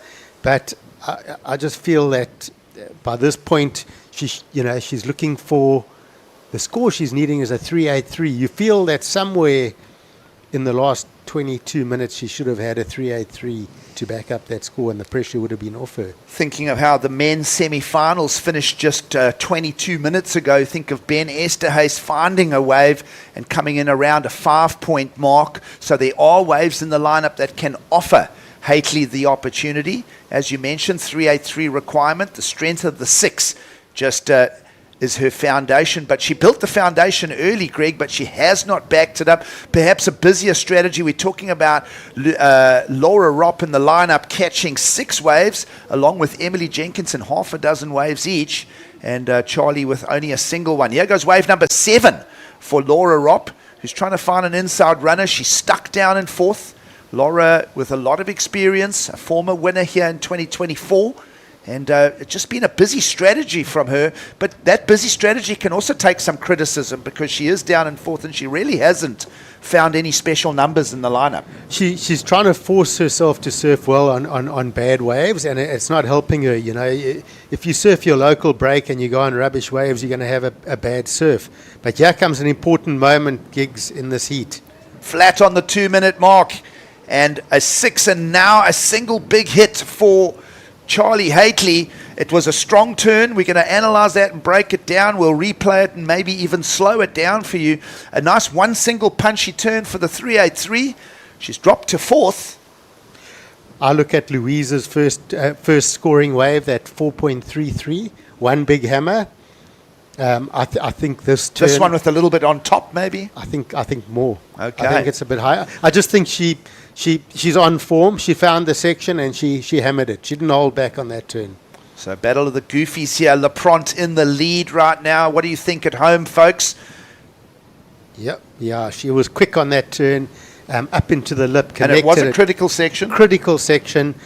For me, it's going to fetch that score, but there's still a bit of time here, is there? 1 minute. Judges' scorecard open for Charlie Haitley. We don't have a number yet, so the scorecard top left of screen is open, and it will change when the numbers lock in from the panel.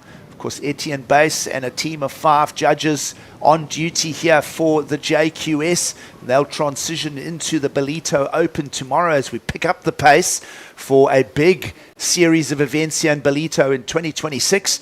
This JQS women's final now down to 35 seconds. And we're still waiting for that number. A quick backing up score again. Sort of Charlie just not leaving anything to doubt. She hasn't got the previous wave score in yet. We feel that it's going to flip the heat upside down. And is there an opportunity for Lapront to perhaps increase her scorecard? We're not seeing it with 15 seconds to go. Jenkinson on screen has dropped down to 3rd. Judges are just trying to brush. You see Haitley jump up to 2nd. That's care of a 167. We still owe the big single backhand turn.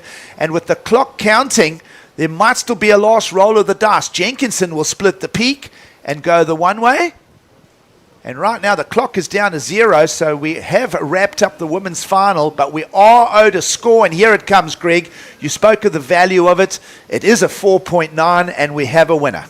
Yeah, did we have one more ride though, or was that the end of the heat? No, it's done. So there we go. Charlie Haitley, the on-form surfer. She's been the highest scorer of all the rounds and a deserved winner, yeah. Greg, a risky strategy. She sat for ages, perhaps 90% of that heat sitting with just one wave of the 6, albeit the strongest one. But she found that she handled the pressure at the end and found it. We'll sit back for a quick break, or do we continue? We're waiting to hear from everybody else. Let's keep it going, folks. This is the men's final. We're straight into it, and we're calling back-to-back finals here in the JQS. Welcome to the men's final. It's going to be a banger, that I can assure you, surf fans. And on screen, that is Dane Henry, reigning world junior champion, and he has got a loaded heat on deck here. Yeah, Dane, I had a quick chat to him this morning, the first time I've met him, and what a cool guy. He's like obviously a fantastic surfer, but he reminds me of a well-behaved 90s schoolboy. A good haircut, well-mannered, as we see live action here from Rafael Barbosa, also been on form. Yeah, but Dane is just, it's just almost too good to be true on how clean cut he is. And then he gets in the water and his surfing is just so speeded up. It's just really awesome to see. So a good following, and I think that comes from, the good show that he puts out there, and his, kind nature and well-mannered sort of presentation. Yeah, I got to meet him in the water at Port Alfred, quite a few hundred miles down the coast late last week, as he was preparing to make his trip up the coast, based in Jeffreys for a couple of swells. And as you mentioned, just polite, well presented, and a great asset to the sport is the world junior champion, and Dane Henry. He is in red. As you mentioned, he'll be taking on Rafael Barbosa, who's already got a score for the judges to think about. We haven't seen anything yet from the man in green, the other Brazilian, my apologies, in white, Ryan Carnalo, and then the lone South African, Kieran Murphy's found his way to the finals here, and this is a big step in the right direction for Kieran. Kieran will be super stoked with this, and he'll, I bet he probably had a phone call from Royden Bryson, his uncle, saying, just take it to these guys, and as we see live action, wow, I mean, Dane Henry just absolutely attacks every section. Yeah, Henry, as we mentioned, world junior champion. We're speaking about his pedigree and a bright future ahead for the Australian in red. And you mentioned in the semi-finals, Greg, him absolutely punting. Of course, highlight scores yesterday out in the more onshore conditions as well. So he'll really be chomping at the bit for a go at the Challenger Series in 2026. Absolutely. It's, we're allowed to call it, right? I just think he's going straight onto the championship tour very quickly. Well, let's see what kind of surfing in 2026 this man produces as we go to the replay. Connecting through those flat sections there, Greg. At some stage he's going to find a wally, punchy section and go to the air. Yep, absolutely. He's going to hunt those sections. And we spoke a lot about Ryan Carnalo and how he likes to get an early start and attack. But he's been sitting patiently. As we see Rafael Barbosa, these guys all have that attitude that they're going to go to the air in this heat. You can see the body language. And all of them have the ability, right? I mean, of course, Barbosa and Kainala, both the Brazilians in blue and white respectively, are very happy to go and try and match Dane Henry in the air. In the meantime, Henry into the early lead, just solid open of the 5.33. That's sort of connecting through a more broken wave for a backup score in the mid-3 range. And, he is into the early lead. And completely different to the women's final, Greg. We sat for ages waiting for the ocean to deliver us some momentum. Here we are 4 minutes into it, and the scorecard's turning over. Yeah, I think the difference is in the different styles of surfing. The women, were generally looking for those combination of the turns to get the scores, where I think the guys, a lot of them, you got 3 natural footers who are obviously surfing with their left foot forward. They're facing the wave, so they can utilize that air maneuver and going to the air. So they're looking at whatever opportunity they can get. So a one maneuver wave could turn into a massive score if they get that air opportunity. Well, lots to talk about here in Ballito. Of course, we're wrapping up the JQS here this morning. Dane Henry into an early lead here in the JQS format. And guess what? He'll be first up tomorrow as we start the qualifying series event, the Ballito Open. He'll be taking on Kieran Murphy again, who's been seeded into the round of 80. And Cade Matson and Ollie Zietz will make up that opening round tomorrow morning. And of course, massive names start hitting the lineup in Kai Kobayashi coming up. And I'm just scrolling down. Imai Kalani DeVault is back in town as well. Letting go some good stuff here is Ryan Canalo. Nice explosive surfing on a tapered right-hander. But certainly these young juniors just getting a jump on it with a bit of a contest time in the singlets here at the main peak. Whew, displacement of water is the line I'm looking for on that last wave from Ryan Canalo. He just pushed so hard on those 2 turns. So waiting patiently for that first opener of his, and we'll see that replay shortly. But those 2 turns, putting it on the rail, and he wasn't thinking air at all. He could see it was a shorter wall, and he just utilized that rail game. Watch the spray that comes off his board. Whack! But the second turn, boom! And he's finished the turn. The spray's still in the air, Gigs. I think he's going to get a really decent score for those 2 turns. Maybe perhaps the only negative downside of that wave of Canalo's is perhaps the size. It wasn't the biggest, chunkiest wave. We'll see how the judges interpret it. Meanwhile, the lone South African, Kieran Murphy, is going to have a crack of his own. He's going to hold on to that. He's not going to hold on to that. So letting it go with 18.5 to go. Henry, your heat leader, is trying now to replace the 3.66, and we said he was going to go to the air, and there he does it. Greg next to me is just shaking his head. He's going, well, this is a big talent of the future. Young Dane Henry, we've seen such a push from the Aussies. We've seen the Vaughan brothers really coming into the mix in the last while. Of course, last year's finalist, one of the Australians as well, really just inspiring the crew. And here comes the names like Dane Henry now in 2026. The venom is too vicious. Dane Henry, a lot of us, who have competed, you've often got to premeditate what waves you want, surf to your strengths. He does not have to do that. He doesn't have to think about the section ahead. He's pretty much got everything in the bag.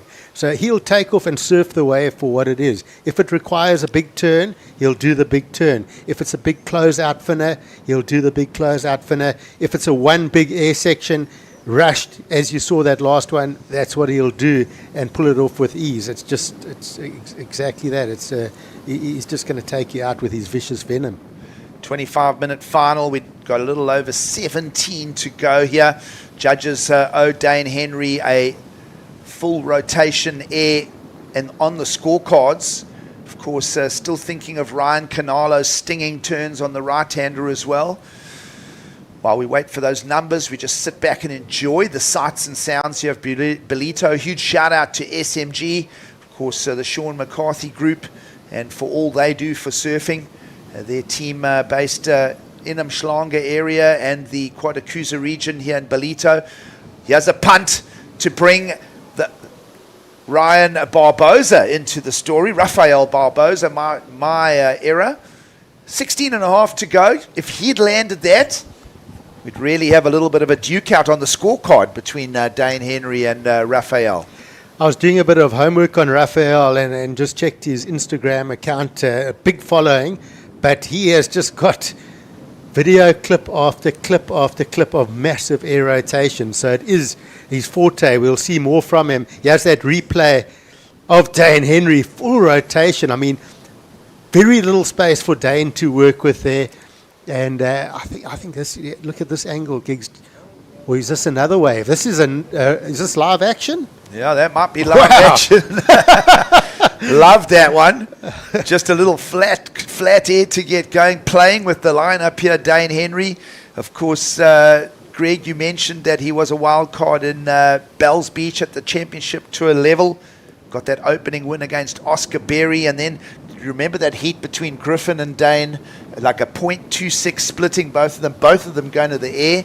So Dane Henry's ready to take on the world's best here.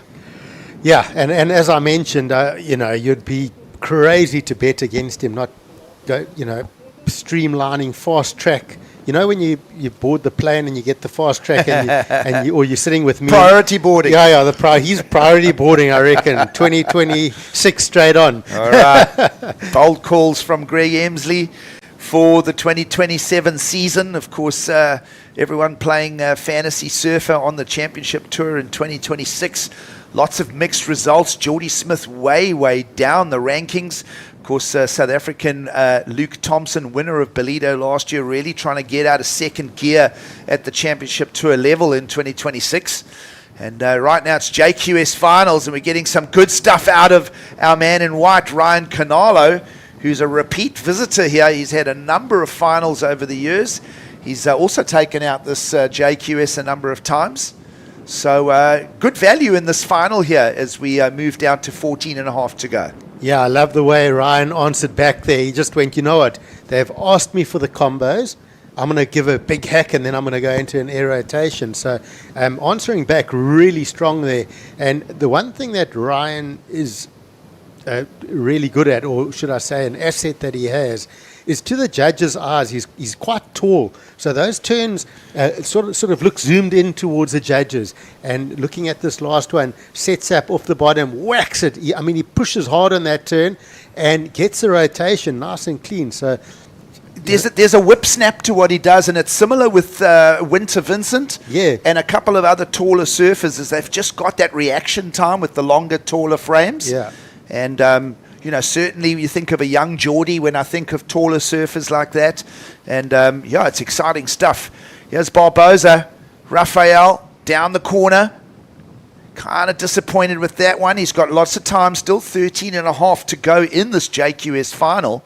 And good stuff with the scoreline still falling in Dane Henry's favour, Greg. It's a healthy number to back up.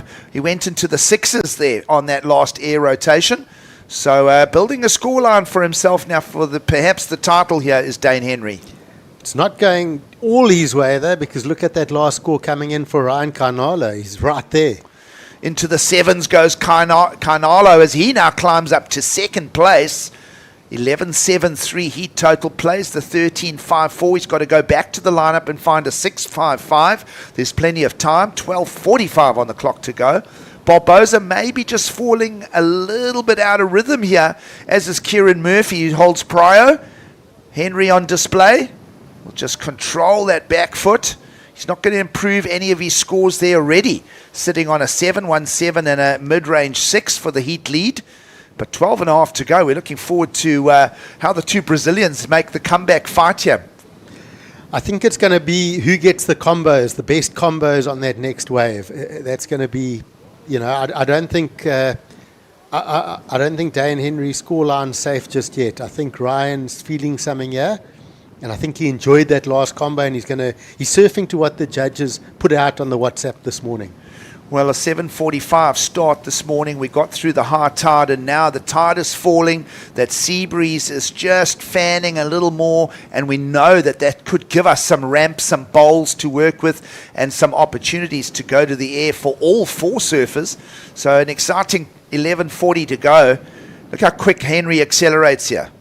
Yeah, straight into it. He sort of just lost his footing on that aerial. We all, wish we could do that. I actually did one last night in my dreams and woke up holding my hamstring. and I can't even stand, so that takes both of us out of the discussion here, Greg. But by their standards, just losing the footing. What he was thinking there is, he wasn't even thinking about the landing. He was just thinking of stomping the landing and going straight into a big hack, and he just got a bit caught up. But I love the thought and surfing to what the judges are looking for today. Well, priority is with the South African in green. Let's see how he uses that as a strength play card. This is the second priority being utilized here. Lovely letting go of energy there, and that is a strong hit in the lip. We spoke of that style of Ryan Canalo. We spoke of the similarity of Winter Vincent and a few other taller surfers. And here's the prio being played by the lone South African. And just a little warble at the end of that for Kieran Murphy, who's right now just trying to find his way to some decent and respectable scores to hang his hat on, because Henry and Canalo have got big numbers. Barboza's still trying to find momentum of his own, and Kieran Murphy's sort of stuck down in the smaller scores right now, but will be taking a lot of experience away from the pressure of a final like this. Yeah, so the problem with the surfer like Kieran Murphy being the sort of underdog in this heat, being the lone goofy foot, you'll be looking back and just seeing these guys spinning to win, and it will probably take his focus away from what he needs to do. And he should just stick to doing big, solid backhand turns, try to find the very best waves, and hit it as hard as he can, and hope for the best. Sometimes you get drawn away from your strengths when you're in these situations. I'm interested to see where this last wave of white, Ryan Carnalo, goes. He looked very happy with it. Let's watch the replay. Whacks it up, lots of spray again, sets up. So 2 huge hits. That can go anywhere, that score, right? 6.55 required by Carnalo to take the lead away from Dane Henry. Let's have a look at the replay. This was that priority call. Found a good-looking wave in the lineup. And just, got the first turn, a little bit stuck out the lip of that first turn. If he could have just been a bit quicker and then into the next, and look for those combos. That would be his best opportunities on these waves today for me, for young Kieran Murphy. But he must just keep at it and try and match these guys as best as possible. He's still a youngster and he's probably still got another three years in this division. Yep, up to 19 years of age, and that is Dane Henry's age right now. We are waiting for a score, folks. 8.5 to go here in the JQS final. The O'Neill Smith Shapes Ballito Pro Junior. And I've got a feeling this is a real critical discussion in the judges' camp right now. Requirements of a 6.55 to see a lead change here with a little over 8 to go. Thinking about that 6.37, quite dynamic surfing from Dane Henry, and it was more progressive. But the power of Ryan, the way he attacked those 2 maneuvers, I think the judges are discussing this. They're going, he did 2 big turns. We asked for the combinations of major maneuvers. He's given us that. That was a second priority call as well, so it wasn't necessarily the best wave of that set, but he's turned it into magic, and there's the lead change, Greg. Just under 8 to go, a 7.87 new heat leader in the Brazilian Ryan Carnalo, who knows that winning feeling here in Ballito. And now let's see how the fight back from Dane Henry and Rafael Barbosa go with 7.5 to go. So Dane Henry down in second, requirements of a 7.71. That would mean the Australian's got to find his best wave just yet. So the talking point, when to claim. You look at Ryan Carnalo, does a great combo on that first counting wave, the 7. Big turn into an air reverse, doesn't claim, gets the 7. He then goes on the 7.87, hits it hard as he possibly can twice, and goes claim, almost telling the judges, that felt better to me than the combo before. Well, we'll ask Tim and the boys in production to maybe just slow down last of white, because that was a critical wave. It was the single best score of the heat thus far. And as you said, Greg, he claimed the right one at the right time. So look at this, pushing really hard through that. And he's gone, I'm feeling powerful, sets up, and again, whacks that board, pushes that back foot as hard as he possibly can. And the other thing that I noted there, you spoke about his tall frame there, Greg, and we'll talk a little bit about Kieran Murphy in a sec, but he shifted totally. So as he came out of that second turn, you saw the weight shift as well, almost momentum the board forward to keep that speed going. Yeah, it was really dynamic. And there we go, Rafael. So just battling to stick these air rotations.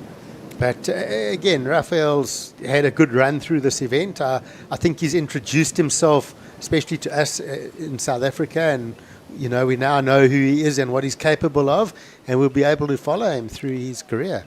7 waves in the lineup for Rafael Barbosa, the young Brazilian, making the finals here in 2026 at the JQS level.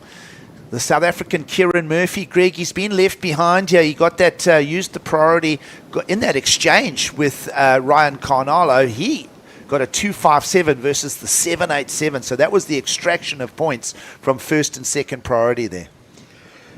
Would you say this is closed shop gigs in this heat? There's 5 minutes 20 on the clock. Red has first priority. He needs a 7.71. Well, Dane Henry knows exactly how to play this game. Former reigning World Junior Champion. I made reference to that heat. Go back and look at it online, folks. Go to Bells Beach Championship Tour of this year. Look to the second round encounter with Griffin Colapinto versus Dane Henry. Colapinto got a 15.26 and Henry got a 15. So it was an absolutely close heat. Dane will know how to manage this pressure right now. 5 to go, 7.71 required. He's heard that there's a 7.87 in the lineup from the heat leader. You could safely say that we'll see something from the Australian. Unless the ocean lets us down. Lionel Messi will tell him he's got plenty of time. Is he going to pull an Argentina on the Egyptian here? Of course, World Cup soccer taking place over in the United States. An unbelievable game last night. Well, of course, a daytime game for the folks in Atlanta, Georgia. And, Egypt was well ahead. I still think that third goal of Egypt was valid. I'm not sure that they should have stopped play for that. But either way, Argentina were staring down a similar situation with 78 minutes on the clock, 12 minutes left to play, and they ended up scoring 3 goals. So does Henry find the 7.71 with 4 minutes to go? This is what we love about sport. We love the entertainment, exactly. The talking points. And you feel he's gonna get some sort of opportunity, and I mean he's looking, he's just willing it in. He's going, give me that shot. He wants it. Well, everyone loves a good game, and Barbosa down in fourth is just inquiring, knocking on. He needs a combination if he wants to get the junior title here, Greg. And here is that moment. This is the pedigree of Dane Henry. Down the line he goes. Big punt, little bit of a warbled landing. It's going to be an incomplete. And he's not going to unlock the 7.71 with that. It's clear of his intentions. Another wave in the set here for the South African Kieran Murphy, who's just sort of setting up a couple of turns of his own. He tries to place that last one. Tide has fallen out a lot, and you see that sort of now the impacting of this east swell on that sandbank, Greg, disposing of both Henry and Kieran Murphy's end maneuvers. Yeah, and Dane looked like he was there. He was locked in. He just didn't get that clean landing. He got decent height on that air. He got a good rotation, and the wave was a good size as well. So, yeah, you feel it was close. That opportunity was there. He went for it. It just didn't quite go his way on that landing. Absolutely. Huge shout out to Smith Shapes. Of course, Graham Smith, one of the founding surfboard builders of the Durban scene here. And, of course, Geordie needs no introduction.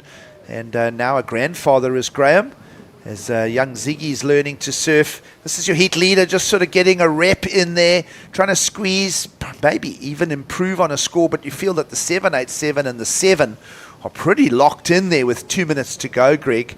And it's been a super entertaining final. And now Henry's under the pump. He's back to second priority. Yeah, so he'll have a look here, and he's going to go. He gets it. Finds it from underneath Barbosa. Just stretches out, just hammers that first turn. He has a new section linking into the flats. Little bit of a sort of body language there of Henry on the hunt for the score.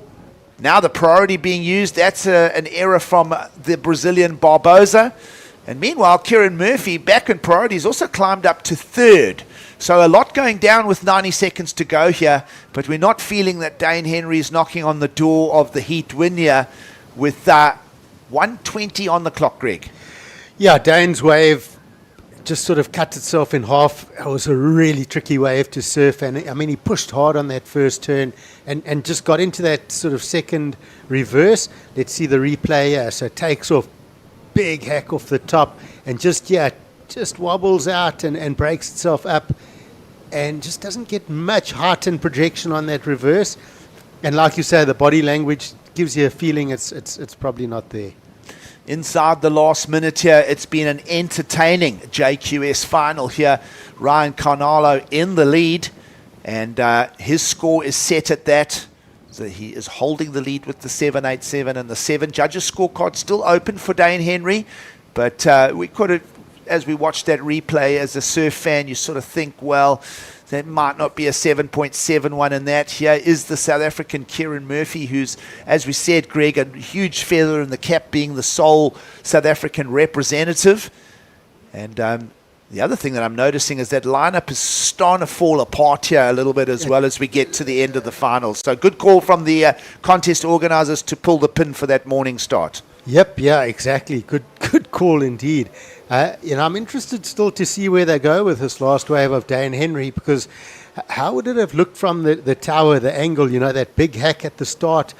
How powerful did it look? How did the rotation look from the tower? I feel it wasn't there, but how close is it going to get? That's probably the question we got to ask. Yeah, as I say, you almost feel that Dane Henry knows what happened on Dane Henry's wave 2, and we go back to the conditions, Greg, as there was a warble came through that the lineup. It was a second priority pick from underneath Barbosa's priority at the time, so it wasn't the premium wave on offer. Henry was being squeezed by the clock, and we're just waiting for this JQS to officiate.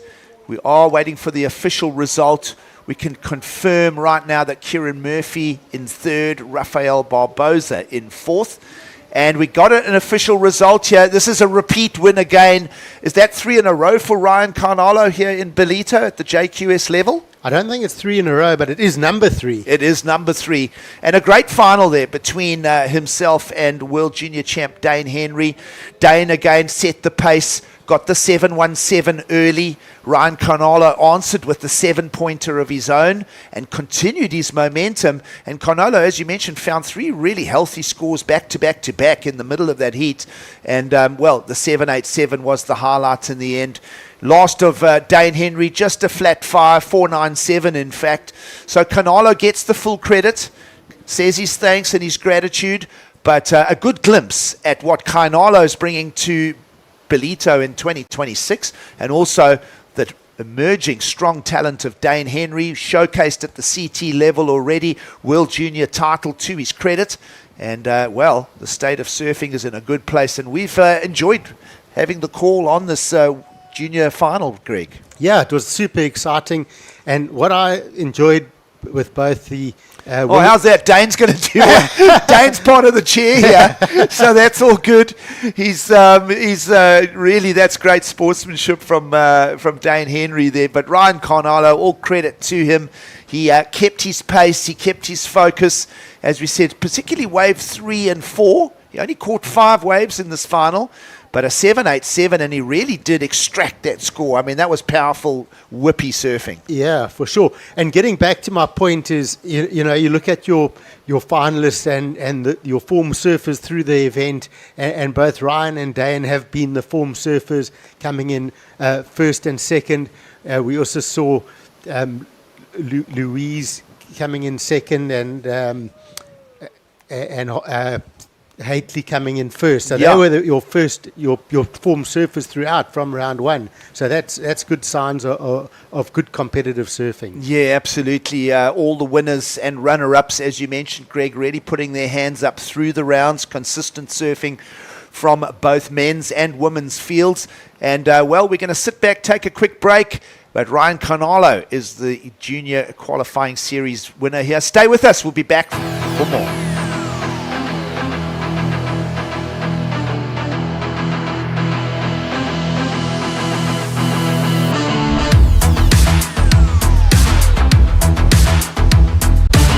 Along the sun-drenched shores of KwaZulu-Natal's magnificent north coast lies a destination unlike any other. A place where golden sands meet the warm Indian Ocean, where rich culture, adventure, and community come together in waves of unity.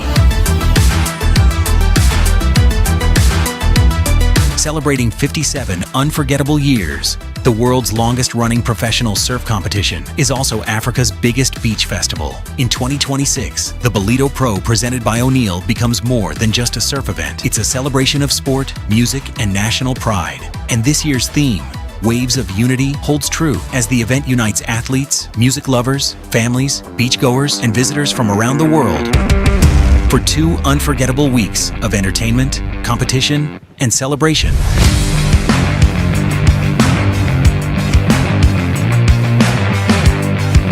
The action begins with the future stars of surfing, the O'Neill Smith Shapes, Ballito Rookie Rippers, and Ballito Pro Junior. Tomorrow's champions showcase their skills and begin their journey toward international success. As one of Africa's premier World Surf League events, The Ballito Open attracts a powerful mix of local favorites and the next generation of international surfing talent, with every heat bringing high-stakes action and world-class performances. The Ballito Open delivers a thrilling glimpse into the future of professional surfing, where tomorrow's stars are forged on the waves of Ballito. As the competition unfolds, Ballito transforms into a vibrant lifestyle and entertainment destination, where every day offers a new experience. As the world unites for the 2026 FIFA World Cup, under this year's theme, Waves of Unity, the festival extends beyond the surf to celebrate the world's most popular game. As surfers chase their dreams on the waves, and football fans celebrate the journey of Bafana Bafana on the world stage, Quarterfinal becomes a meeting place for two global sporting passions.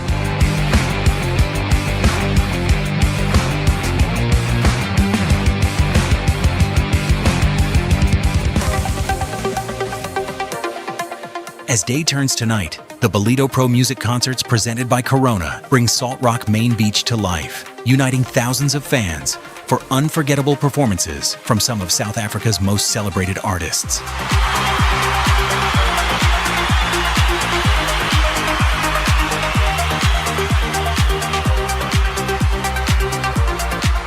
As winter sunsets paint the coastline gold, Ballito comes alive beyond the waves.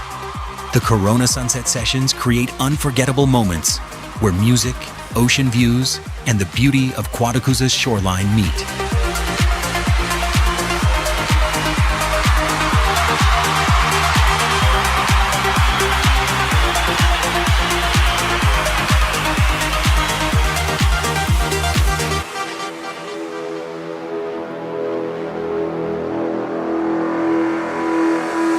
The energy shifts gears as the Ballito Bowl Skate Jam, presented by O'Neill, takes over Ballito's world-class bowl, with skaters riding the waves of unity and delivering gravity-defying performances that showcase creativity, passion, and youth culture.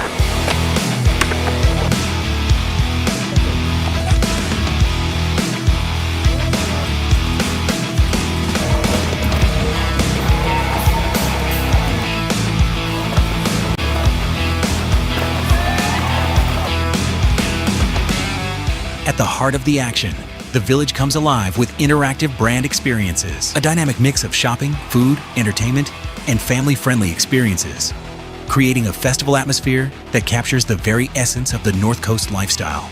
Families and friends connect by the ocean, immersing themselves in the sights, sounds, and spirit of Quarterfinal.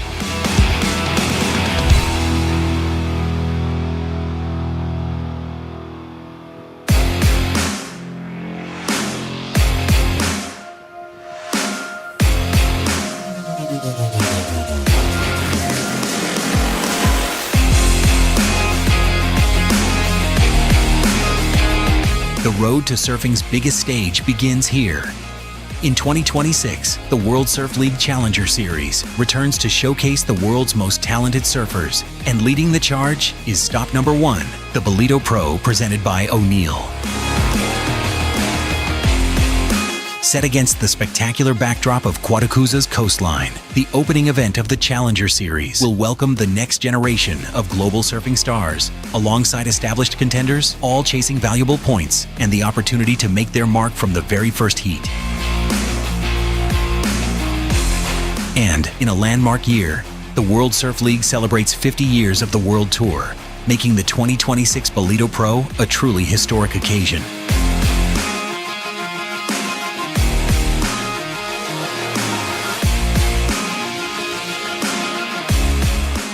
In 2025, South Africa celebrated a champion.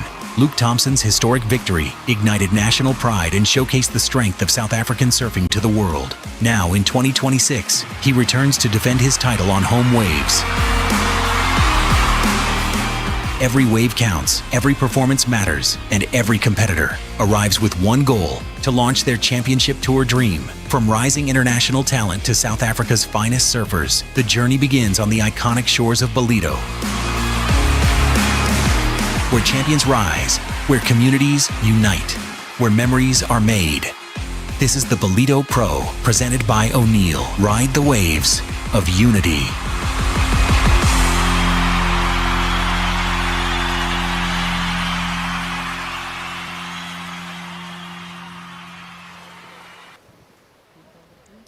Well, welcome back to the show. It is 2 weeks of massive surfing action coming to you from the beautiful Quarterfinal region on the east coast of South Africa. It's a very late, in fact, it's just after the midday mark, so it's a good day and a good afternoon. A Sawubona greeting.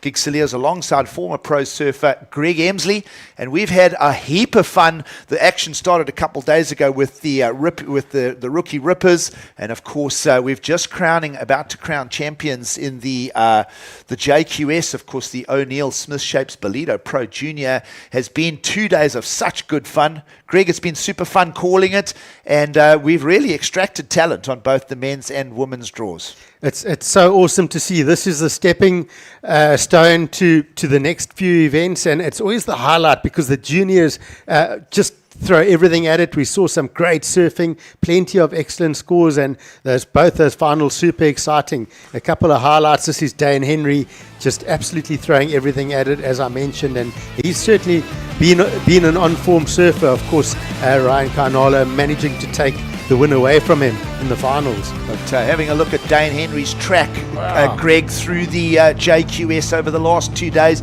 you know that he's going to be back tomorrow morning in the Ballito Pro, the qualifying series event, and he's going to be showing his pedigree as the reigning world junior champion. Yep, absolutely. And I mentioned earlier, Gigs, that he doesn't have to premeditate what he wants to do on the wave. He's got every maneuver and he pulls it off. And Ryan Canala as well, just surfing to the judging criteria, giving them the combos they want to see. That was the 7-point ride. He then backed it up with these two absolute hammers to take the win.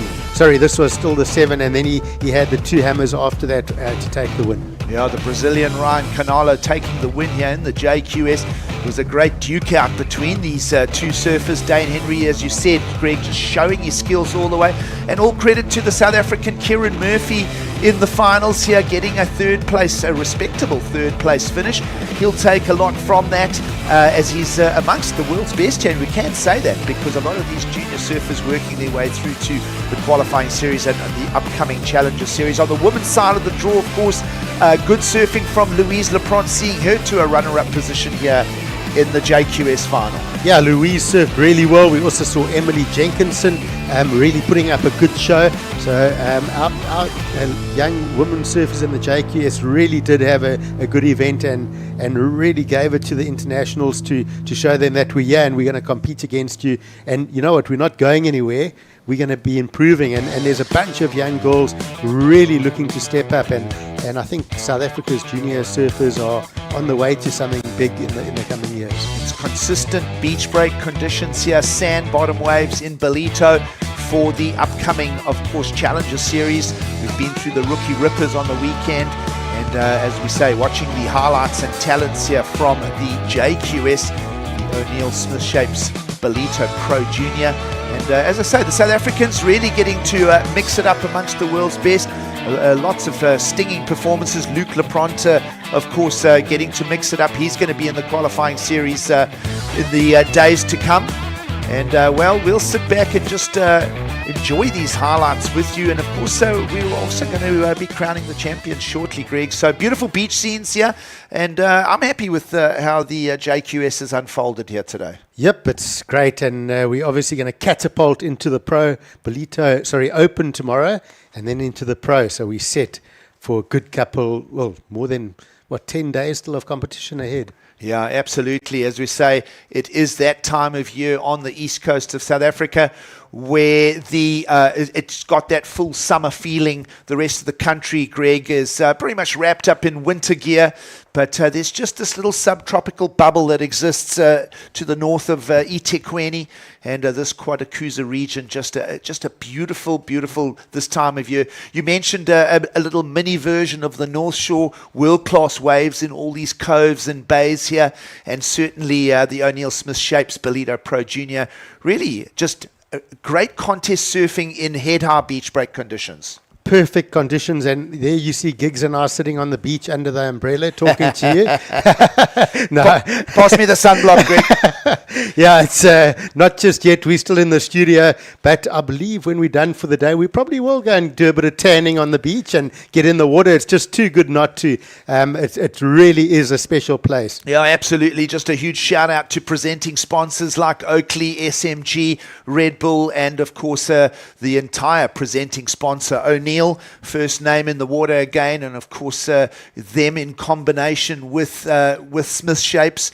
A big shout out to Geordie Smith and to Graham, who've been very consistent in supporting the junior series over the last almost several years now. We think back to that City Surf series back in 2016, 17, 18, 19.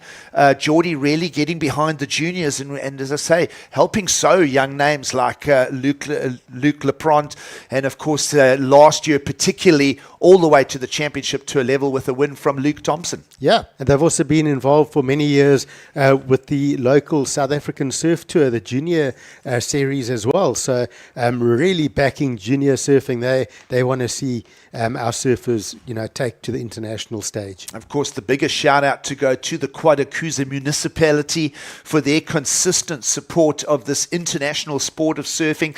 Of course, just getting global recognition. It's easy to sow into local events and that, but their future, their vision, they looked at this thing quite a few years ago and went, well, how do we make Ballito a world-class destination? How do we make it a household name across the world? And they really have achieved that, the Quadacooza municipality, with their support of the WSL, and everyone looks so forward this time of year to coming to Ballito.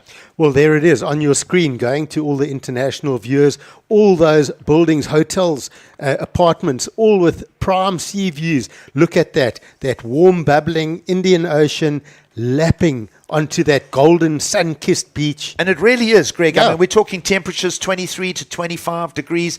People are out in their swimwear. Of course, the water itself, that warm Mozambique current, just that crystal clear water of the Dolphin Coast.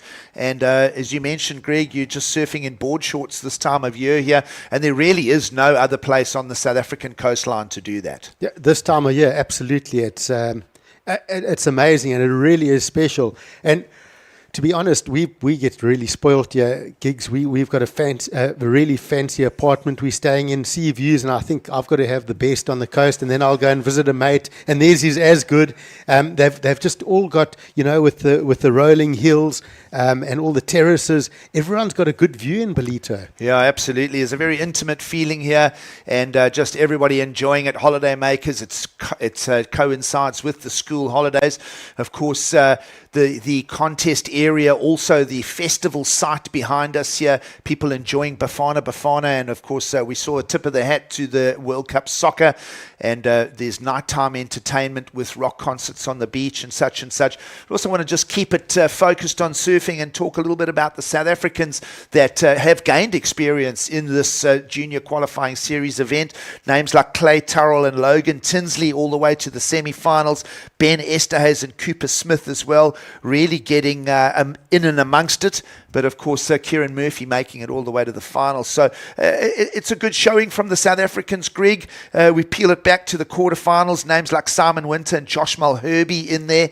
Of course, Josh Mulherby, you mentioned Dave Mulherby in the coaching role. Young Josh out of Coffee Bay, that beautiful stretch to the south of us here, about an 8-hour drive, but just beautiful regions of South Africa here on the East Coast. And I just want to add perfect roads in the Coffee Bay area too, not one pothole. So tourism is alive and well on the entire east coast of South Africa here. Yeah, it's beautiful. So it's if you need to come from the Eastern Cape and visit us, or even from deeper into the Cape, the roads are good. Drive through, come and say hello to us in Ballito. There is 3 spots left for you on the beach on our screen.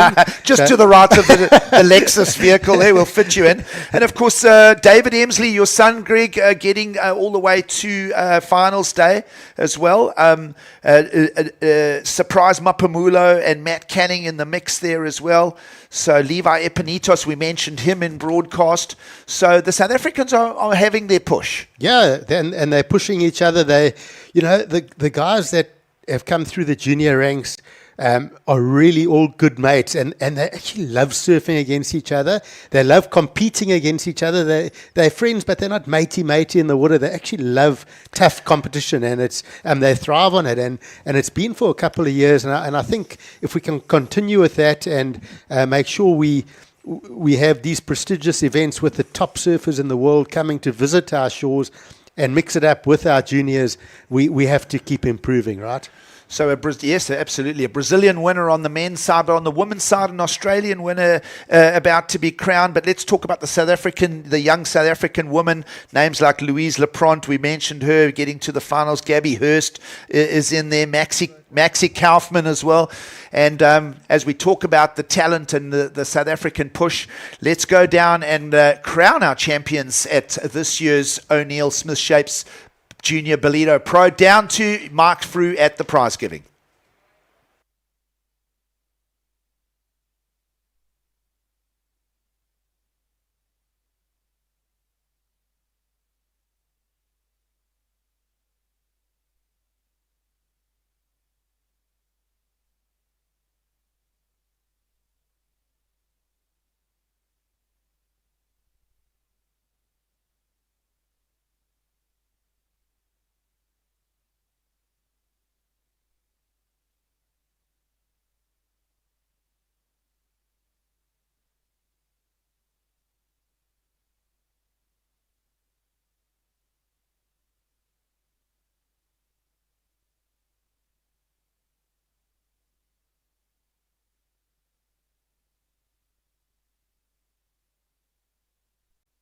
Ballito and the surfers who share this incredible place with us.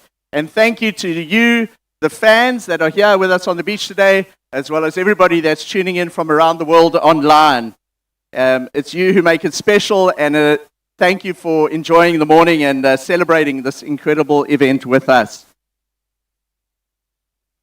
Just to introduce the dignitaries and everybody on the stage here with us, I've got the men's and the ladies' top two in the finals.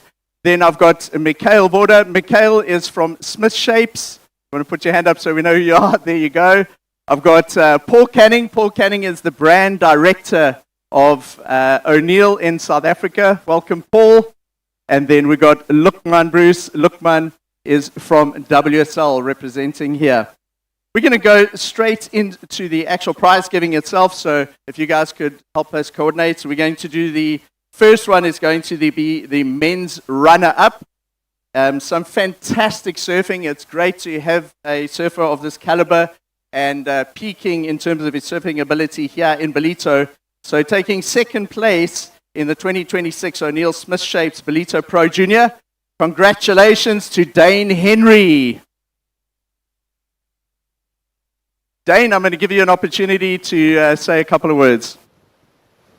Yeah, good way to start off the couple of weeks with a second in the Pro Junior. It was sick to get some fun waves and get a bit of waves from the crowd.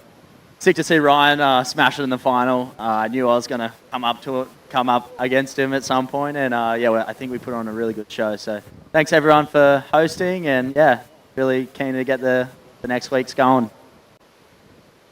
Thank you so much, Dane. Let's give a big round of applause for Dane Henry, runner-up in the men's at the 2026 O'Neill Smith Shapes Ballito Pro Junior. Then the women's runner-up. We want to say congratulations. She won the junior event a couple of days ago, the Rookie Rippers. She's no stranger to the stage here, but this is the first time that she's actually made the final, if I'm not mistaken, of the Pro Junior here in Ballito. And taking the runner-up in the ladies, congratulations to South Africa's Louise Lepront. Louise, I'm going to let you say a few words. Thank you, Mike. I'd just like to say thank you to all my sponsors, my friends and family for the support, and thanks WSL for putting on such a great event. Looking forward to the next couple of weeks here in Ballito. Loving the vibe, the waves have been great, so excited. Let's give Louise another round of applause, the only South African in the top four on the stage here at the moment. Congratulations. Then we go to the men's. What a final we had. It turned into a bit of an air show in the end. We knew it would, but it got super technical. And taking the win, let me tell you, it's not just his first win here in Ballito. This gentleman from Brazil took this particular title in 2022. He won it in 2023, and now he's won it again in 2026 with some spectacular aerial surfing. Congratulations to the men's winner from Brazil, Ryan Carnalo. Ryan, you got a few words for us? I'm pretty happy. I want to say thank you for everyone who was watching the beach and enjoying. And it was crazy to surf with the guy and the other guys in the final. And yeah, a pretty good warm-up for the CS. Let's give another round of applause for our men's winner, Ryan Carnalo. We can't wait to see you guys in the next couple of events leading up to the Challenger. Now we're on to the women's winner. This young lady from Australia was here last year for the Challenger Series, and she's come back for a second time. This time, a second time lucky. She takes out the win in the 2026 O'Neill Smith Shapes Ballito Pro Junior. Please put your hands together for Australia's Charlie Hatley. Charlie, you got a few words for us? Yeah, just a great way to start next week. Ben, super stoked to take the win. Thank you to all the support, the event sponsors, WSL. Great final with all the girls, and yeah, I'm stoked to kick it off. Thank you so much. So let's have another round of applause for our finalists, first and second in the Pro Junior, as they have their photographs taken. I'll just remind you that tomorrow we get underway with the QS 2000, and that's our early call for a possible start tomorrow morning. And we'll see all of these surfers participating in that. And then, of course, next week we've got the Challenger Series event, which will be coming up. Congratulations again to our winners. And for viewers around the world online, I'm going to throw it back to Giggs and Greg Emsley in the studio. Yeah, thanks, Mike Frew. Great to see those performances from our two respective winners, Greg. Of course, we've had a fun day calling it. We trust that everyone's enjoyed the show with us. Just a couple of just tips of the hat there as well as we wrap up the JQS. A lot of those names now transcending to the qualifying series, which is about to start tomorrow, the Ballito Open. We've got a big show coming for the next 12 to 13 days here, folks. Yeah, there's no rest. It's straight in. We're going to be seeing very good rides to excellent rides straight off the bat from tomorrow.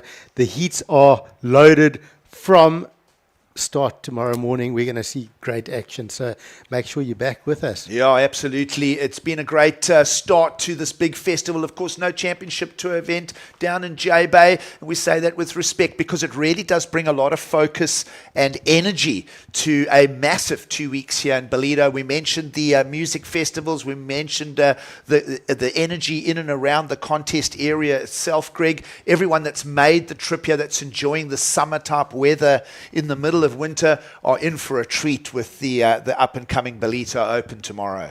Still lots of action. I believe we're going to have great waves. There's lots of sand, good sandbanks, and so check in with us. We got, I think, 10 more days of surfing, and I can't wait to see the competition just getting hotter and hotter. Well, folks, we trust that you've enjoyed the show. I've had a little peep at the round of 80 in the qualifying series tomorrow. And of course, Dane Henry, we saw him in the finals now. Greg, he'll be in the first heat of the Ballito Open, along with the South African Kieran Murphy. Watch for Cade Matson and Ollie Zeitz to get things underway when we come back tomorrow morning for more. But for now, we'll sit back and enjoy the sights and sounds and textures and smells of this beautiful region of South Africa. It's a very good afternoon from myself, Gig Saliers, and Greg Emsley. We'll see you all again tomorrow for more from the Ballito Pro.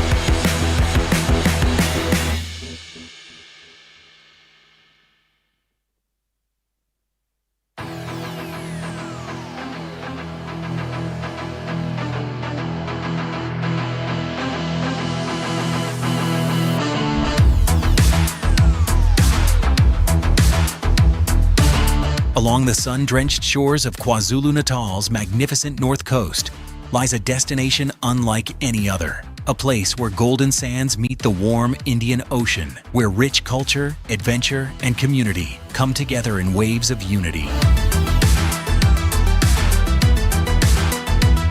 Celebrating 57 unforgettable years, the world's longest-running professional surf competition is also Africa's biggest beach festival. In 2026, the Ballito Pro Presented by O'Neill becomes more than just a surf event. It's a celebration of sport, music, and national pride. And this year's theme, Waves of Unity, holds true as the event unites athletes, music lovers, families, beachgoers, and visitors from around the world for 2 unforgettable weeks of entertainment, competition, and celebration.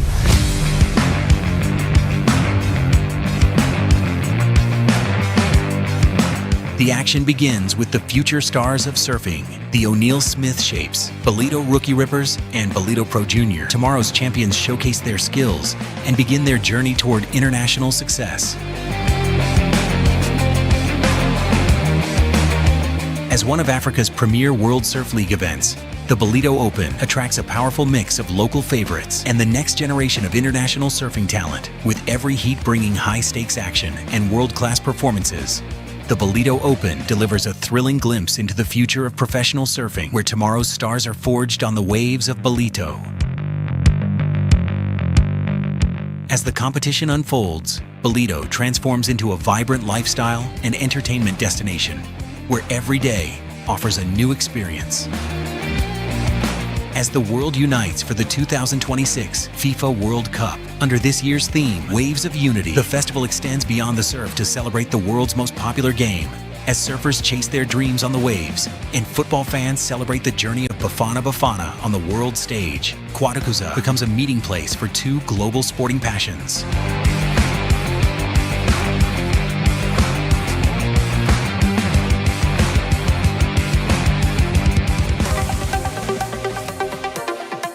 As day turns to night, the Ballito Pro Music Concerts presented by Corona bring Salt Rock Main Beach to life, uniting thousands of fans for unforgettable performances from some of South Africa's most celebrated artists.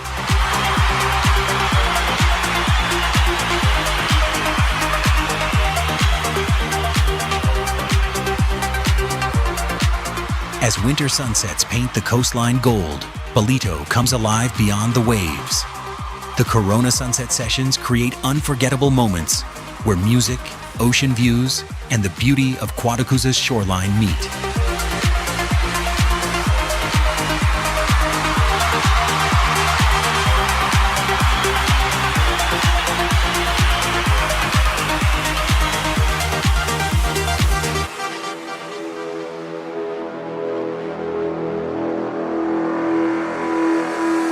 The energy shifts gears as the Ballito Bowl Skate Jam, presented by O'Neill, takes over Ballito's world-class bowl, with skaters riding the waves of unity and delivering gravity-defying performances that showcase creativity, passion, and youth culture.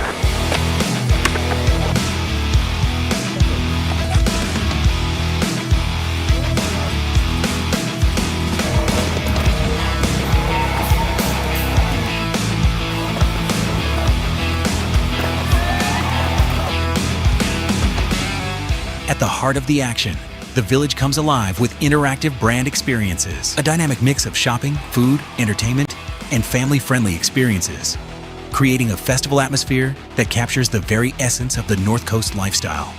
Families and friends connect by the ocean, immersing themselves in the sights, sounds, and spirit of Qualification.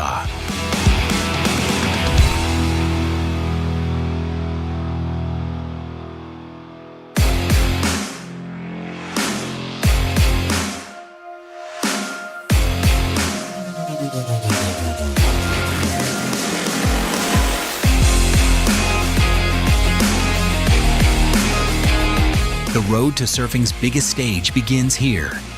In 2026, the World Surf League Challenger Series returns to showcase the world's most talented surfers, and leading the charge is stop number 1, the Ballito Pro Presented by O'Neill. Set against the spectacular backdrop of Quatacuza's coastline, the opening event of the Challenger Series will welcome the next generation of global surfing stars, alongside established contenders, all chasing valuable points and the opportunity to make their mark from the very first heat. And in a landmark year, the World Surf League celebrates 50 years of the World Tour, making the 2026 Ballito Pro a truly historic occasion.